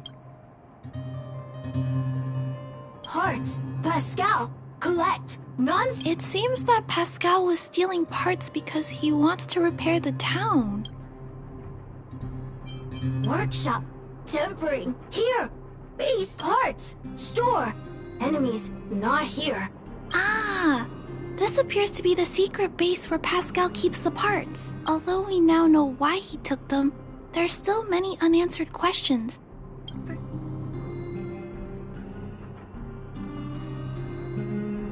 Right. That bigger robot said that. I wonder if we can find any clues here. Rivet Town, live, Clara. Tour, feel free.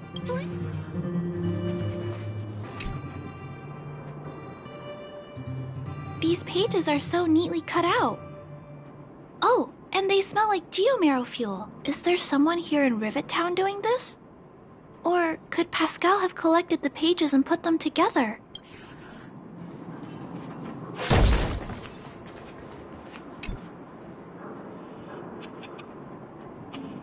This must be the result of Pascal's meticulous repairs. Hey, those look like handprints on the side of the cabinet. Huh? What's this? Wow, such neat handwriting. Could it be Pascal's?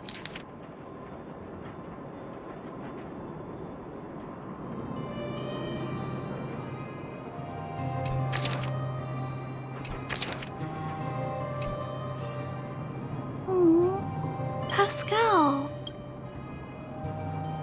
So that's what happened. Let me think. How about we go over Pascal's whole story again, from the start?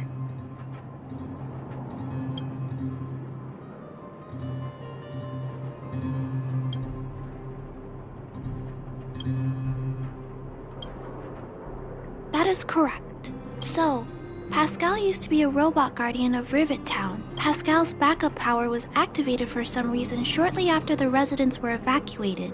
It woke up to discover that the whole place had been abandoned. So it decided to collect parts, repair the town, and wait for everyone to return. However, for some reason, Pascal keeps getting attacked by his fellow robots because the automatons think he's a fragmentum creature. I'm not sure, but I suspect Pascal's tormented sense of self stems from him being constantly attacked by his fellow robots. The module used to detect emotions was frequently damaged, eventually turning him into a small robot that did nothing but collect parts. I don't know. I can't find the answer in Pascal's diary. Pascal, why do your peers keep rejecting you? Big brother, Clara, tour. In Pascal, collect parts. Ready. Pascal's consciousness does not appear to have returned to the level shown in the diary. Big brother, Clara, Rivet Town, resident. Pascal, protect everybody. I see. Thank you so much, Pascal. You can stop gathering parts for the time being. Just stay here and wait for us to return and give you your next orders, alright? Pascal, affirmative. let's go back to Mr. Svarog and talk about what to do next.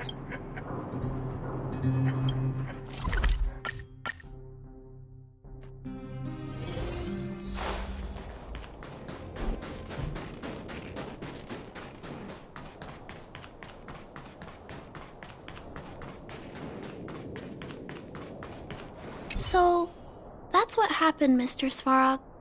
But there's one thing I don't understand. Why is Pascal being treated as a fragmentum creature? This robot has been repairing itself using fragmentum-contaminated components for an extended period of time. Therefore, automatons connected to the base network recognize it as a fragmentum creature. This is a minor issue that can be resolved by replacing components. Do not worry. I see. Has Mr. Svarog ever witnessed a similar incident anywhere in the network? No. Network-connected automatons regularly clear out muddled information in their core modules. The likelihood of a robot gaining sentience beyond control is approximately 0.12%. For those that aren't connected to the network, the chance climbs to 3.23%. Please keep in mind that these probabilities are only estimates. Over the past 700 years, this has never happened in the underworld.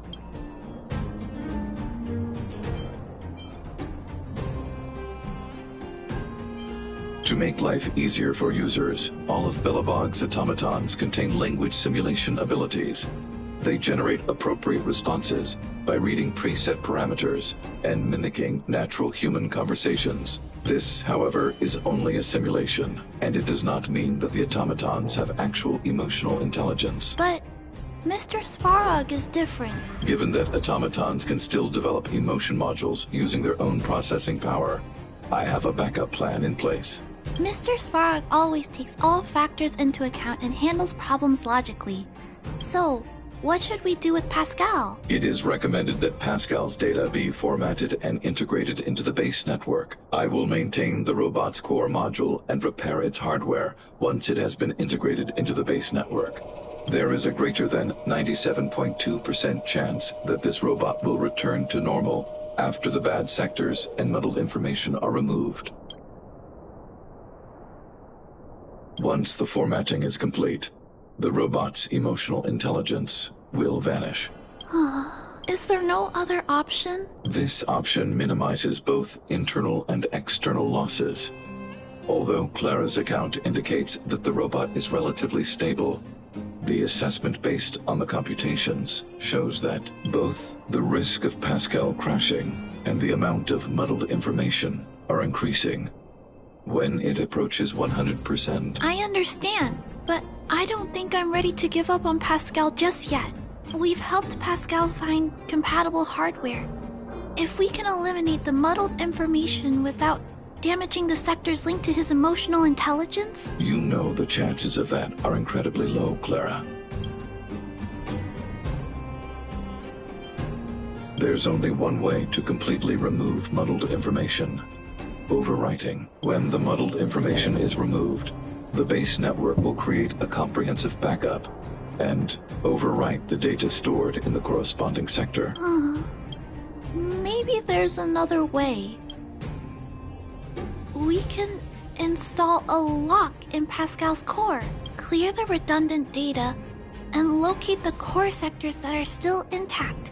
Then we can install a new suite of operational programs. This suite of programs can regulate Pascal's behavior and prevent him from hurting people. With this method, we might be able to retain as much of Pascal's emotional intelligence as possible while keeping him out of trouble. If we can keep Pascal's emotional intelligence, I might be able to teach him to treat people with kindness.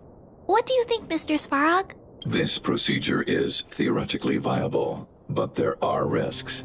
It will not eliminate the muddled information. Additionally, the newly installed programs may be later contaminated by it. In other words, because we cannot monitor the robot outside of the network, this approach can only guarantee Pascal's stability for a brief period of time. The probability of the robot crashing again is around. And if that happens, I'll do it again. And if it happens again, I'll go through the exact same steps. I'll guide him and fix him. No matter how many times it happens, I'll be there to help Pascal. But he will forget about you, Clara.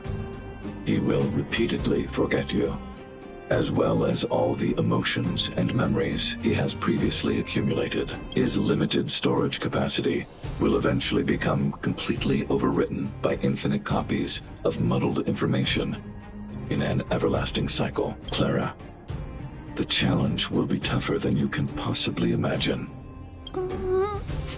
There, Clara. There's no need to rush to a conclusion. The variable in Belobog's fate is still here. Perhaps he can suggest the best solution. Okay.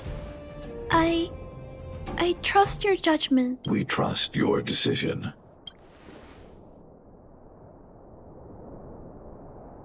Both have provided their solutions. Svarog thinks that formatting Pascal's data and integrating him into the base's network is necessary. But doing so will deprive Pascal of his special emotional intelligence, although it may sound cruel. This approach best prevents Pascal from posing a threat. Clara thinks she can use programming to control Pascal's behavior, and to prevent him from causing harm while keeping his emotional intelligence intact. However, this doesn't address the root of the issue, and it also requires Clara to devote much time and effort to Pascal. Although Clara will use Pascal's emotional intelligence to help guide him in the right direction, Pascal could still go out of control in the future. In addition, Pascal has a history of stealing, even though he never caused any harm to anyone. This is also a major concern. What is most important here? I need to think carefully and choose one solution. Then persuade the other person.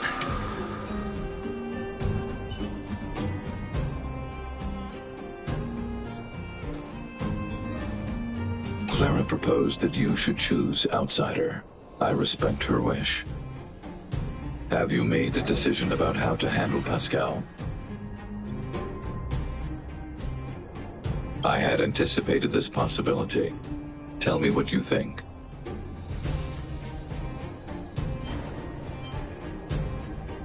I understand.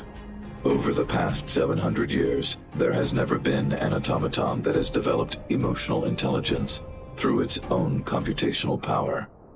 Pascal is an intriguing subject worth researching. However, in my opinion, protecting humanity's safety and property is more important than research.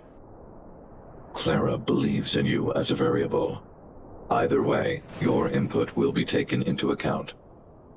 I'll keep gathering information and calculating new possibilities. Do you have any other insights, Outsider?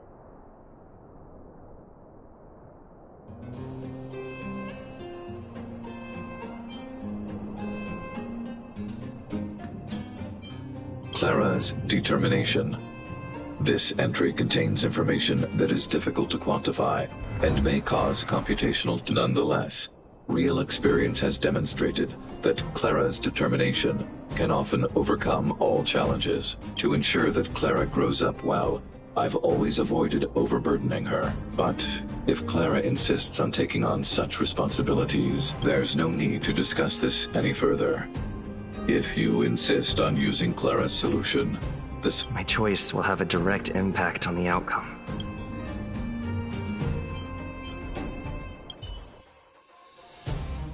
Pascal, we're back. Pascal, good. Waiting. Now, please be a good boy and don't move. Pascal, we've got Mr. Svarog to help treat your illness. Illness? But Pascal not move? Mr. Svarog, let's get started. Understood. The protective programs are ready for installation. I hope I made the right decision. Is it done? The programs were successfully installed. The robot will require offline maintenance and will be unable to communicate for some time. I see. In that case, let's go back to the base. I think it's over. I'll check in with Clara later to see what's up.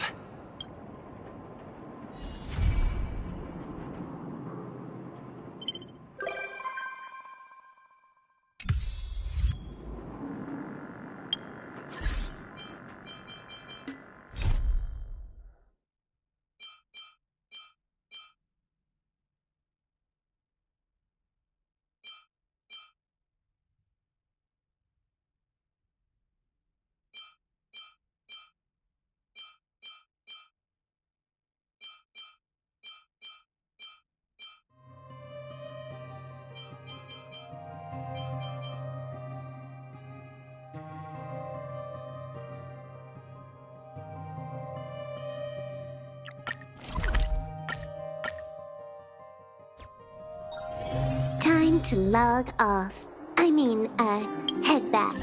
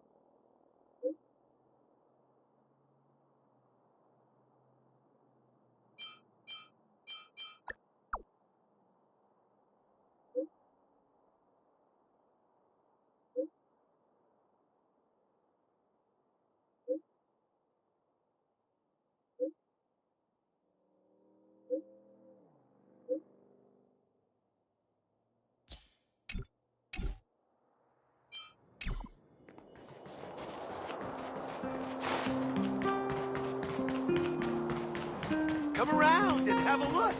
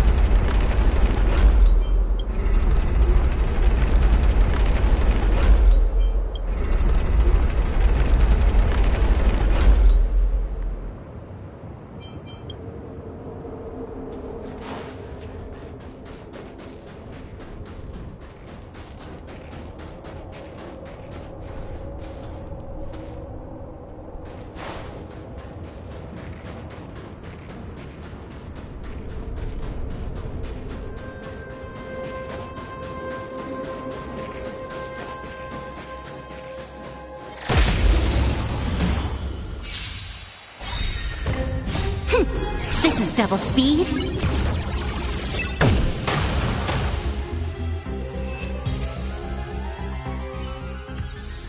Nice. Let's do it again when you're leveled up.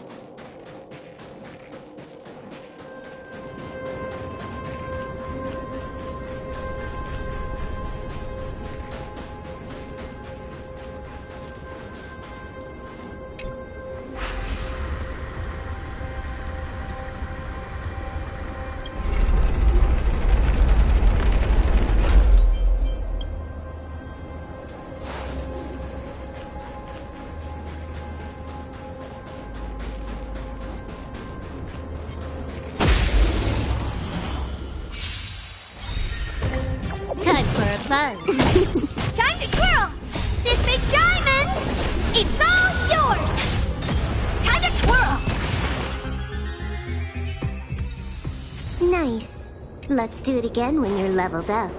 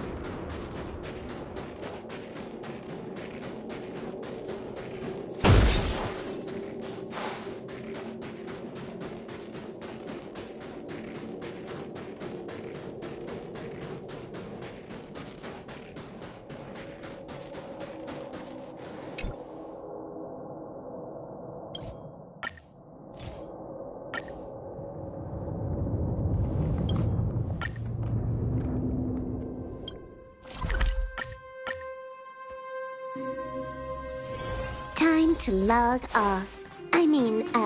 Head back.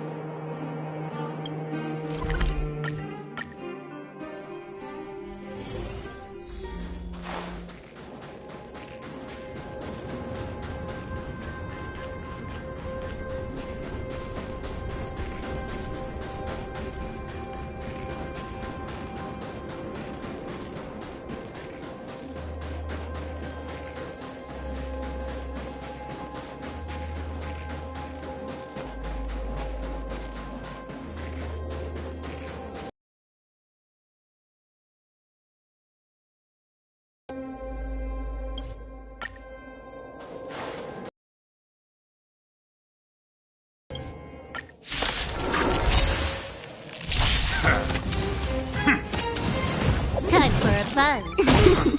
Time to twirl! This is double speed.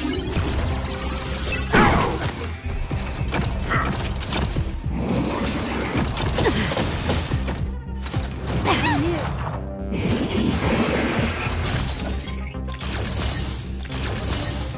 Time for a buzz. Hey!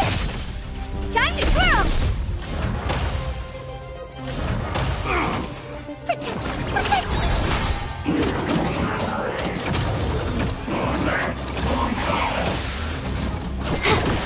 Time to twirl! This big diamond, it's all yours!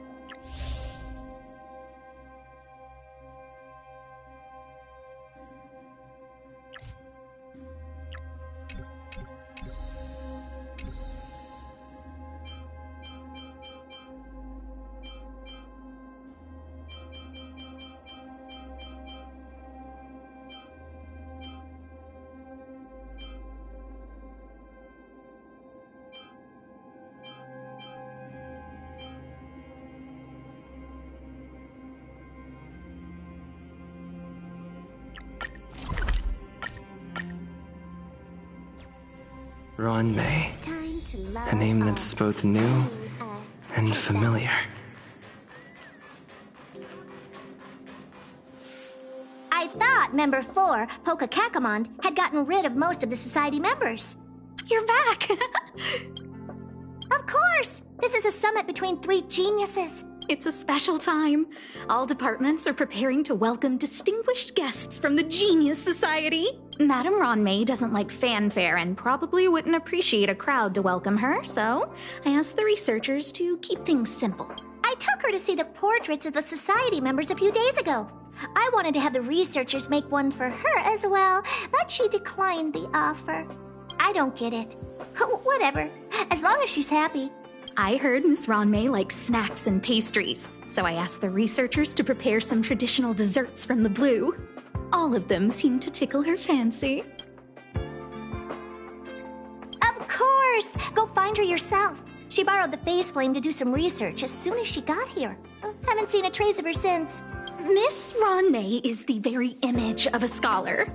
I heard she once took a little vacation on a desert planet. By the time she left, she'd miraculously created a boom in the local ecology. She just wanted somewhere uninhabited to experiment with her life helix system. Ron May is certainly very talented, but she hardly interacts with anyone.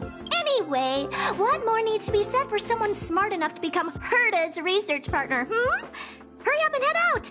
Huh? I'm not sure, but she doesn't seem to get around much. She spends most of her time between the master control zone and the railway platform.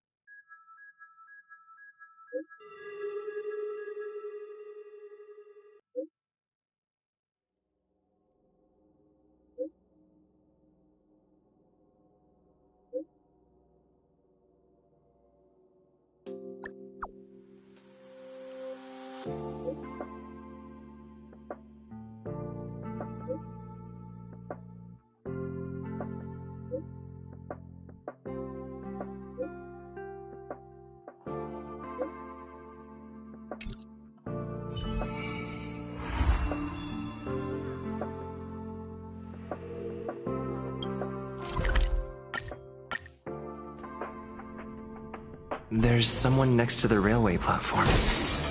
Could she be... I have a feeling we're on the right track. I'll check the data when I get back.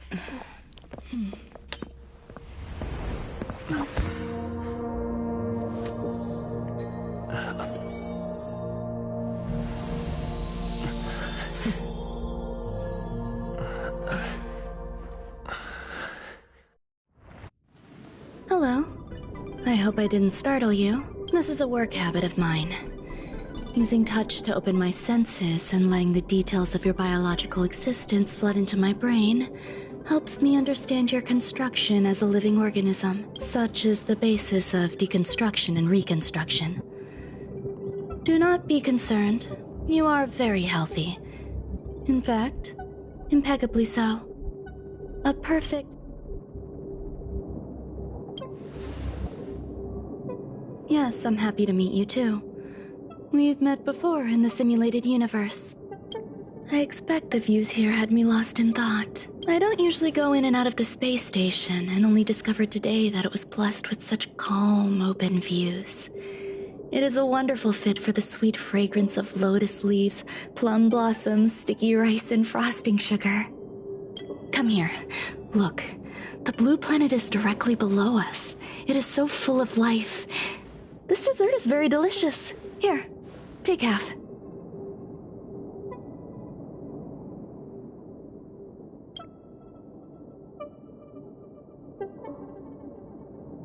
Delicious desserts remind people of how flowers look when they bloom. Ingest this dessert one bite at a time, and the sweetness will linger in your mouth. I hope you like it too.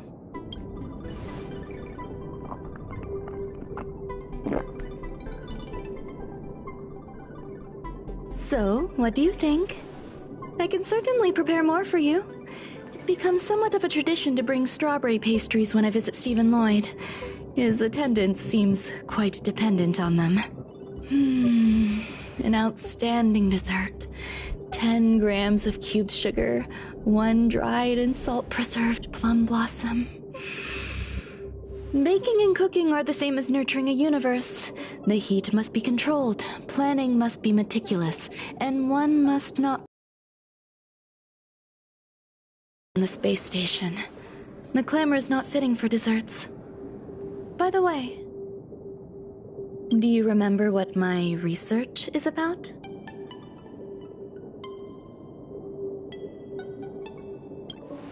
No. My research area is short stories about Huh? What's going on? What am I talking about? I see. But remember, the next time something like this happens, it's crucial to mask your expression until you've ascertained the situation. You'll be full of weaknesses that others can see through. Let's try again. Now, what else would you like to ask? The dessert was tasty. I would like more. Why can't I say what I want to say? You have quite the appetite. Come and have a walk with me. A stroll is the most appropriate post-dessert activity.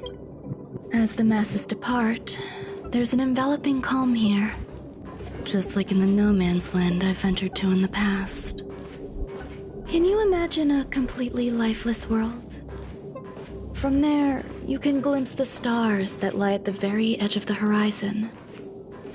Following its celestial trajectory, the Great Teal Star illuminates an endless sea of white across both the sky and land. My mother and I navigated calm glaciers, looking for signs of life on that world. And it encountered many bizarre phenomena. It was like finding the single correct piece in a mountain of jigsaw pieces. The process was convoluted and unimaginably difficult. But it was touching and enthralling as well. From then on, whenever I come across a familiar scene, I find myself pausing to take it all in.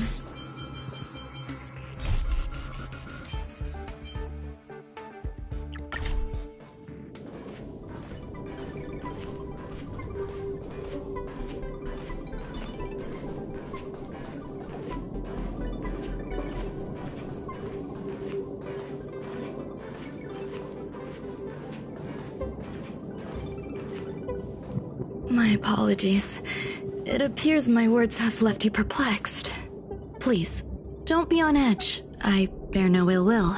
I haven't interfered with your linguistic faculties. Such an act would be impolite. I merely made a minor adjustment. A few days ago, I made my interest in you known to Herta. My intention is for you to serve as an assistant. Based on our interactions within the simulated universe, I firmly believe you fit the bill. I find extending trust beyond myself is challenging. A single error in detailed research can generate issues, and therefore, I added anti-truth serum to this dessert. It will not harm you. However, you will be unable to say what you truly think when answering questions related to me. Treat it as a layer of protection. This will shield my research and your personal safety. Once the problems have been dealt with, I'll give you the antidote. I can also reward you as compensation for being my assistant. Does that bother you?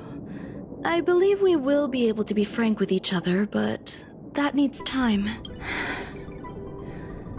When I first arrived on the space station, I borrowed the phase flame from Herta. It's an invention of member number 29 Circle. A surge of creativity led me to explore the cultivation of life on the space station. In my imagination, these life forms would be a new variety that are born as geniuses. I don't know where it went wrong. They possess their own sentience, but are nowhere near geniuses. Moreover, my free-range approach seems to have backfired. I do not wish for Herta or Asta to be involved in this. I do trust you. The researchers are still treating these entities as visitors. I want to steer clear of making my presence known. I entrust this to you. Once the little life forms are collected, simply find a proper place for them.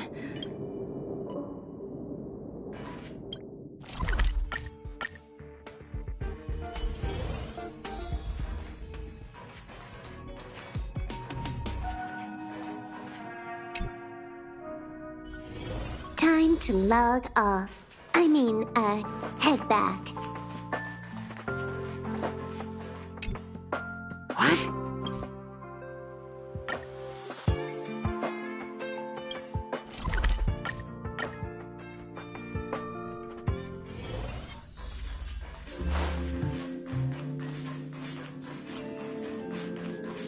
There are so many people. This seems to be the place.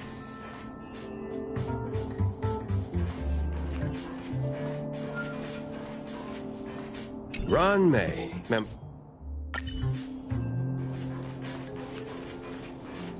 Molten cheese tart is the best.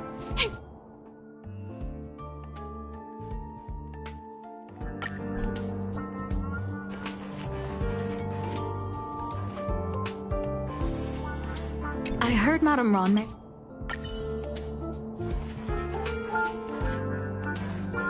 Ron May likes to.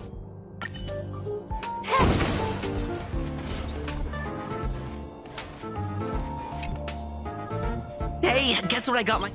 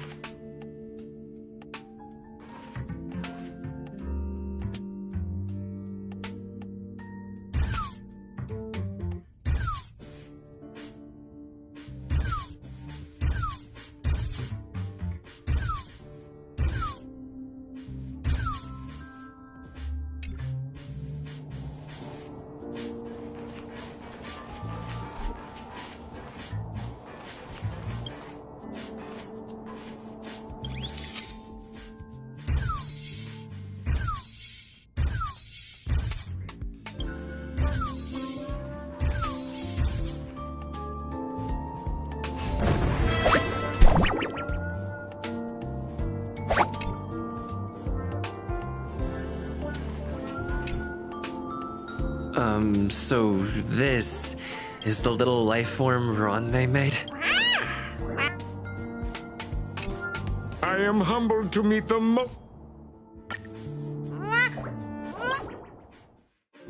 You see, the honor...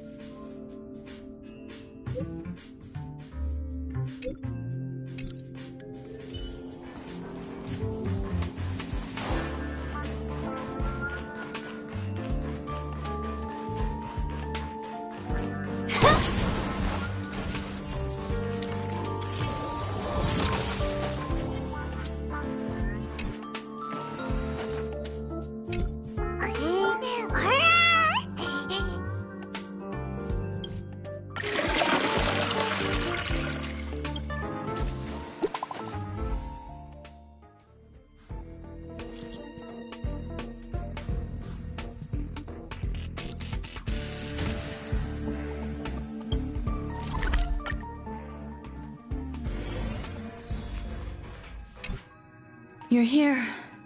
Herta called Screwlum and I to the space station to discuss some important topics. She also sent an invite to Steven, but he didn't reply, and Herta didn't seem to want to wait. And now, I wish for you to attend this meeting with me.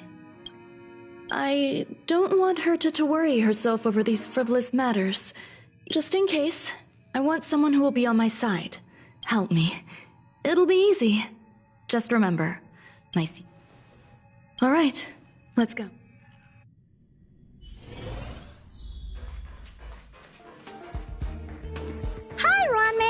I've been waiting for you. Oh, you're here too? Looks like you two have become quite friendly. It's good to see you, sir. Affirmation. This reunion has happened earlier than my calculations predicted. Though you weren't invited, I welcome you to remember this historical moment. How long has it been since 3 geniuses were in the same room together? Affirmative. Discounting our discussions on the simulated universe, our interactions are scarce. I look forward to the innovative ideas that may emerge from this juxtaposition of mine.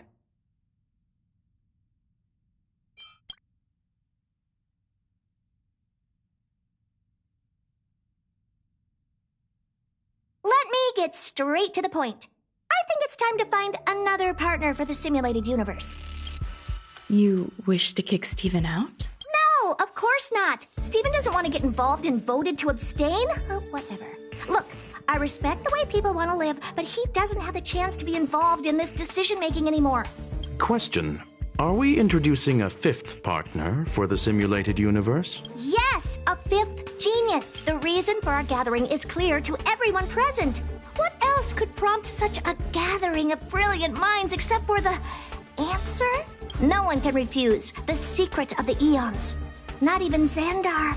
We'll definitely get a response. What if the responder is Polka Kakamond? That'd be great! Hey, Lord of Silence, are you listening? I'm member number 83, Herta, and I want to meet you. I believe you and I will have a lot to talk about. It's unlikely we'll hear from Polka Kakamond. She's been off the grid for quite some time. Probability, member number 64, Dr. Primitive, may appear. That's a hard pass. Given Dr. Primitive's shady research practices and his tussle with the Galaxy Rangers, the IPC will surely turn this into a media circus. What about you, Chingtu? Are you still in touch with her, Ronmei? Is she still alive? Can we ask him to leave if we are to discuss this topic? The process will be long and boring. There's no need to take up other people's time. Of course! You brought him in after all. All right. Let me walk you out. And what the heck is this? Seems like a programming error. Oh, this fragment of Ronmei. Have you seen it in the simulated universe before? The simulated universe is my home. I'm speaking nonsense again. It's probably an isolated glitch. Fine. I'm used to turning a blind eye to these things. It makes life easier. I am curious, though. I probably will. Records indicate he likes this occurrence. All right, I agree. As long as it helps you with your research, you can do whatever you want. Come along. I'll see you out.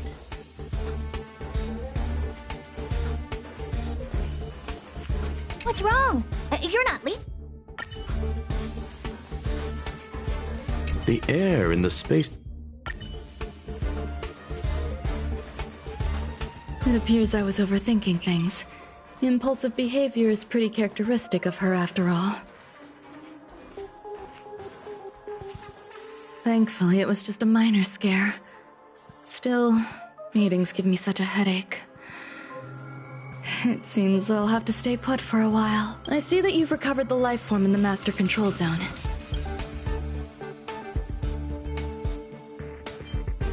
No, you misunderstand. While Herta is tied up in meetings, you might find it more convenient to roam the space station. There are some things that I must tell you now. If I wait for the meeting to finish, then it might be too late. The retrieval of my life forms isn't complete yet. There's more than just one, and some are stored in a sealed zone. Herta uses that place to welcome visitors from across the stars, or to welcome members of the Genius Society. And now my headache is... She gave me permission and said no more. I'm giving you my access card.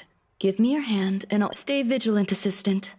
Should you come across a threat you can't handle, just alert me. Remember, there is a giant incubator in the middle of the zone. Once you're back, come find me on the railway platform.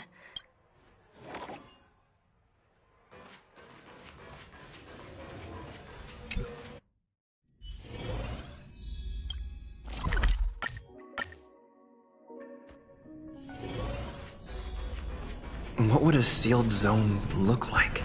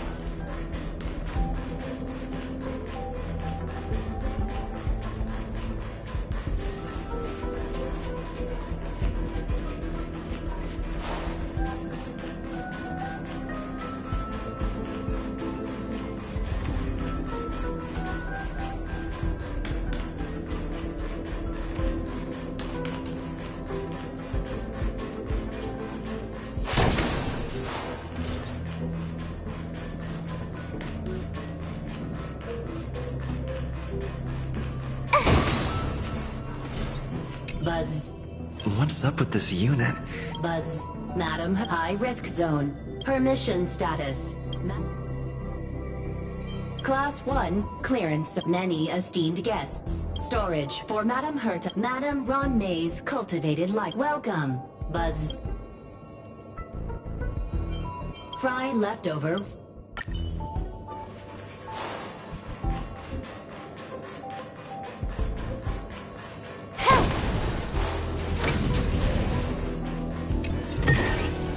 Wow. What an amazingly ordinary find.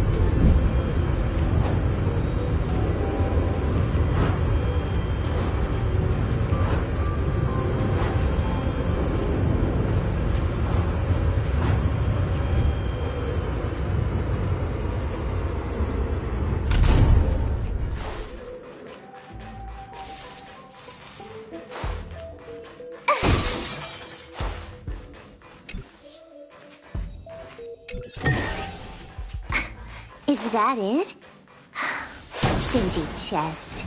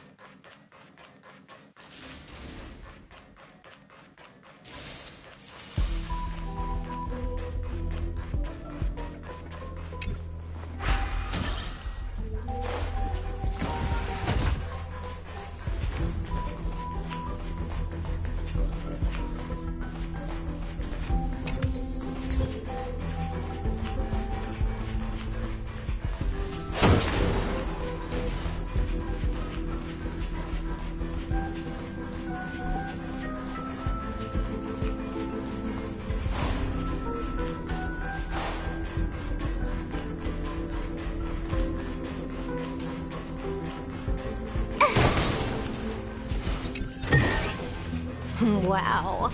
What an amazingly ordinary find.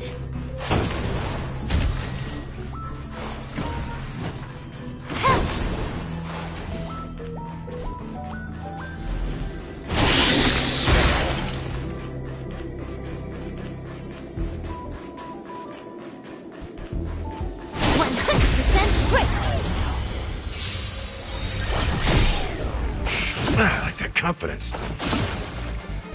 I won't break. Time for a buzz. Time to twirl!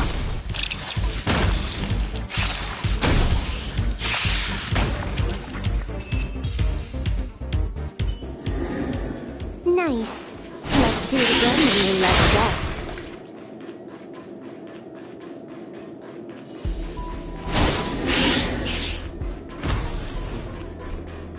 I never imagined there'd be so many of them.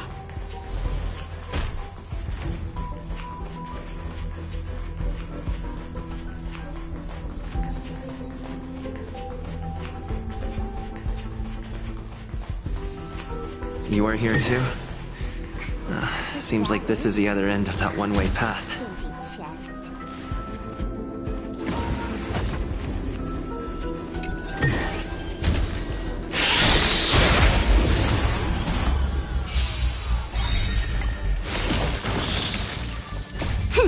This is double speed.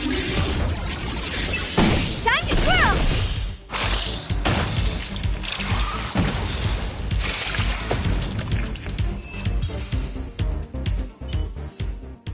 Nice. Let's do it again when you're leveled up.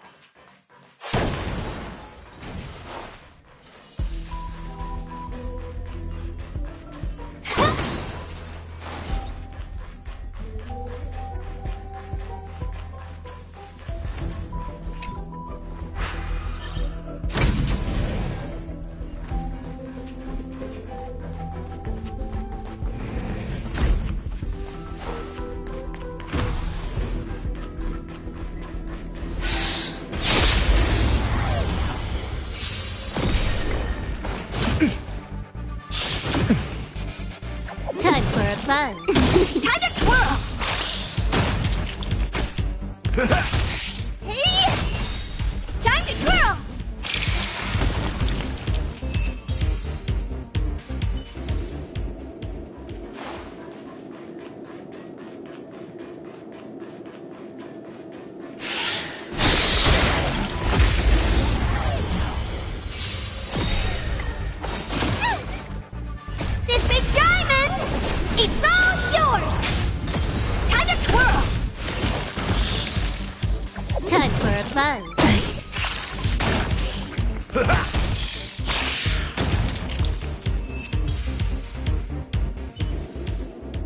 Nice.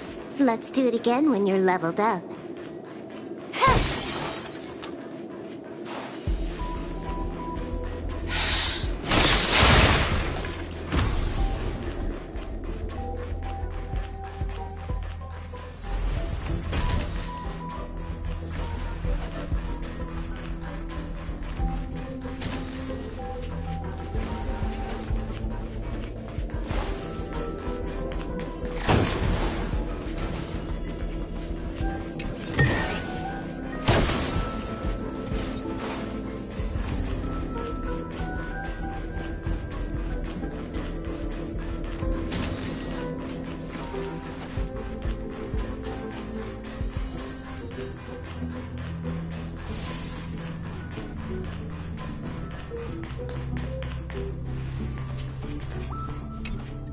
The kindling for the phase flame is fascinating.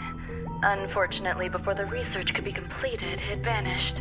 The growth status of the two samples this time is promising. I incorporated personal taste preferences into the concept, but I'm uncertain about the outcome of such an action. They simultaneously possess two sets of emotional traits. They are at once cute, weak, sentimental, and interestingly, they also possess a kind of inclination, a yearning for their creator. Huh? What's that sound out there?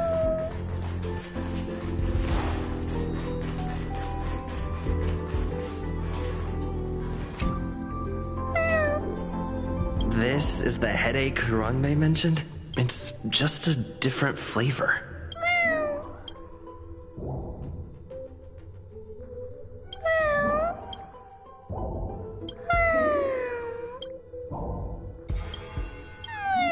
I'm not one of Ranmei's recognized works. Too much negative energy.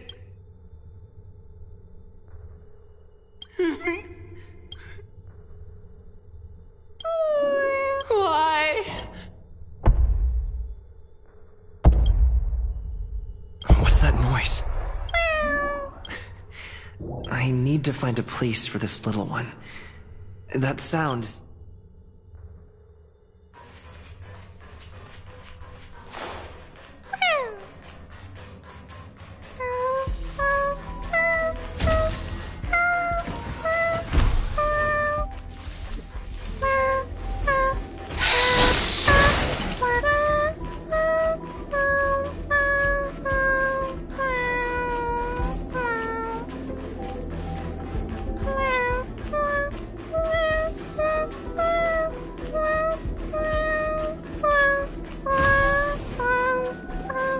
I never imagined there'd be so many of them. The final days that member number 23 Echa spent in the mechanical city showed me that even the longest of lives, I'm now certain that the outcome of this cultivation is failure. Life can exist in thousands of different forms, which means the form itself has no purpose. These life forms are very advanced in their own concepts, and can even trigger chain reactions such as synesthesia. I'm starting to feel lost. Perhaps the question, what is the essence of life, never had an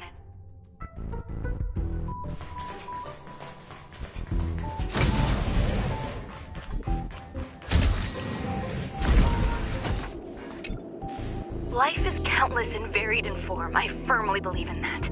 Its beauty is like a myriad of flowers, and I want the patterns of all things always have complicated and enchanting exteriors, while their inner essences remain simple and plain.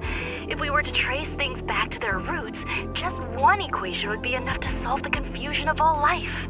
Ever since I was a child, I have always delighted in observing aspects of microscopic creatures, such as the speed with which slime molds devour objects. I have also gazed far and wide across the macroscopic world, and I wish to discover the true essence of life, something that all individuals possess unknowingly, whether it is the materialism of their existence or an... To avoid blind faith in science, I cautiously raised a query. Would Ram May be able to peel away external influences? Just like pinpointing a coordinate. I thought of one life form that would truly lie beyond my reach.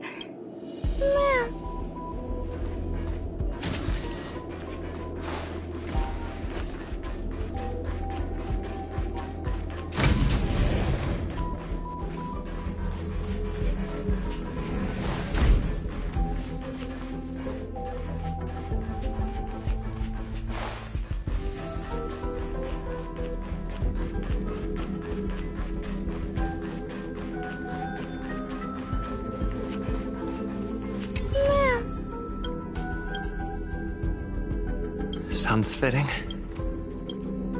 Stay here for a bit. Did something just open?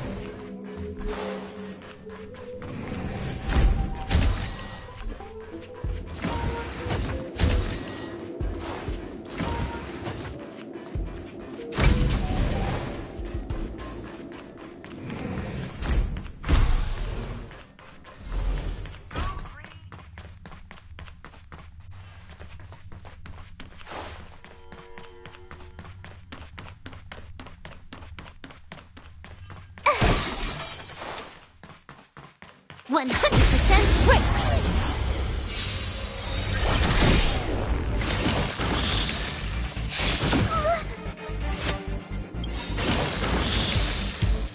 My friends? Indulge yourselves! Time for a buzz. Time to twirl! This is double speed.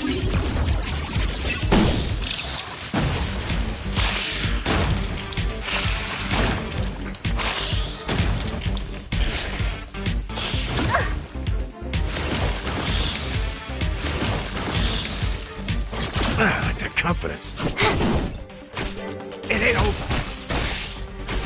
Hey! Give me strength! Fiends or devils, I'll crush them all!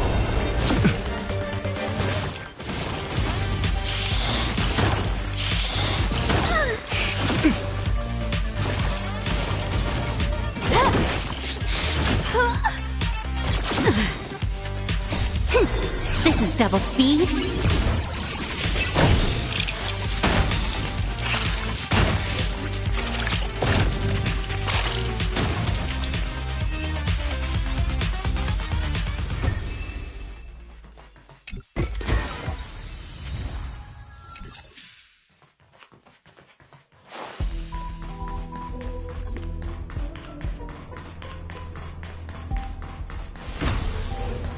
I never imagined there'd be so many of them.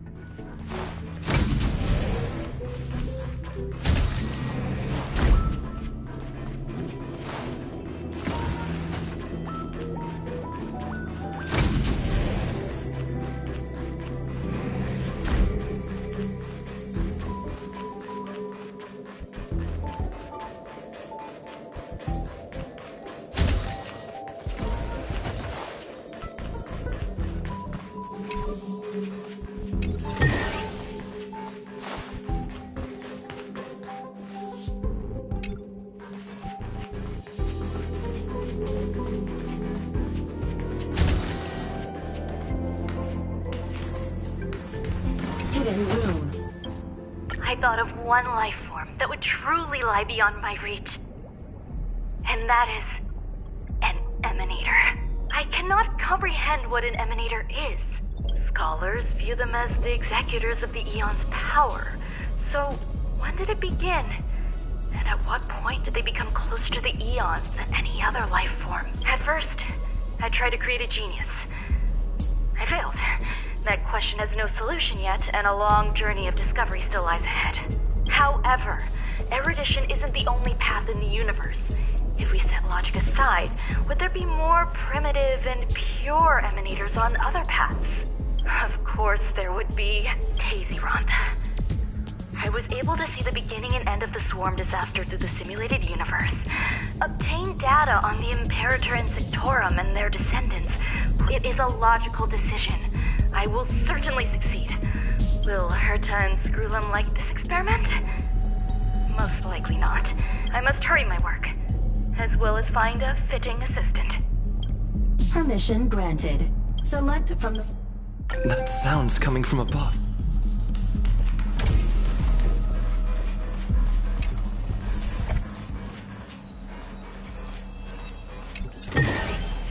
Wow. What an amazingly ordinary find.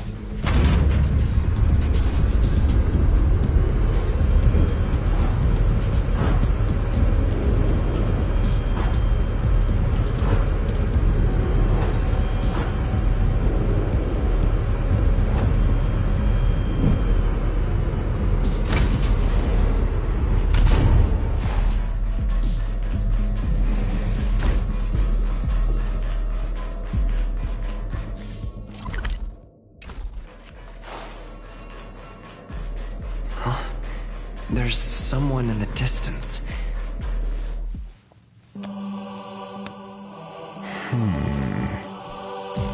Here, a genius move. And how will you counter it? Only an idiot would ask such a question. Just move this here.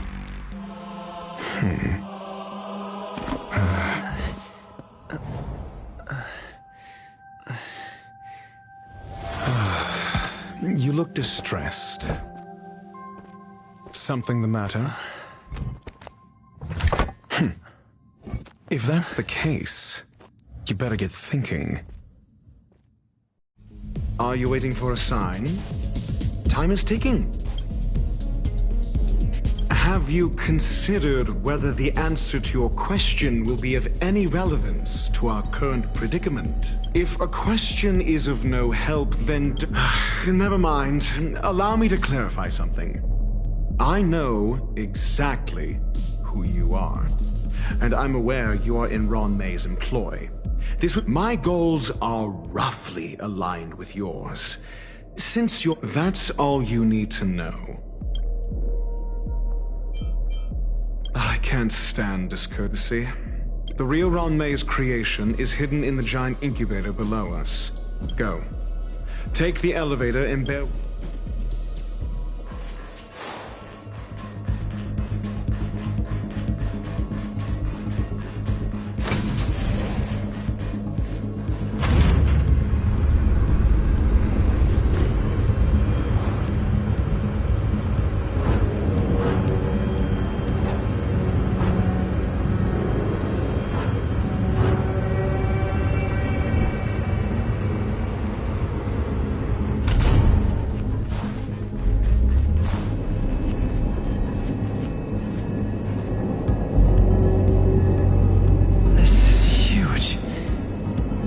Station has an area this big?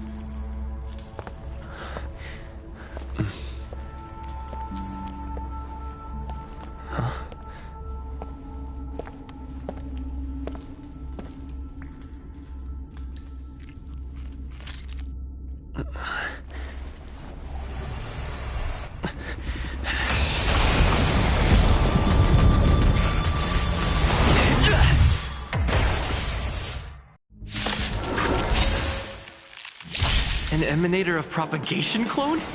How can that be? Time for a buzz.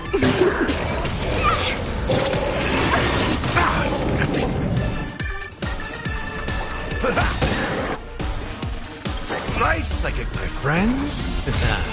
Indulge yourselves! What are you looking at? I'm gonna hold everyone back again! Thanks, pal. More enemies. Time for a buzz.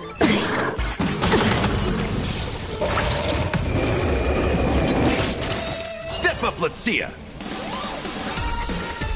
This combat needs up. This is double speed. Time to twirl!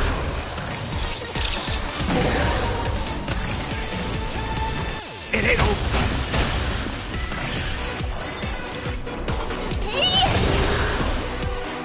Time to twirl! You'll destroy the space station. Do you know who I am? This big diamond! It's all yours!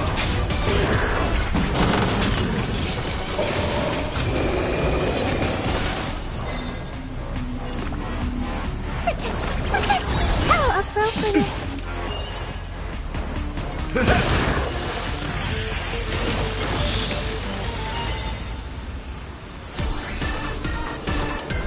Time for a buzz. Time to twirl! I'm scared. Stay put.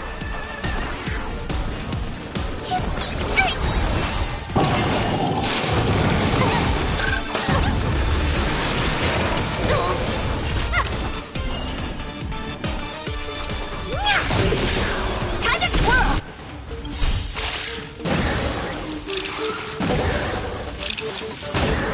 Do you know who I am? This big diamond! It's all yours! Step up, let's see ya. Time to mix things up. Good as new.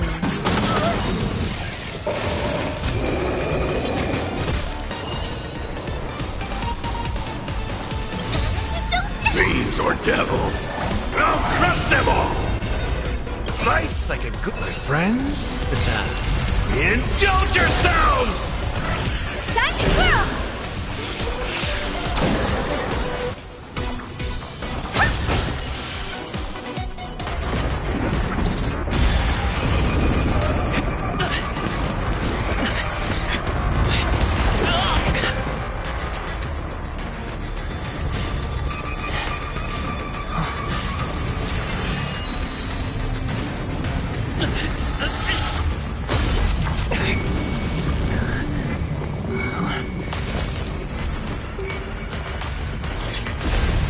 After 56 seconds, the creature was unable to sustain its own existence and vanished as if it had never been born.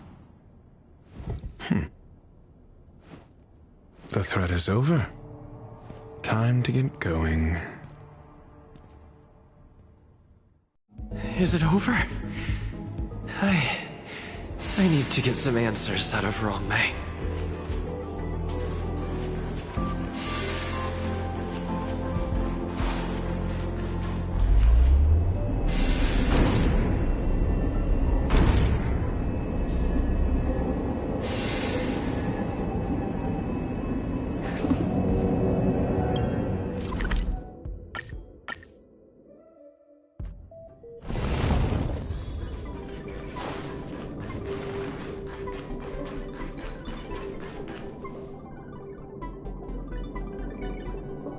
The meeting of geniuses is over. As for the future of the simulated universe, that conclusion isn't important. You look upset, correct? I regret my actions. There's no defending what I've done. Time and again, my experiments have fallen short, and they've always yielded predictable results. I made a clone, but it doesn't hold a candle to the emanator.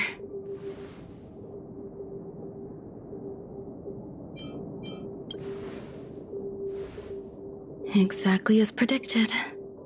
56 seconds on the dot. Restrained by time and place, its code of life could only be considered an incomplete attempt. I managed to replicate the moment it was born. However, it would soon disappear and be reduced to particles. Like every living being, it inevitably faced its demise as it journeyed towards the end. I find no fault in that. However, even the briefest life should have meaning. I want to know the limits of its capacity. It will indicate how far I've gone in a field completely incomprehensible to me. And it was a minuscule step, just as I had predicted.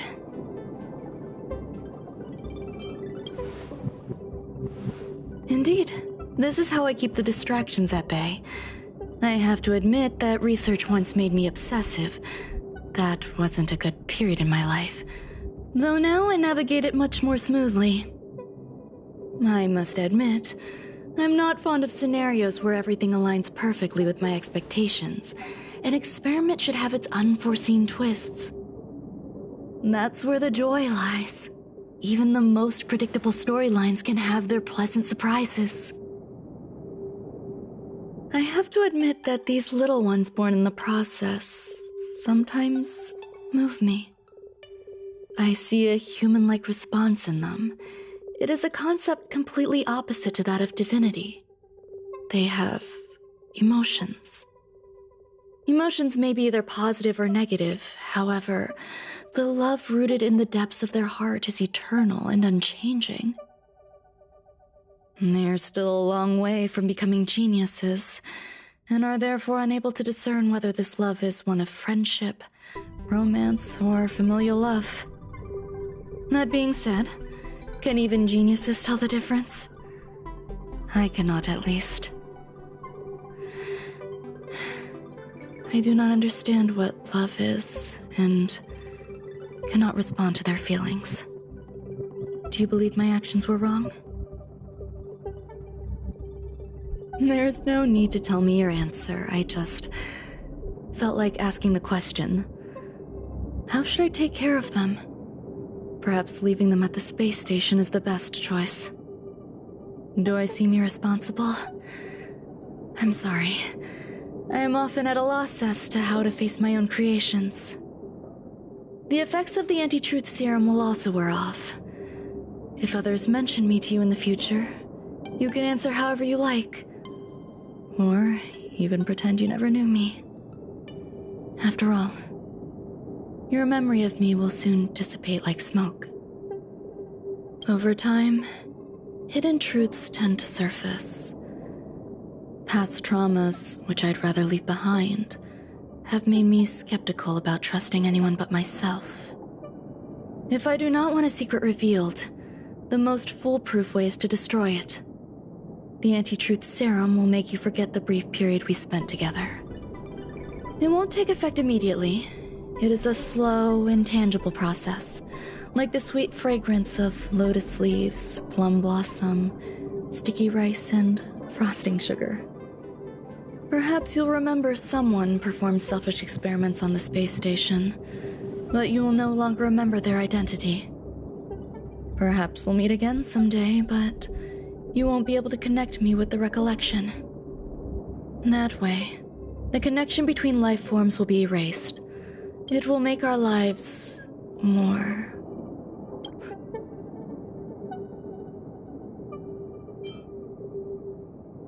Thank you. Screwlem will stay on the space station for a while longer. He and Herta still have problems they need to solve. Do you still remember the no man's land I mentioned? I'm considering a solo trip back there during my research downtime, just to see how things are. I miss member number 55 Yuqing too sometimes. She used to always make something delicious for me to drink every time we parted ways. I hope I won't meet member number 4 Polka Kakamond. That would be quite troublesome. Who knows when the next gathering of geniuses will be? Do you have anything else you want to say to me?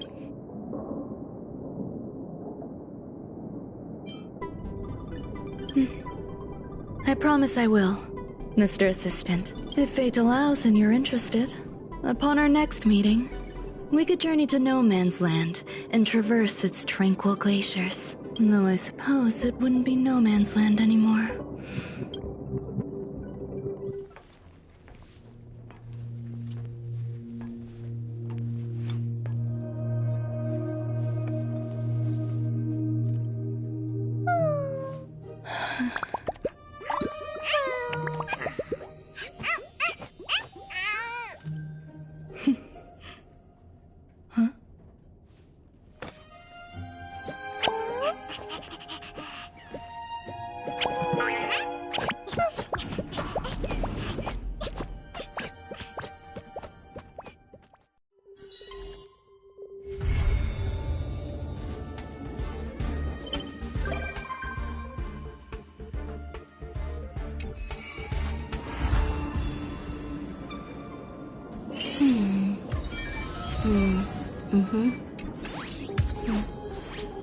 Servers.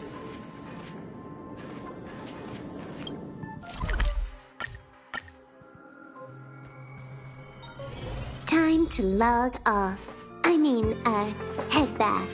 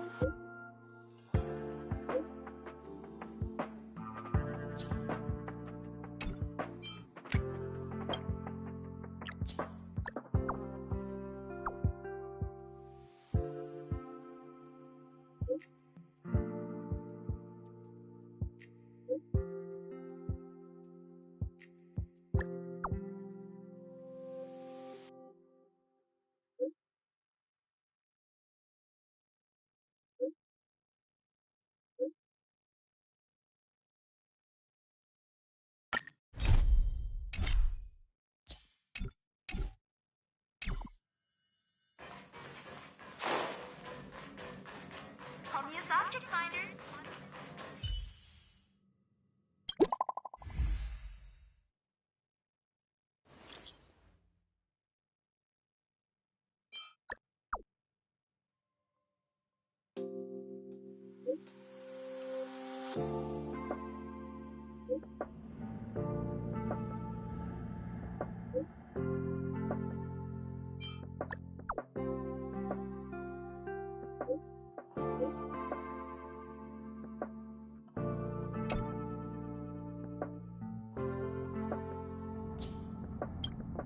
Herta Newsflash. Good evening, Madam Herta fans. This is an urgent broadcast. The great Madam Herta, member 83 of the Genius Society, has been targeted in an attack at the space station. Her current whereabouts are unknown, with no group having stepped forward to claim responsibility. Many Heritors are upset at the ineptitude of upper management, having issued strong protest and condemnation.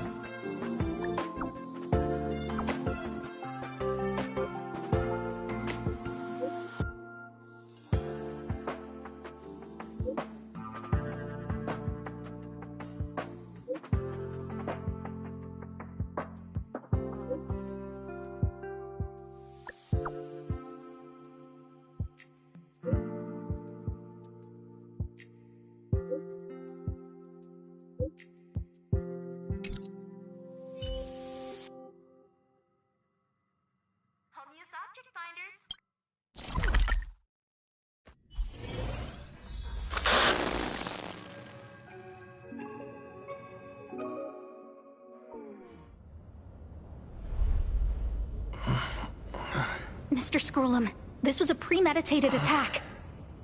Conclusion. Their target was the space station, but their strategies are still unknown to us. That's right. Which is precisely why we need him. The last to lay eyes on Herta's puppet before the attack was him.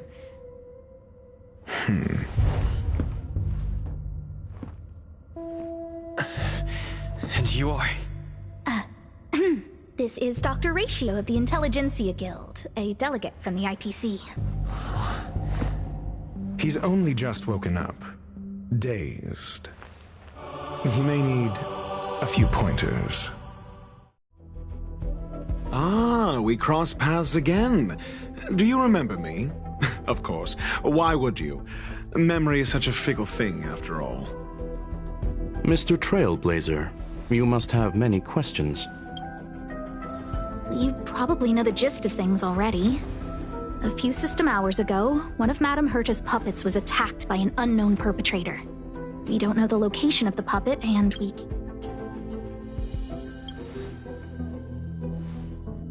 No. The attack happened on a base outside the station, beyond the surveillance camera's range.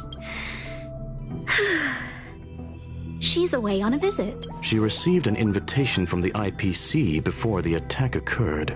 Ah, the technology department. Charming little place, isn't it? Madame Yabuli does possess some semblance of competence, but her subordinates? Oof. Oh, they're a riot. Brimming with enthusiasm, yet utterly devoid of intellect. It's as if evolution halted prematurely for them. They want to start some new collaborations with Herta, and have graciously extended an invite for me to play the role of science consultant. It's delightfully amusing. I can't wait to witness firsthand how these geniuses from the so-called Super Smart Club squander the IPC's vast resources. However, this attack was timed a little too well. I can't help but wonder if someone leaked this information, and the attackers seized the opportunity. Herta's aloof response to these juvenile provocations? Almost as intriguing. I've long heard that you're one of the best researchers in the guild, Dr. Ratio. We are... Save your flattery. Time is hardly a luxury we can squander. To debate the merits of mere mortals in the company of an actual genius? Quite the paradox, if you ask me. Excuse me, you. Tell me, what were you doing the last time you saw that puppet?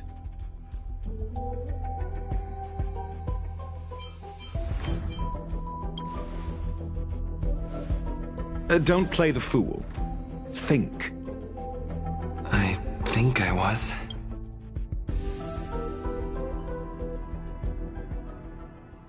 Oh, right. I need your help with something else. That curio's gone missing, and I can't just forget about it. Go find it for me when you have the time. I'm sure you can manage that, can't you? Let me describe it again in case you forgot. It's alive, but it doesn't have a body. Send me a signal when you see traces of it. I think she mentioned something important. If only there were some hints. Anyway, keep up the good work. I need to go out for a bit. Go ask. My memory is kind of hazy. What did I do after that? This is what I recall before I met Herta, but let me try to remember the conversation with Asta. A curio that's alive but doesn't have a body. Maybe the researchers at the Departments of Ecology or Insight may have an idea? Hinkle and are around here somewhere. Asta seems to have mentioned two names. Two researchers from the Departments of Ecology and Insight. Those despicable villains are... Adler.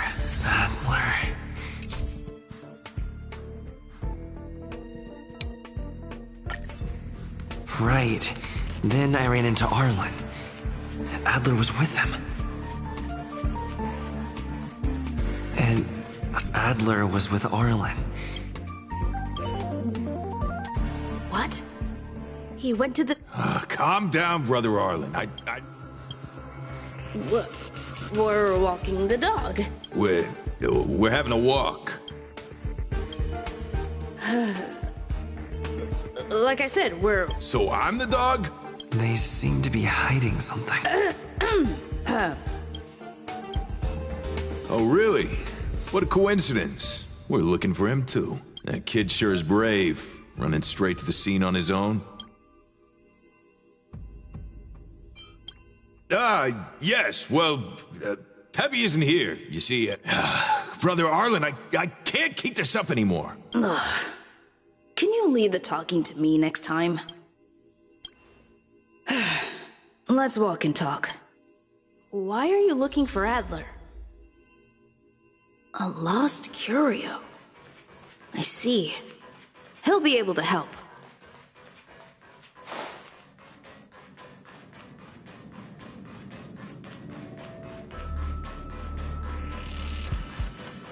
Careful. The fragmentum in this area is very unstable. Over there! As I thought, he's in trouble. Let's go! Time for a fun. This is double speed. Time to twirl!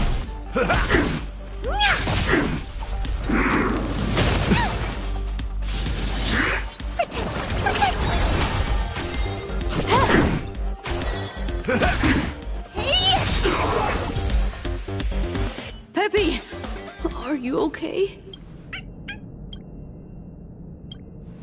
That's me.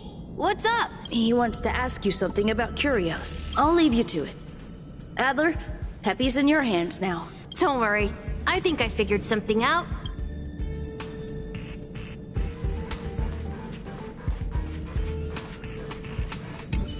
So, which curio? That's all you got? Well, there's beauty in the abstract, I guess. Have you asked the Department of Ecology head? Huh, she's not wrong. Huh? What did I say? Huh. Now that you mention it, let's call it a day. Adler seems to have gotten a lead, but... Let's go over it from the start. My memories of Arlen and Adler are hazy.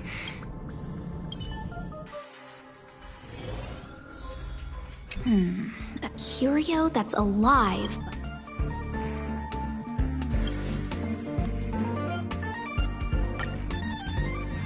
How's it going? Did you find the info? I see. Is that what Hinkle and... Thanks, see? My researchers are pretty outstanding. Just business as usual. Some researchers have been questioning things had settled down a bit with the reconstruction. Yes, 4 people were just starting to regain their footing after the... However, as you can see, rebuilding trust is harder than establishing it in the first place. Anyway, the most important thing is to get to... That's okay, but thank you... Oh, by the way, I heard about the thing mentioned, and I'll look into it too. So I did consult someone else other than Hinkle. The other person should be from the Department of Insight. I need to remember who it is.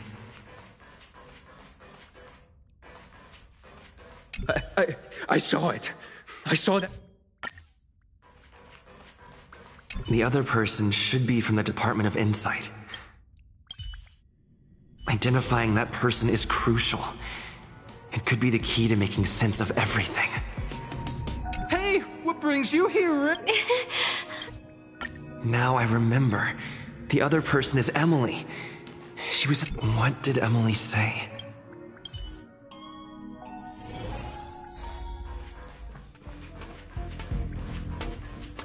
I say.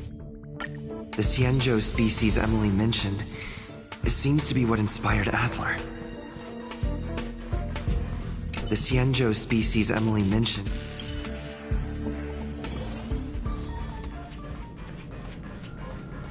Have you asked the Department of Ecology?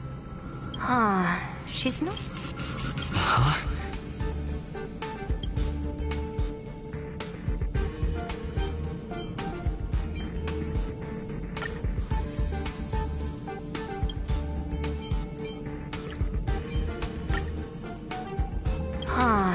she's not... Ah, that's right! They're called Heliobi! Huh. Now that you mention... Let's call it a day.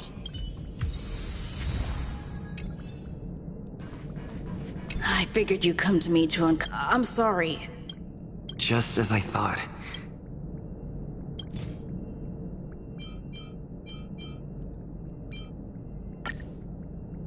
I'm sorry. I see.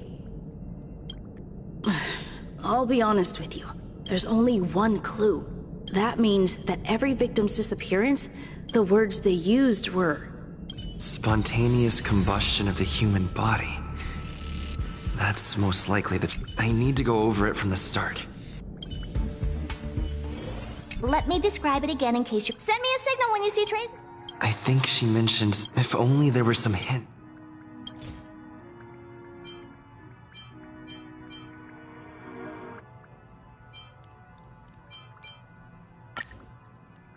Let me describe it again. Send me a signal when you see traces. That's not the point. I wouldn't be bothering with it if it didn't... Anyway, keep up the good work. I need...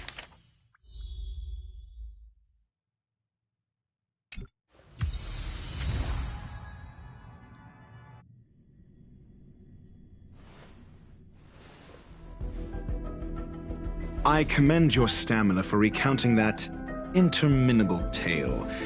You must be exhausted. My ears certainly are. So, to sum it up, the last time you laid eyes on Herta was in her office. She sent you on a wild goose chase for some trinket, the curio. If that's the narrative you're sticking to, then indulge me. Who, pray tell, can substantiate this captivating drama?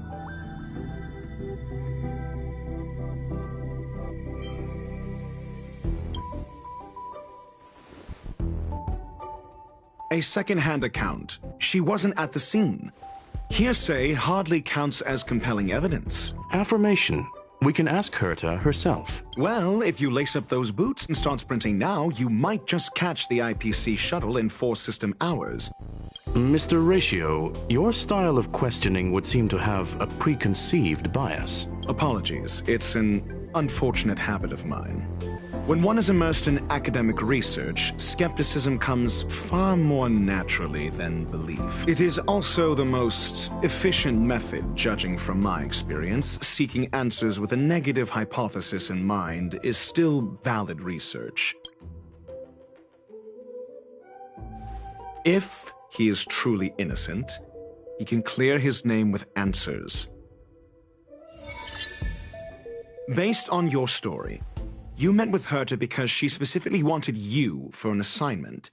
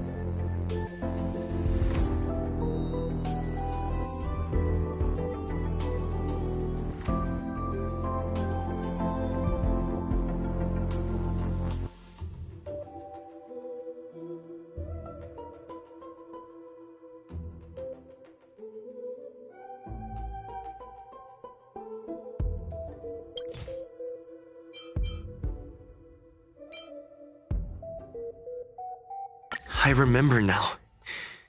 Back then.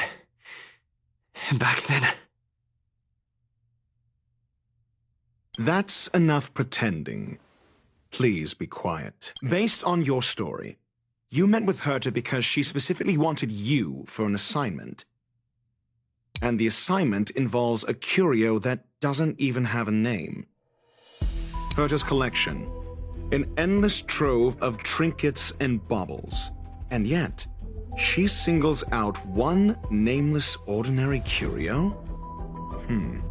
It's hard for me to imagine she would treasure one curio so much.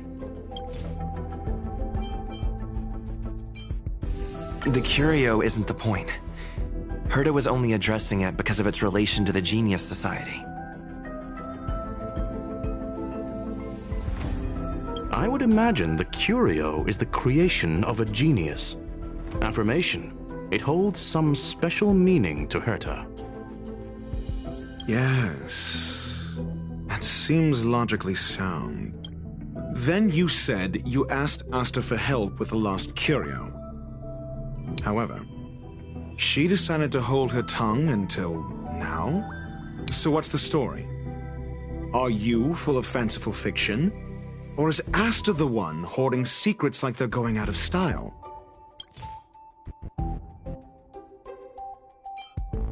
The space station has been very distrustful of its higher management, ever since the Antimatter Legion's invasion. Another severe incident would further intensify suspicion, and cause great internal strife. Oh. So that explains why Lady Asta approved of my participation.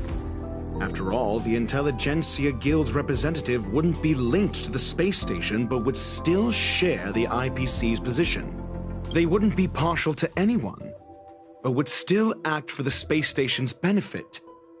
Two birds with one stone. Researchers' disappearances, you say? Yes, I've heard the responsibility of sorting out that mess has been thrust upon Arlen, head of the security department. Clearly, though, it bears no connection to Herta's puppet being attacked. No. If I recall correctly, Asta said, one of Madame Herta's puppets was attacked by an unknown perpetrator. We don't know the location of the puppet, and we can't pinpoint its signal. Don't know the location. Isn't that the same as missing? She did say that. But then what? You need to provide evidence to show incidents are linked. There should be evidence. Arlen discovered something odd when he was investigating the disappearances. The space station's automatic fire suppression system was momentarily activated around the time the disappearances happened. Arlen mentioned that each victim disappeared due to spontaneous combustion.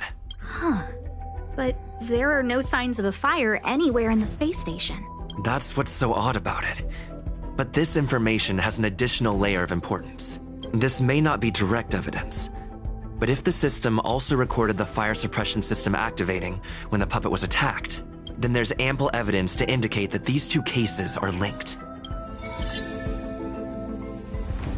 If these two incidents were caused by the same person, then the suspicion put on you would decrease, provided that this fire suppression record does exist in the system. We'll see in the main control room. Let's go. Huh? What was that?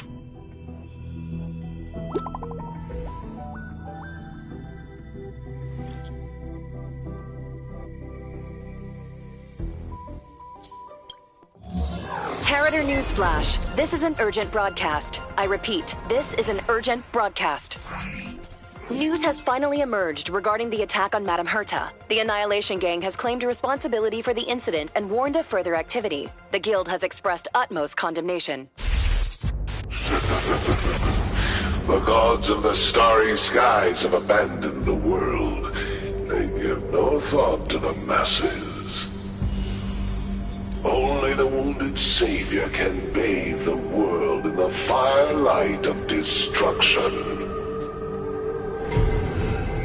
Yet always there are cowards trying in vain to reject their favor and escape the wounds. Flee then. Flee as far as you can. No matter the distance, annihilation will find you.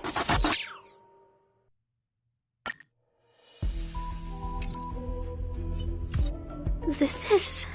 a declaration of war, and an announcement of what's to come. They have set their sights on you. The Legion's impact remains, and the Annihilation Gang is already paying a visit. This Duke Inferno Ifrit is a life form that hails from Fatora, a world long since destroyed. His race, the ever-burning fire demons, regard Nanook as their emperor and savior. A group of pitiful lunatics. I like Dr. Primitive's assessment of them. The value Nanook sees in the Annihilation Gang is perhaps far less than one might see in a child who deliberately broke a vase. The fire demons have a cruel temper and instinctively ignite and destroy items. Ifrit is particularly evil and cruel, even among his kin. The Everflame mansion he heads is even the arch-enemy of the Japella Brotherhood. Japella Brotherhood? I've heard that name somewhere. On the Stellaron Hunters wanted posters, they stand accused of inciting the Japella Rebellion. The Japella Palace crumbled in the scorching flames, and Ifrit's power has grown by the day ever since. Something similar is about to happen here. Spontaneous combustion? For him, it's as routine as me finding fault in everything. That video will soon circulate. And this station's fate? Flames.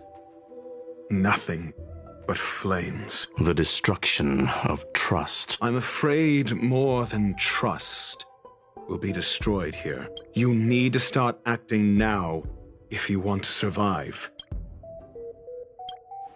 You have a superior strategy? Pray tell, do we set the two of them loose, turning whispered fears into full-blown pandemonium? If we did that, we'd be at a disadvantage. I'll stay here and try to contain the news as best I can.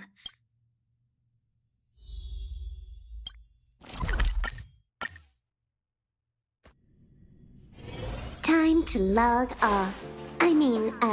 Head back. Not good. This is serious. A list of the missing researchers and their details. Sure, but the security department already combed through their backgrounds and personal relationships. We didn't find anything odd. A list of the missing researchers and their details. Take it. Remember these names. Find a friend who's tuned into the gossip around here and tell them you... I don't know.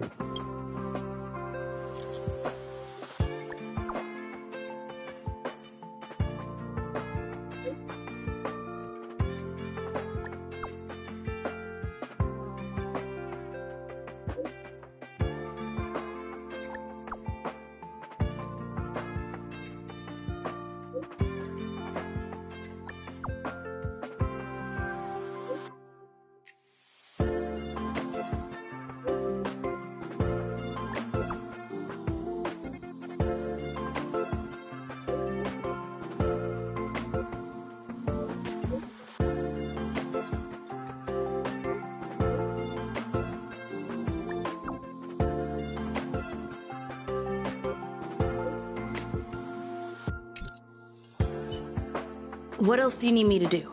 Take me to the one who knows the most about curios within the Department of Ecology. He disappeared too. I didn't really notice at first. Adler's difficult to get a hold of at the best of times, but it's been a few system hours and I still can't reach him. Even the surveillance cameras can't find any trace. The last time I saw him was in the Master Control Zone. He was with Wen Sherling from the Department of Implement Arts. Lead the way. You said Adler was on the verge of a discovery, yet couldn't confer his knowledge. If his disappearance is also related to the case here, then maybe he really did stumble upon something important. True. The keywords that got Adler thinking were energy life forms. We need to investigate this.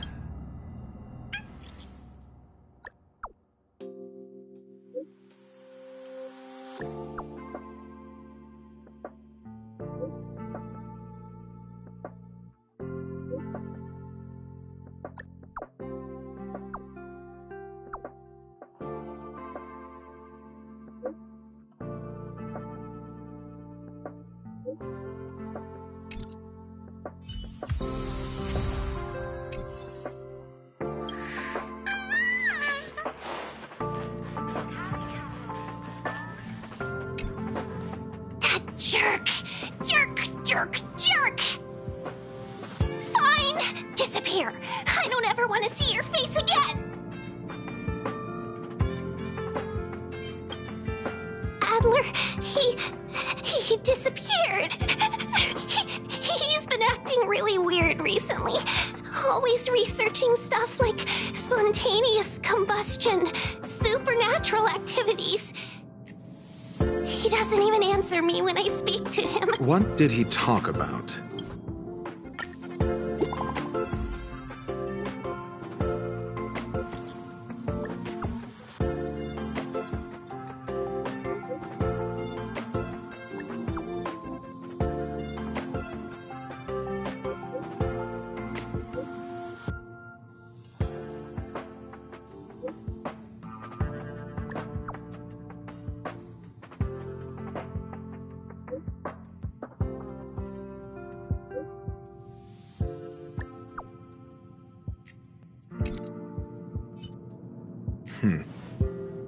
Your accountant. So the researchers who disappeared were at the forefront of challenging management. I finished browsing through this booklet while you were replying to messages. It recorded the lives of a few Genius Society members. It's time to go back and chat with Lady Asta and Mr. Screwlum.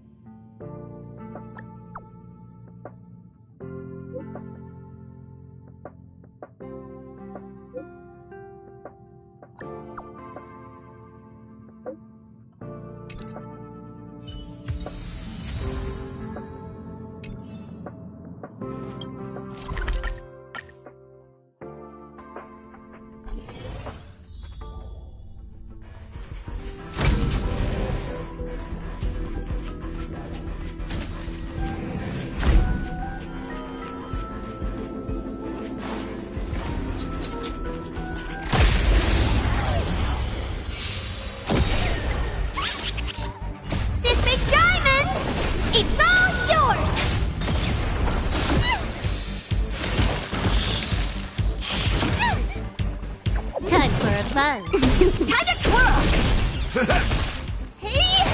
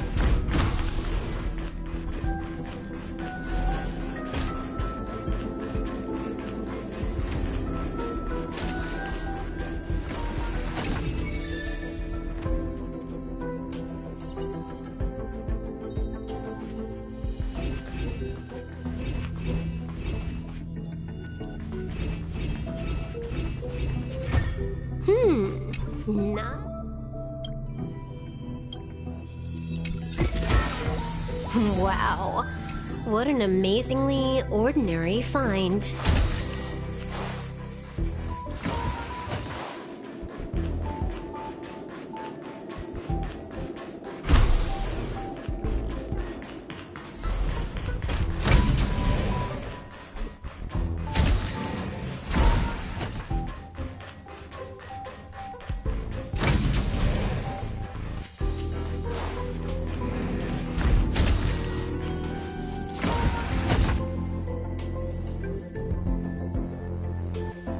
You're back. I've been monitoring the dark web. I barely managed to stop the video from spreading. Less than promising. We're running out of time. Let's retrace our steps and evaluate the situation. First, Adler's disappearance. He must have come across some vital information. The next angle is what the victims have in common, distasteful as that discussion may be. Last is the abilities of Duke Inferno and the secret of spontaneous human combustion.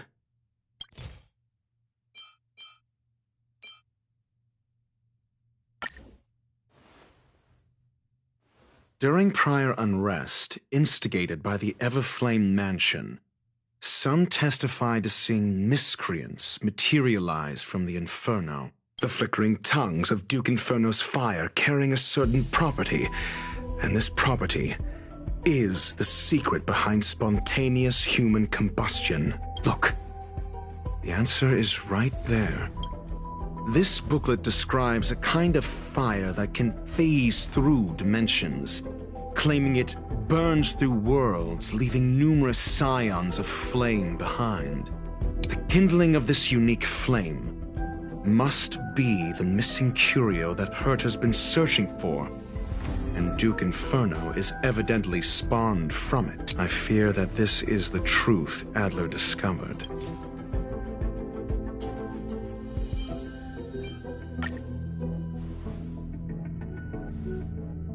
When Schurling said, Adler kept muttering about a phrase before he disappeared.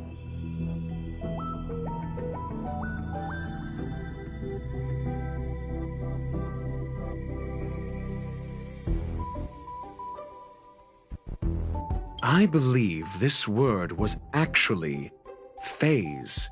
He saw Member 29 Sir Call's research topic in this booklet and verified his hypothesis. As a scion of the phase flame, Duke Inferno would naturally share similar capabilities. Full-on phase shifting may be a bit too ambitious for him, but teleportation, that's likely more his speed. That is the truth of the spontaneous human combustion. The researchers didn't disappear. They were moved. We don't know where the victims went, but Duke Inferno's plan is now clear. And the sudden and consecutive disappearances provided the best environment for chaos to fester. Once the seed of unrest has sprouted, he will then send out an announcement for an imminent attack. The next step would be to ignite the spark. Look at those researchers who disappeared. What would happen if someone realized their similarities? I need say no more. It was all a premeditated trap to stir up chaos on the space station. We're running out of time.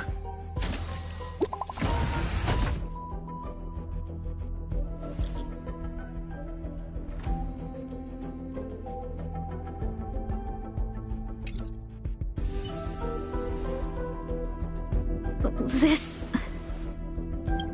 No, it isn't enough. Indeed, it needs one more spark. What do you mean? If you limit your involvement to this, there's still room for excuses. I wouldn't give you the chance. Could it be? Huh? What is it?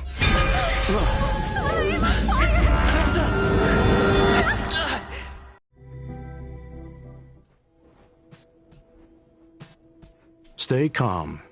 Asta was merely teleported. Her life, based on first-hand experience, I have ascertained that Ifrit's flame is simply a splinter of the primordial phase flame. That flame must still be somewhere inside the station. A splinter, you say? Try then if you must. It seems that Duke Inferno didn't deign to personally grace the space station. He merely cast infernal fire into our midst to wreak havoc among the research. I will head to Herta's office and activate the folded space in the curio storage room. With some changes to its parameters, I can use it to block the fire's teleportation routes and seal it inside the station. Mr. Ratio, please go with Mr. Trailblazer and contain the fire.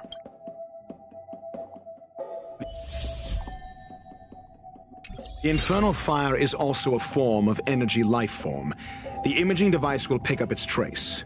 Follow it.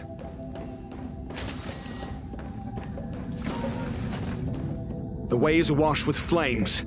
It must have just teleported. Be careful. Get ready to dash into the fire.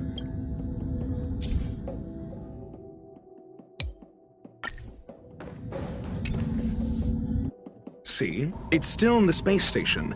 Like Skrullum said, do you know what to do with cornered prey?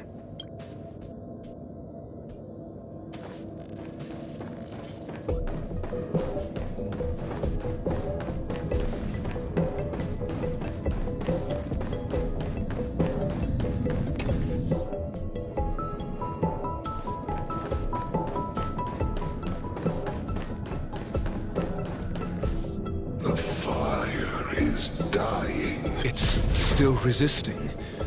The fold in the space has...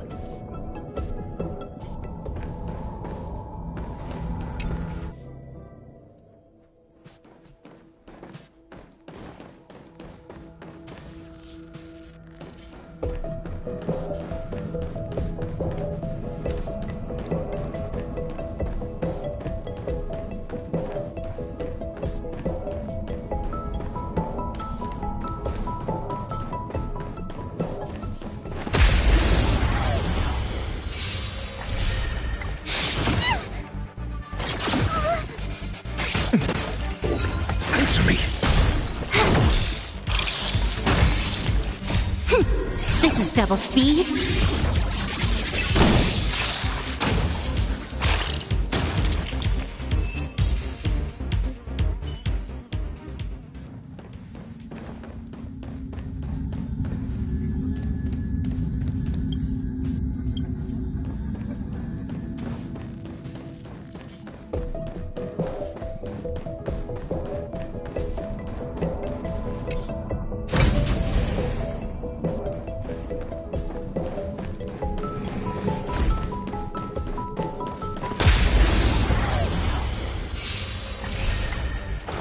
Mediocre.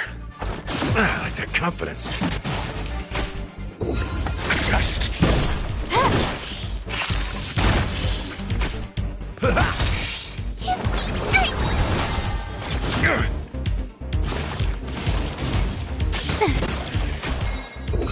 Answer me. Feel.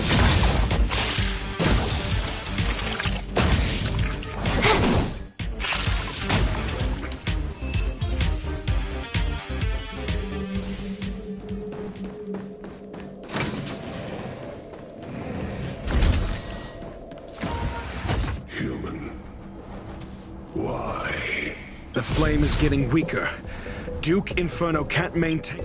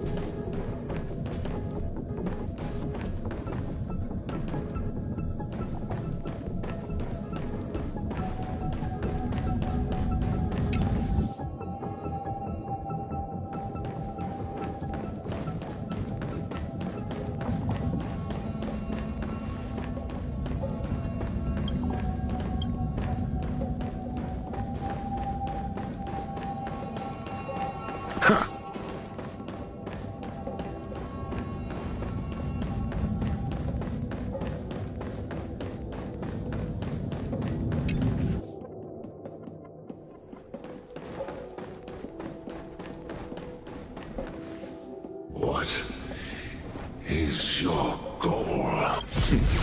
Seems like this chase is about to end.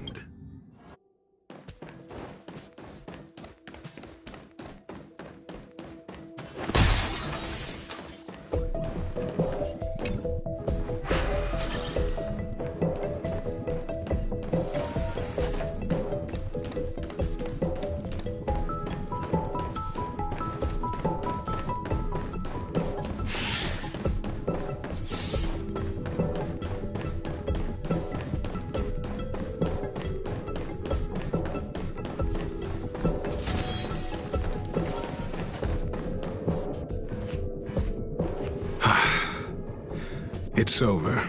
Ignorant fools blindly chasing the firelight, not knowing that the blessings of destruction already lie at their feet. It is little wonder that even the descent of the Savior's Legion was unable to cleanse this place. But next time, expect no intermediaries. I will come to personally offer you the demise of your sin. A small fragment of consciousness in there is gone. Oh? No. Hold on.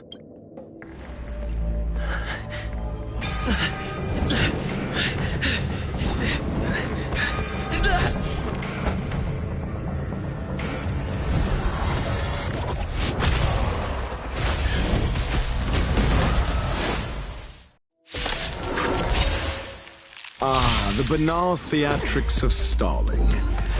Let's not. Time for a fun. This is double speed. 0 points.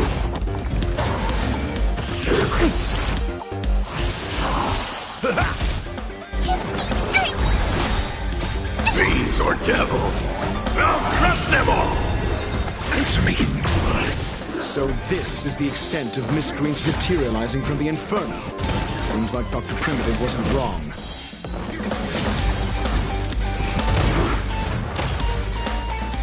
Knowledge, the measure of truth, and falsehood. The fire is weakening. It's preparing to flee. You, keep your eye out for Lady Asta's whereabouts.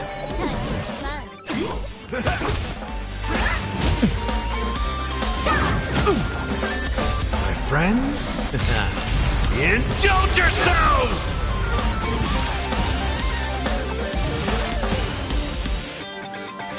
Get them! A miracle! Answer me! Fail! Time for a fun. This is double speed.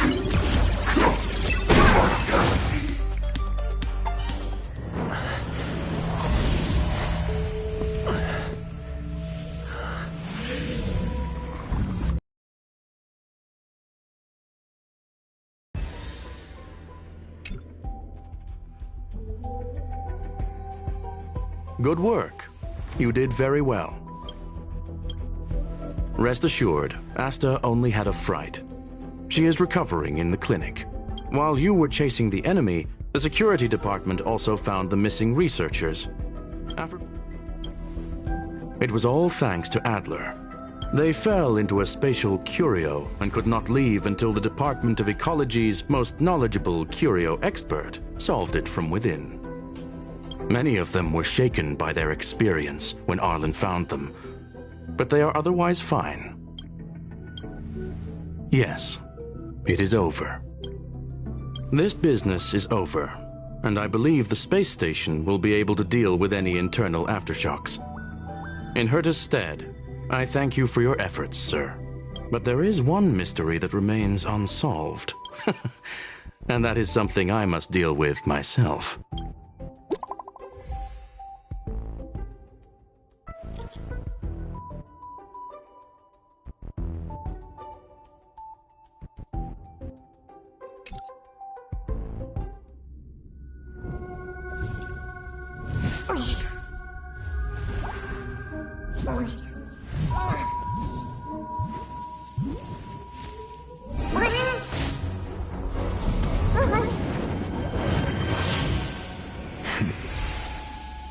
I've been waiting.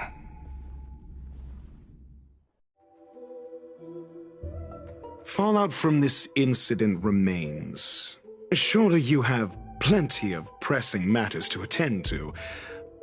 Or is the safety of the space station beneath your concern? Answer. That is exactly why I came. After all, the principal figure in this whole affair is right here. When did you start to doubt me? When one is immersed in academic research, skepticism comes far more naturally than belief. I've had the same bad habit as you since the beginning, Mr. Ratio. I must say I'm quite honored, Mr. Screwlam. But do explain, why opt for silent wisdom when you already had the pieces of the puzzle? For curiosity's sake. Affirmation. I made the same decision as you. To accompany and observe. Oh, and when did you become convinced? Objectively speaking, aside from some minor spiritual trauma, no researchers were hurt in this attack, which never aligned with the Annihilation Gang's modus operandi. Logic? A third party saved them.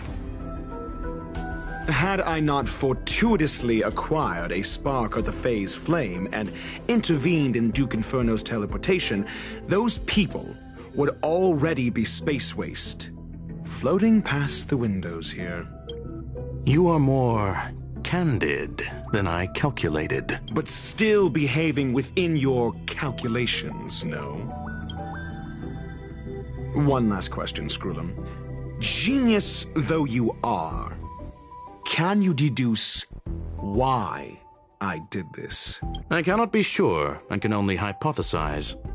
Helping the weak hints at the merciful instinct of a medical doctor, but maintaining a cool, detached observation reveals the strictness of a scholar.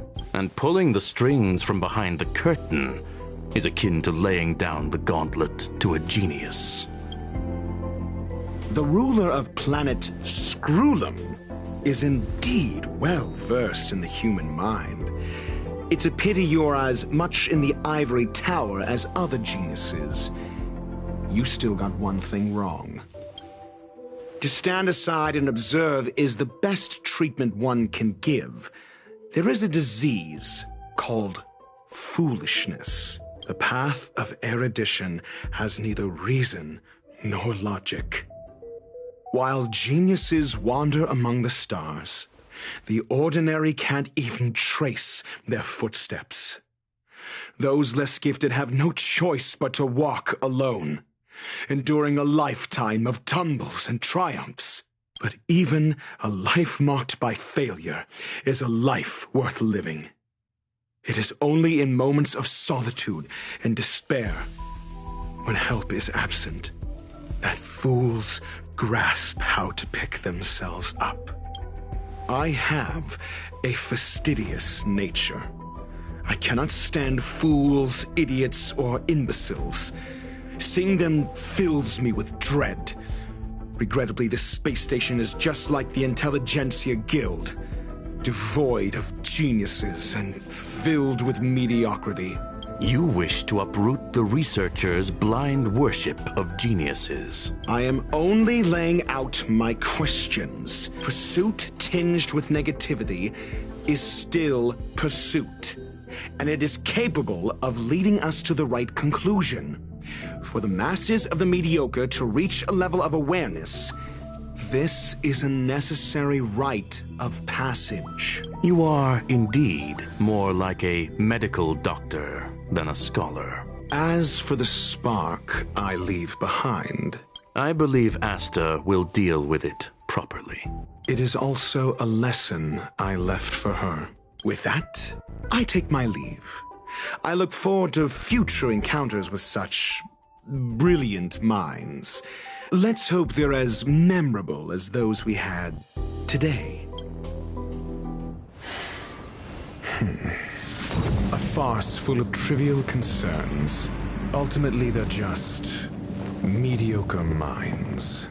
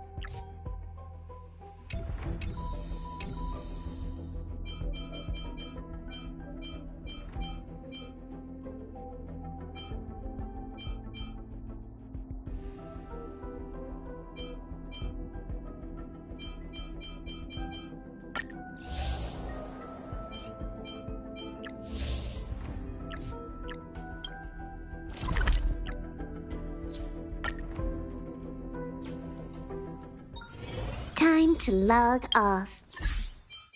Head back.